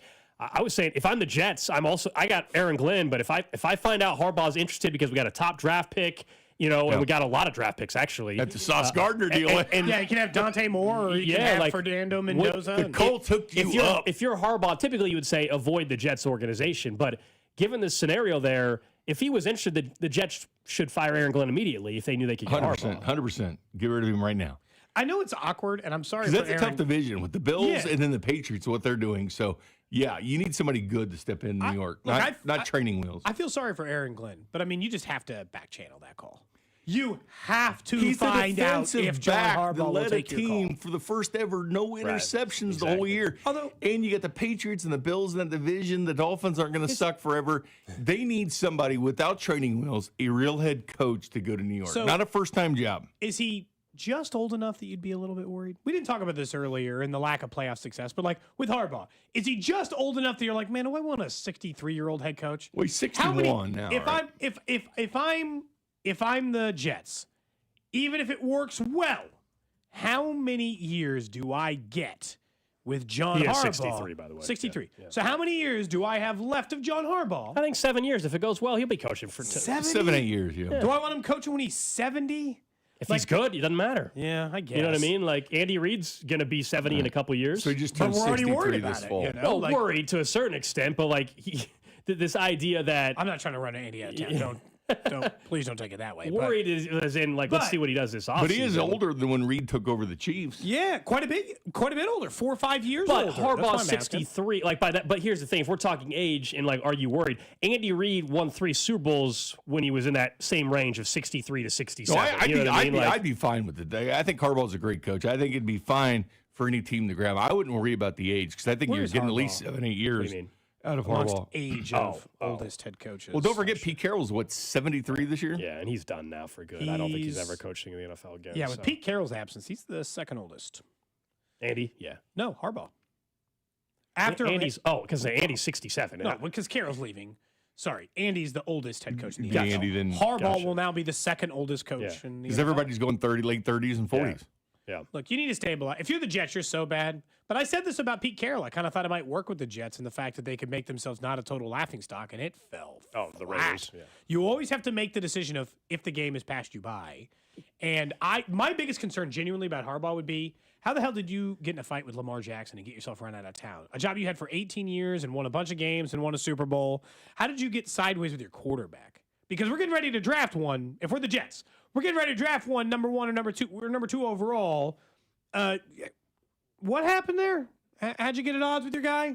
What did he want to do that you didn't want to do? How did you not communicate with younger? Yeah, Like some of it was that he was stubborn, didn't want to fire one of his defensive coordinators or offensive coordinators as well. Some of the reporting. I will say though, like the Pete Carroll, I don't put Harbaugh and Pete Carroll in the same realm. No. Pete Carroll's 74.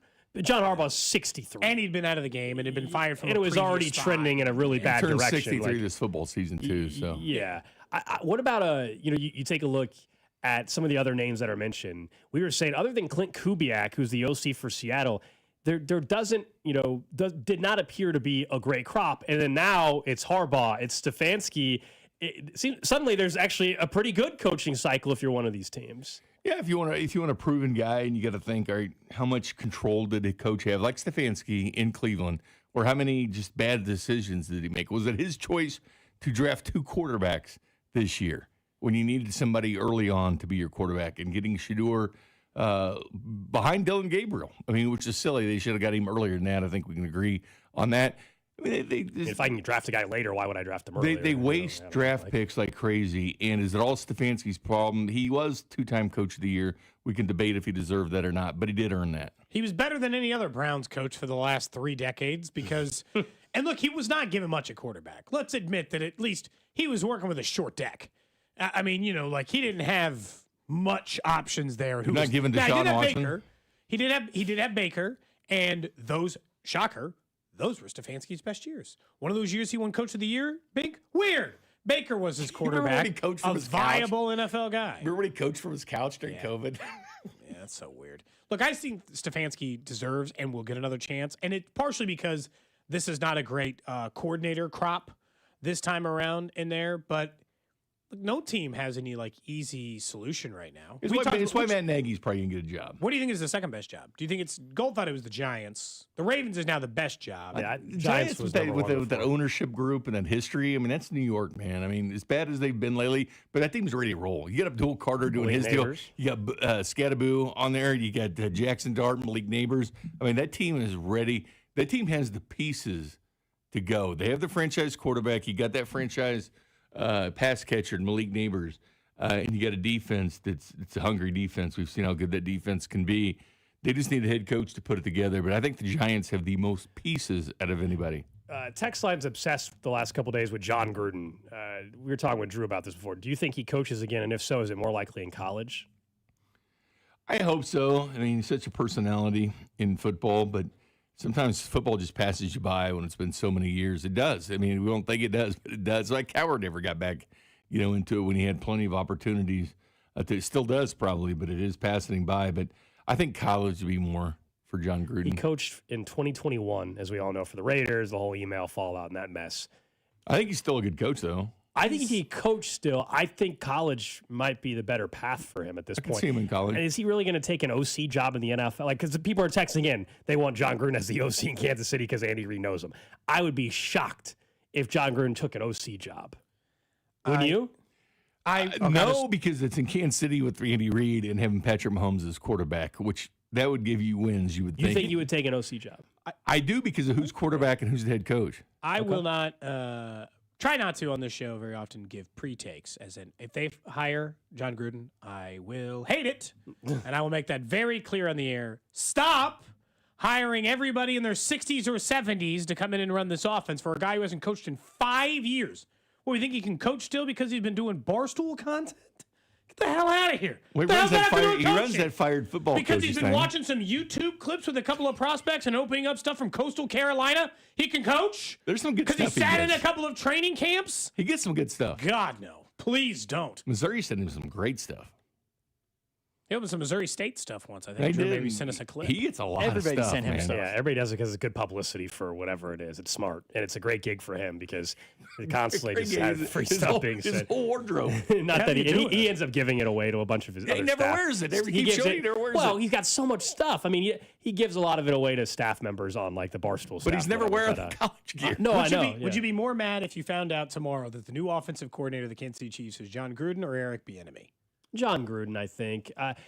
Because you already admitted Bieniemy you is would at least not like Eric Bieniemy is at least in the NFL still. Like to Bink's point about the game passing you by, Eric Bieniemy, despite my dislike of potentially bringing him back as an OC, he's currently a position coach in the NFL with a team in the postseason. He is with a offensive-minded head coach right now that is front of the line of being progressive in where things are at with the NFL and everything. Yeah. So he's not checked out. So I would still prefer that only because of the worry that the game has passed somebody I'm just by. tired of retreads, though. Really, I am. I'm tired of Mike Cannell's coming in here. I'm tired of Juju coming in here. I'm tired of Clyde coming back here. I'm tired of Bieniemy. I'm tired of all this stuff. We just talked about it. I am so tired of this. I said I do not want to hear this offseason, Bink. Kafka, no. I hear you. I don't want to hear this offseason, the sentence. We're bringing back blank. No. Anything but that. I don't need to hear that anymore. Because I'm good. They do it because of time to move on. They do it because of loyalty and familiarity with the system. That's exactly why they do it. It's why Clyde ended up getting that run instead of Mitchell early on in the Buffalo game, I think it was. Yeah. Everybody's wondering why Clyde's playing. Wild. And it came down to he knows the system. He knows the plays. You know what? They need fresh ideas. Now they're willing to do it.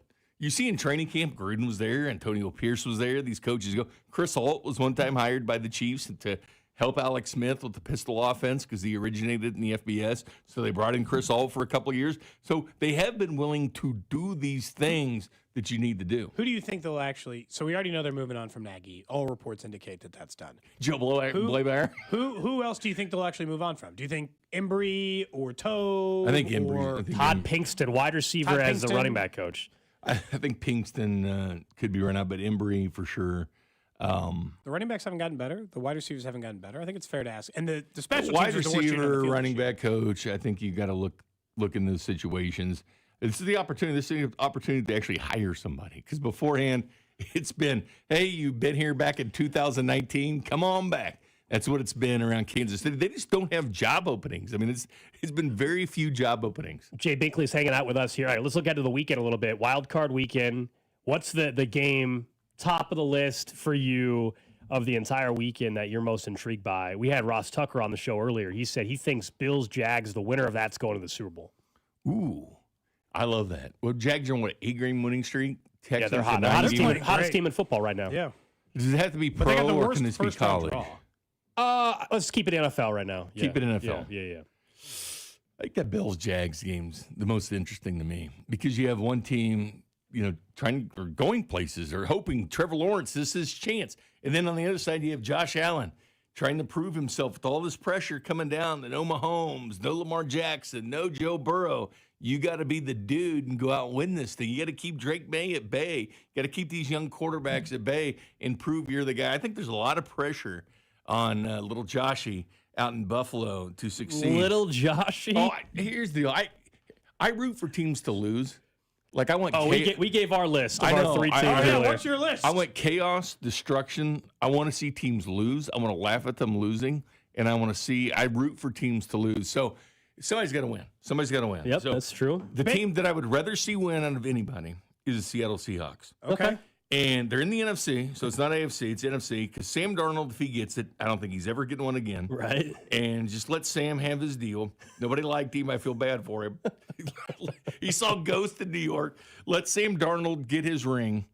But again, I brought this up the other night. I said, do you have a side team? Because you got Dr. Pepper commercial. We found out Cody's side team. You don't believe. It's not my side team. Cody's secretly a Broncos guy. I'm not a Broncos guy. I said I have family who cheers for the Broncos. I heard that, but it's like the Dr. Pepper commercial. He goes, you have a side team. Who's like, well, I can Western or somebody. You like a side team. That commercial's great. And I said, if you can have a side team. Believe the Dr. Pepper. But I say, leave the Dr. Pepper. But you have to buy their gear. And you said you had somebody that bought a sweatshirt and hat. I said, if you truly like your side team, are you that guy that you got to own one? I don't own. You don't tell anybody. You sit back in your neighborhood on your couch. I said you watch the game and you're secretly rooting for them. Do you buy it actually? Because if you buy their gear, you're invested, man. Look, I'm not quote unquote rooting for anybody, but if I have to pick 3 this weekend versus the opposite, the 3 that I gave were the Jags, the Seahawks, and then Bears. And then I said the Bears, yeah.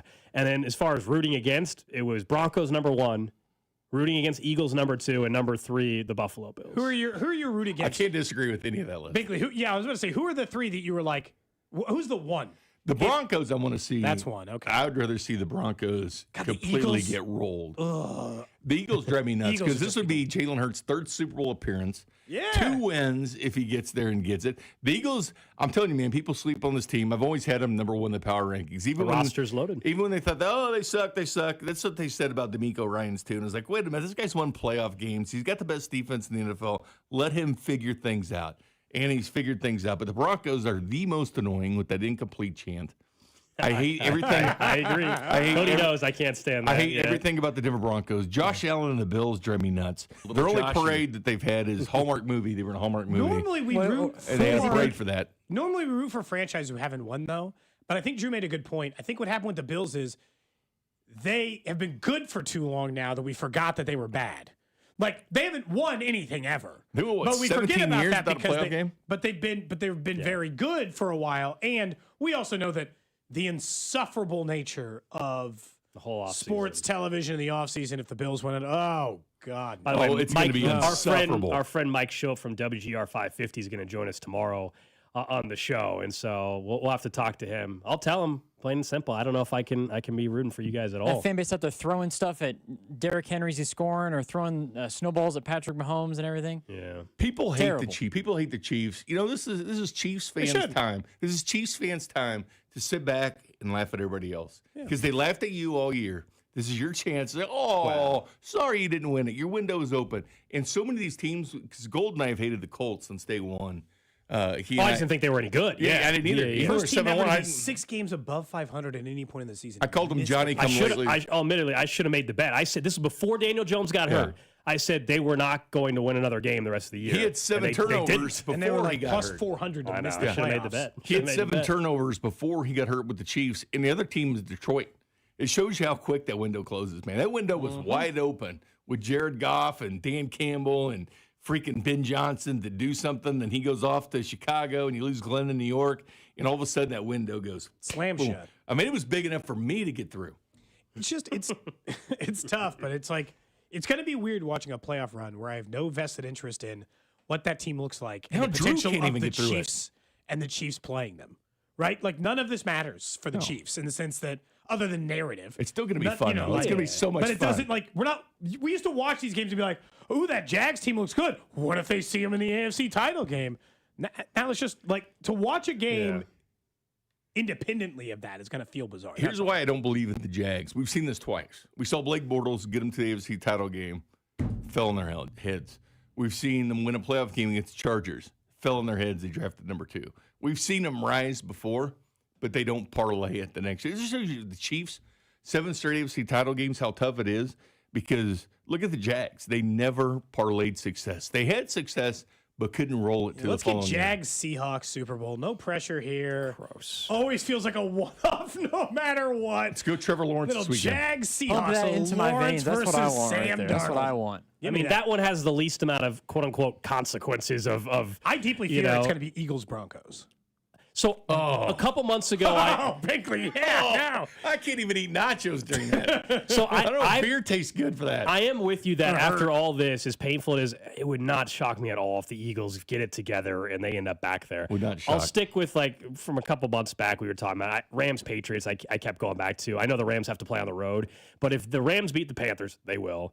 Then they go to Seattle. They're one of the few teams that can go and beat Seattle in Seattle, I think. So, and if they do that, then they'll become favorites to come out of the NFC just like that. I think so. We could be getting still a Rams. I think the path works. Rams Eagles AFC title game. I think can still happen based on. I just don't want to see Stafford win a second. I don't want to see these quarterbacks win their second. That's my thing. Okay. But don't you think Stafford will just retire if he does that? Well, I mean, Stafford could win the MVP this year. He could win a Super Bowl, his second one. I mean, there's a lot of things he can still win this year. I'd rather see the Rams lose in the postseason. Again, I'm Seattle or bust. Seattle or bust. But I'm not going to buy their gear.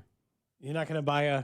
If you're doing it, will you buy the like the Rick Meyer era? It'll be a side team, but a quiet side team. Quiet. I actually think the funnier AFC path is not for all your listeners. As much as we talk about the Jags being that team because they play Buffalo right away, the funniest path in a year in which there's no Mahomes, Burrow, or Lamar is Aaron Rodgers somehow ends up in the AFC title game and represents the AFC. That's the funniest path here. It would be awesome. Oh, it'd be great. I love that field goal picture. It said fire Tomlin. Fire Tomlin. In the middle was Fire Harbaugh. No, Fire Harbaugh. Yeah, Fire it was the meme. It had Fire the field. Tomlin, There was the screenshot of the Tyler Luke field goal. Make it. It was Fire Tomlin. Missed to the right was Fire Harbaugh. Missed to the left was Fire Harbaugh. If Aaron Rodgers wins the Super Bowl, is he better than Peyton Manning? I'd have to go look at the numbers. Well, it'd be both of them would have 2 rings. Yeah. I'd have to look at the numbers, honestly. But he's got I don't know how far He's got off they 4 are. MVPs, so I mean, he's probably got more credentials. Rodgers does. Probably about the same. Honestly, Keep they're just. Tell you what, he's going to be real hurting the likability. Keep index. this in mind. It took That's a different conversation. Yes. It took Peyton Manning 6 years in the NFL to win his first playoff game. It took him 9 years to win a Super Bowl. He didn't have success right away. People forget that. They think he only has 14 postseason wins. Yeah, he's 14 and 13. The leg up for Rodgers in this hypothetical would be that he took it. Look, the Broncos defense carried Peyton Manning's ass to the Super Bowl when they won. Historically great defense. Aaron Rodgers does not have a historically great defense by any means. It's not the Steelers defense we're used to. Or receivers. If he were to, he's not going to, but if he were to pull that off, it would, I think actually it might vault him because what he's already done this year is kind of impressive. Dude, he's throwing to MVS and Adam Thielen. Calvin Austin. Now he gets DK Metcalf back this week, which is why we were talking about it. I actually think this Texans-Steelers game, everybody's picking the Texans. It would not surprise me at home if Mike Tomlin pulls another one out of his you-know-what and gets it done. He could. One thing too is with Tomlin, I think he's a great coach. Is sometimes your message gets stale, and I think Tomlin's running into that in Pittsburgh, where they've heard it all before. They've heard the rah-rah, just like Harbaugh, kind of in Baltimore, Andy in Philadelphia. It's okay to move on at some point. I think that Tomlin's kind of figuring that out, but it's another guy like Harbaugh that'll get a job instantly. Yeah, Tomlin again. If for whatever reason Tomlin lost his game and he decided to hang it up, but he still wanted to coach. Obviously, with that being the caveat, if Harbaugh was already hired, they would be the the hottest Sure. names on the market. What's your prediction? I know CFP semis. We got Thursday night, Ole Miss. We got Indiana, Oregon on Friday night. Who do you have winning? What's the CFP national title matchup? I like Indiana to win it all. I just do. It's the only team without any 5 stars. There's none, but they're getting loaded. I mean, they're already loaded. The portal is crazy. Mark Cuban wrote another big check. Bigger than last NIL, year. Yeah. So Indiana's already getting that fee. I love what Cignetti's doing with the Hoosiers, and they have 5 draftable players, I feel, on that football team. I'd like to see Ole Miss, but I don't know with the whole coaching carousel, what's going on. Like Charlie Weiss Jr. in Baton Rouge to meet Sam Levitt. Now They're he's easy to coaching root the for offense. because their coach left him. They're very, very easy to root for, but Miami is on a heater. And that defense, I love Jacoby Thomas at safety. They have, I know Ruben Bain and